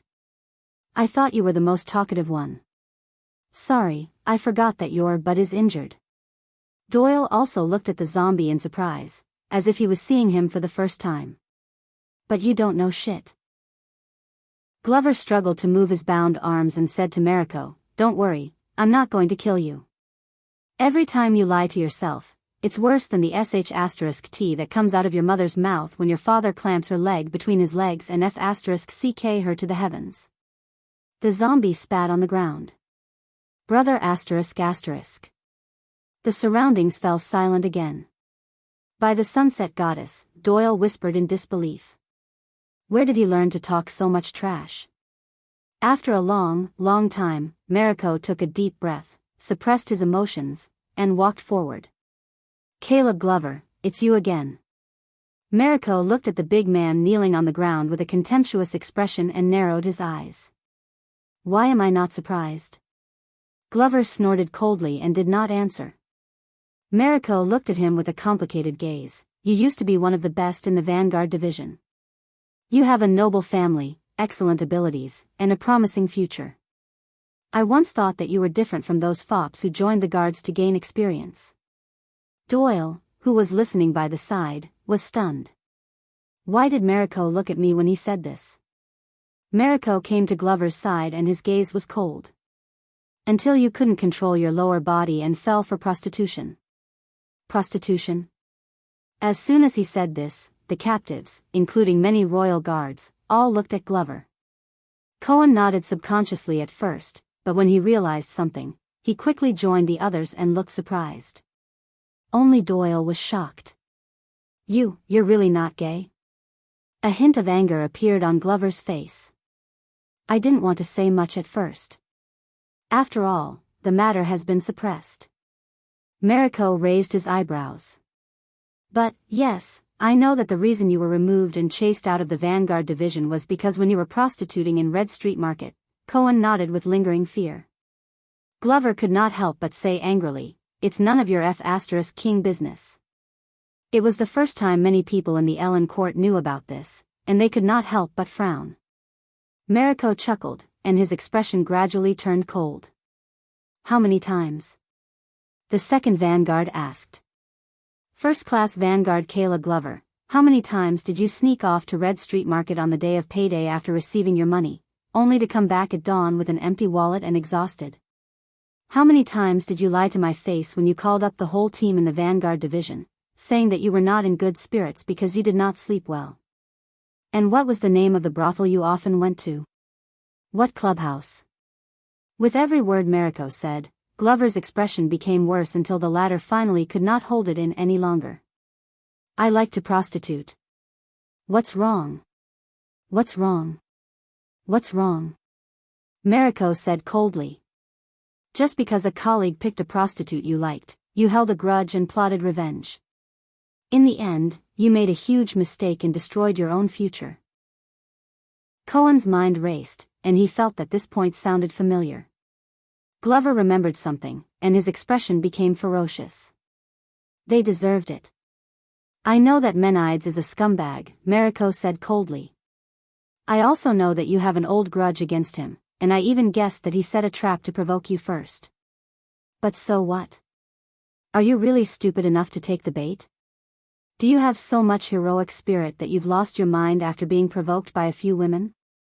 Glover's eyes trembled, and he clenched his fists tightly. Vanguard Glover, you abandoned yourself, murdered your colleagues, and maimed your own brothers and sisters, all because of a few prostitutes' pillow talk. Everyone, including the captives and the guards, was surprised and looked at Glover.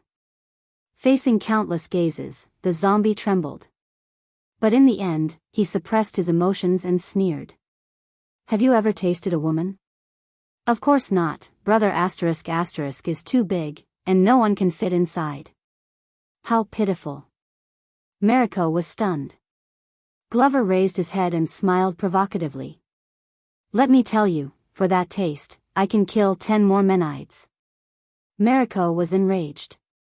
He has already been punished, thanks to you. Menides will have to spend the rest of his life in bed. Glover turned his head and spat. He's lucky. In the original plan, he had to spend the rest of his life in the dirt. His indifferent attitude agitated Mariko. The latter looked at him for a long time, then sighed and shook his head. I tried to help you. Mariko was disappointed.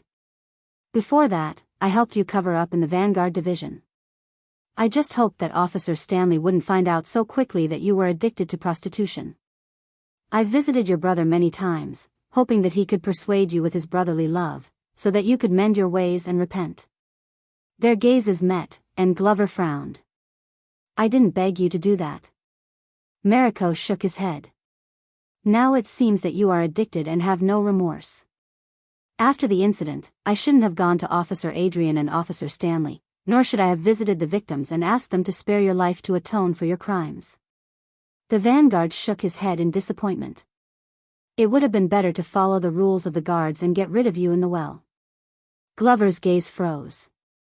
He became angrier and enunciated each word. I didn't beg you to do that. Mariko's expression remained unchanged. He turned the load-bearing sword in his hand, and the scabbard hit Glover's abdomen. Amid the exclamations of the crowd, Glover fell to the ground in pain. You made the Vanguard Division the biggest joke in Renaissance Palace. The Flag-Bearer Division is still targeting us because of your rarely seen vicious infighting among the guards. Mariko paced around him. Not only did you not feel remorseful, but you also used power to escape punishment. You even had the nerve to come back and cause trouble in the palace. You brought shame to the entire Emperor's Praetorian guards. Glover endured the pain and raised his head. Yo, brother ***. The disheveled zombie still squeezed out a smile and mocked. You poked me so soft. Did you forget to take some aphrodisiac? Mariko's gaze turned cold. The ancient empire sword is easy to maintain and is durable. The second vanguard said coldly, but if the sword is irreversibly damaged, broken, and has to be returned to the furnace to be recast, the power contained in it will be changed. Even if the sword is as sharp as before, it will no longer be pure, and will no longer look the same. Glover stared at him fiercely, not showing any signs of weakness. Mariko's gaze swept across the captives in front of him. Just like the nobles of Constellation. Although it has been passed down since ancient times and has been passed down from generation to generation, after thousands of years, Mariko raised the load-bearing sword in his hand. It's no longer the Empire after all. Yes, Glover snorted angrily. Who knows which generation of your ancestors were born from a woman who went out to have an affair?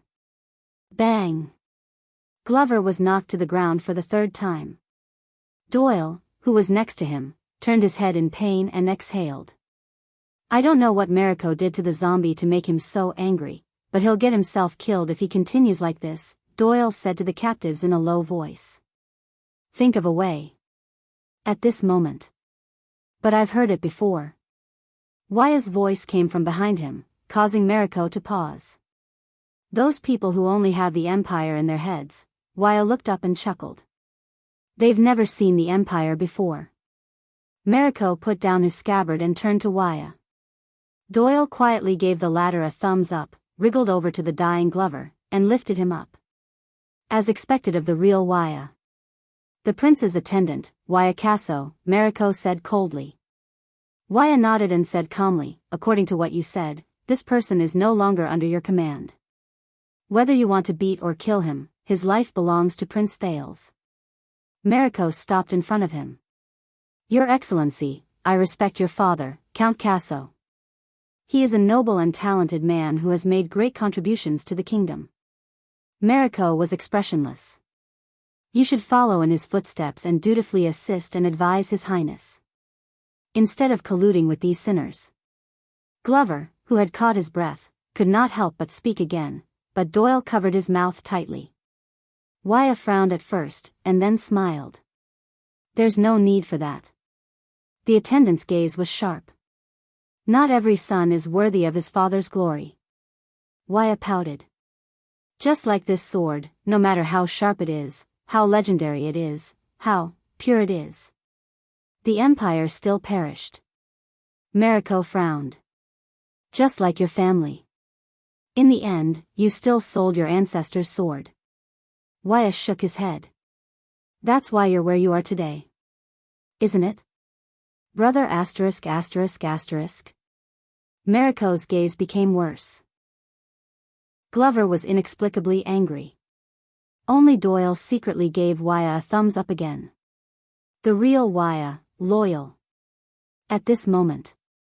Did I miss something? The familiar teenage voice was heard. It was casual, but it caused a commotion among the royal guards in the atrium, and they all stepped back. I mean, other than the brother asterisk asterisk asterisk. Hearing this voice, Mariko sighed heavily. Thales appeared under the light amid the bustle, looking exhausted. The captives were instantly energized as if they had seen their savior. Your Highness. Little fart, Your Highness. I thought I would never see you again. Wow, we're saved. I knew it. Thales forced a smile, waved his hand here and there, nodded there, and responded to the excited shouts of his subordinates. In the bustle, Mariko turned around and shouted angrily. Shut up. The guards in Ellen Court scolded one after another, suppressing the enthusiasm of the captives. All right, the show is over, Vanguard Mariko. Thales waved his hand at Mariko and said sleepily, untie them. It's too dark at night. I need company. The vanguard stared at him with a complicated expression and bowed first. Forgive me for not being able to comply, Your Highness, Mariko insisted. They are all suspects who trespassed into the palace or instigated nobles to trespass into the palace.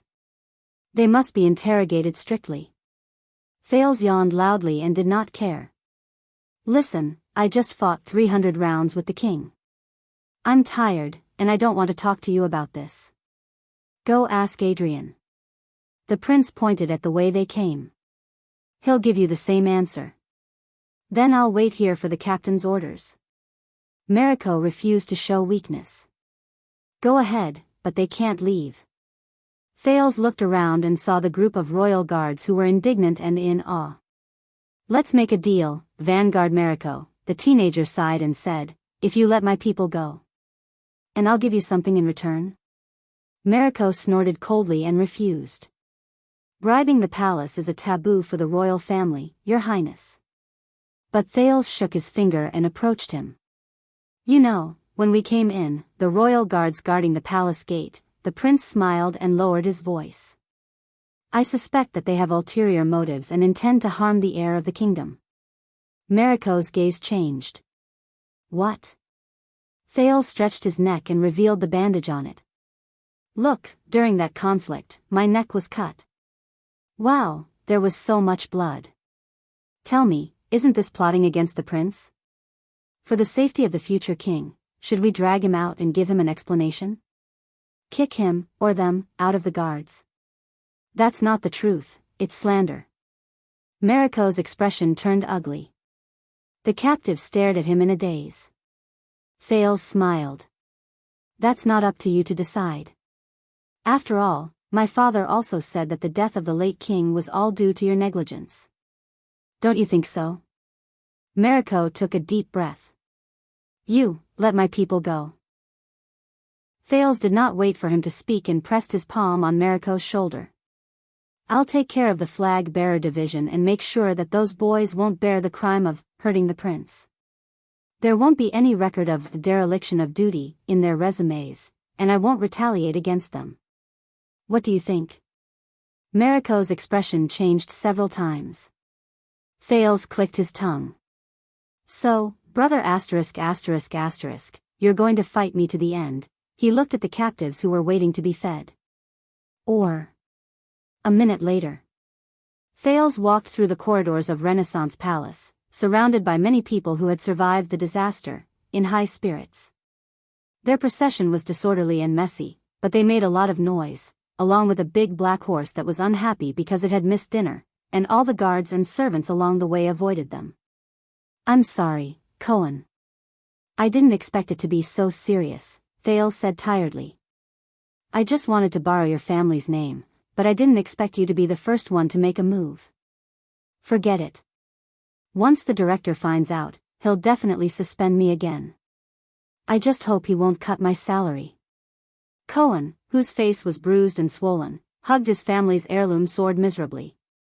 Snot and tears ran down his face. No, I remember now. I was suspended to reflect, and I wasn't the first one to make a move. Someone kicked me in the back. Doyle coughed twice behind him and said in a low voice, Does the director know His Highness? Cohen was stunned for a moment before he reacted in an unprecedented manner. Ah, Your Highness. It's my honor to be the vanguard for you. With our friendship, I'm willing to go through fire and water for you. If Cohen wasn't the first one to make a move, then, Thales glanced behind him. Ralph looked elsewhere and snorted coldly. Tisk, TSK, TSK. Young Callan, I didn't expect this. Doyle patted Glover's shoulder in a gratified manner, completely ignoring the latter's discomfort. You're a kindred spirit too. When are we going to share our experiences in Red Street Market? Glover snorted angrily, shook him off and walked forward. Get lost. Doyle, who was rejected, was a little embarrassed. He chuckled at Janet and Willow behind him. We have a good relationship. We talk more casually. Wyatt caught up with Thales and asked worriedly, Your Highness, did you get what you wanted? Thales snapped out of his thoughts and forced a smile. I'm still alive, right? Wyatt looked at his expression and hesitated to speak. But. Thales raised his eyebrows and interrupted him, changing the topic. Oh, right, Vanguard Mariko just now. He's not bad? Glover snorted in disdain from behind him. Even though he more or less wanted to gain fame and show his loyalty to gain favor, in the end, he compromised. Thales scratched his chin. He didn't force the situation to its end and ruin the futures of his subordinates for the sake of his reputation of not fearing the prince. There's no difference. Glover was unhappy. He's still an arrogant B*****. And those dozen idiots who were beaten up by us will probably still be grateful to brother ****, thinking that he saved them. Thales shook his head. You have to give him a way out. And we have to accept that people are not perfect, Pudgy Dumpling. Hearing this form of address, Glover looked embarrassed and could not help but slow down. Huh, Pudgy Dumpling? Doyle caught up from behind. His gaze shifted, and he looked interested. Why did His Highness call you that? You're not fat, at least you're not fat when you're wearing clothes. Could it be Pudgy Dumpling? Glover paused for a moment before he became fierce again. If you call me that one more time, you'll be in danger. Cohen, who had nothing to live for, brushed past the two of them and finished the second half of Zombie's sentence listlessly. The fierce-looking Glover's expression froze. Glover could no longer continue being fierce. He held his breath and said reluctantly, You're right. You're right. Glover glared at Doyle, snorted coldly, and left angrily. Doyle was left standing on the same spot, confused. Since when did their relationship become so good? I'm obviously Zombie's partner. I'm the grandson of that idiot's great-uncle's brother-in-law, okay? He could only turn to Ralph, who was at the back, and explain helplessly, I know. They're hard to deal with, right? They don't care about other people's feelings at all, but Ralph walked past him expressionlessly. He did not even look at Doyle.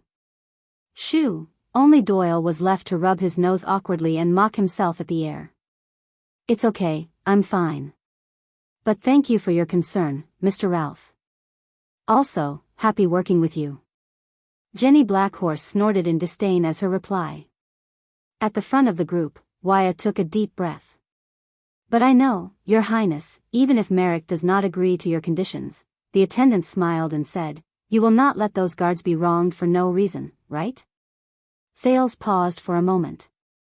He was slightly absent-minded and did not know what he was thinking. In the next second, the prince snorted softly in a noncommittal manner.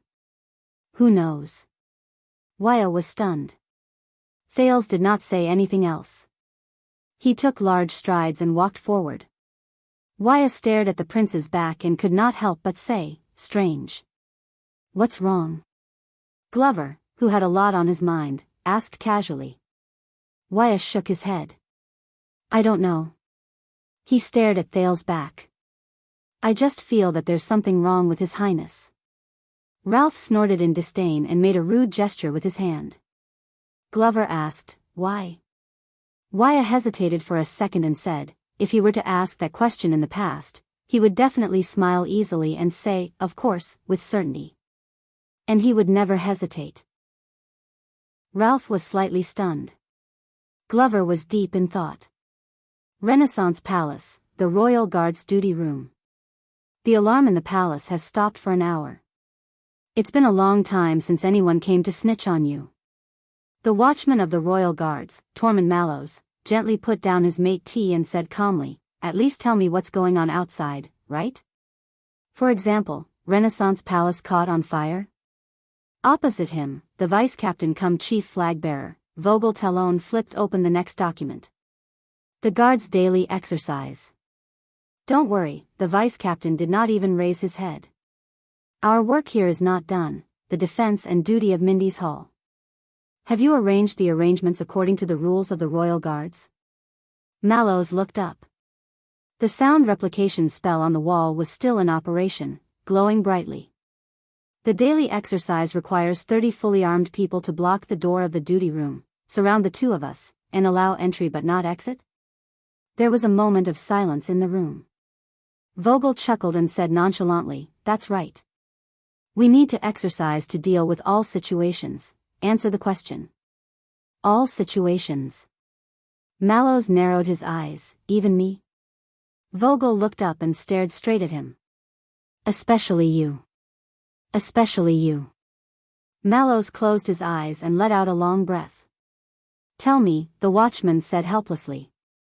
He didn't assassinate His Majesty, did he? Vogel's fingers paused as he flipped through the document. It's not that hard to guess. Mallows reached out and closed the cover of the document while answering Vogel's surprise. Other than the prince rebelling, I can't think of any other reason to lock his personal guard captain here like a thief and have you keep me here to chat. Vogel was expressionless. Mallows sighed. That kid shouldn't be that stupid. But who knows, he was taught by the Northlanders. Mallows looked at Vogel seriously. Listen, if the situation gets out of hand, you'll need me. The two men in the duty room were silent for a while. All right, I can let you go. Mallows' eyes lit up. As long as you answer me one thing truthfully. Vogel stared at the sound replication spell on the wall and made up his mind. That child is His Majesty's, by blood? Mallows suddenly looked up. By blood. What's wrong with His Highness? Mallows sped up his speech and interrogated him. Is he still alive? The watchman's reaction and attitude made Vogel frown. If he's not by blood, then he's, Vogel paused, stared at his opponent, and said tentatively, by blood of His Highness Crown Prince Midir? Crown Prince Midir. Mallows was stunned at first, then exhaled and laughed out loud. He leaned back in his chair. So, he's safe? Whether he's safe or not has a lot to do with this. Vogel was unyielding. Answer me. Mallows chuckled and looked back at him with a teasing gaze. His Highness Midir died 18 years ago, in the year 660 of the calendar of eradication. The watchman looked straight at Vogel. As for that child, he's 14 years old this year. 18 years ago. 14 years old. Vogel reacted and felt strangely awkward. All right, then bang. The door to the duty room was slammed open. Mallows and Vogel turned their heads in unison. One was relieved, the other unhappy. Flag bearer Will walked in with a mournful expression. Sir, I said not to disturb, Vogel said unhappily. Flag bearer Will's expression became even worse. He nodded mechanically and made way for the figure behind him. Right here? Prince Thales stepped into the room. The two men sitting opposite him were shocked and stood up at the same time. Just a lousy place like this, Thales said with a frown. Aren't you two too chatty? Behind him, the heads of Doyle, Cohen, Waya and the others popped out from the doorframe and curiously sized up the duty room where only the commanding officer could rest. Your Highness. Vogel was in slight disbelief. You are all well. Thales waved his hand to indicate that he understood. Your Highness. Mallows' gaze was indifferent. Did you have fun? Thales snorted and rolled his eyes at him. What are you spacing out for? The prince waved his hand and turned to leave. Go home. Mallows raised his eyebrows at Vogel, indicating that he had no choice. Vogel reacted and spoke forcefully. Your Highness. The paperwork for the flag-bearer division has not been completed. Vogel came in front of Thales and blocked his way gloomily. And this is an important tradition of the royal guards. It concerns the safety of the royal family. Please understand. The corners of Thales' mouth curled up. Who's that? The villain of the guards. Look, even Mallows can't do anything about him. What will His Highness do? 1 silver coin. I bet he'll do it the hard way, like threatening his house. Then I'll bet on the soft way. Chattering sounds came from behind him. Thales' expression froze. He turned around abruptly. The heads on the doorframe disappeared in unison. It was quiet. The prince turned back to look at the flag bearer. What if I don't understand? Vogel suppressed his anger, bowed, and smiled. Your Highness, allow me to introduce. This is the sound replication spell. Thales followed his gaze to the wall and noticed the strange spell that was glowing faintly. Magic. Magic again. An inexplicable irritation welled up in his heart. It's recording everything we're saying at this very moment, word for word, Vogel spoke appropriately, neither obsequiously nor haughtily. Passing it down to future generations for their judgment. Thales frowned. Future generations? Vogel nodded. Although the sound replication stone used for recording is an extremely rare consumable, in the hundreds of years of Constellation's history, many wills and wills of the former kings have been left this way. He narrowed his eyes. Many historians wrote biographies of the former kings of Constellation, which were passed down for generations to come, in accordance with this source. Wrote biographies, which were passed down for generations to come. Thales froze when he heard that. He subconsciously straightened his collar. Glover, Doyle, both of you accompany His Highness back first, Mallows spoke up and said calmly. He said calmly, I'll be there soon. It won't take long. Zombie and Doyle were about to enter the room, but Vogel turned around and glared at them. Mallows and Vogel's eyes met in the air. As if there was lightning. Thales' fingers that were adjusting his collar paused. Sound replication spell? In that case, no matter what I say now, the young man turned around slowly. Behind me, the kings and queens of centuries and millennia, they can hear it? Vogel nodded cheerfully. Yes, so in order to be thorough, Your Highness, why don't you go first? All right, Thales sighed and walked towards the wall. Vogel could not help but laugh. Without a reasonable method, you cannot dismantle it, but Thales merely put his palms in front of his mouth, aimed at the spell, and took a deep breath. My descendants, listen carefully, listen, Vogel was puzzled. Mallows' expression changed. He suddenly had a bad feeling about this. Thales called for the sin of Hell's River, focusing it on his vocal cords and throat. His voice grew louder and louder. Listen. Listen. Listen, in the next second, he roared with a ferocious expression. What the F***ck are you going to listen to? Stupid thing, the duty room was not big. His voice was deafening like thunder.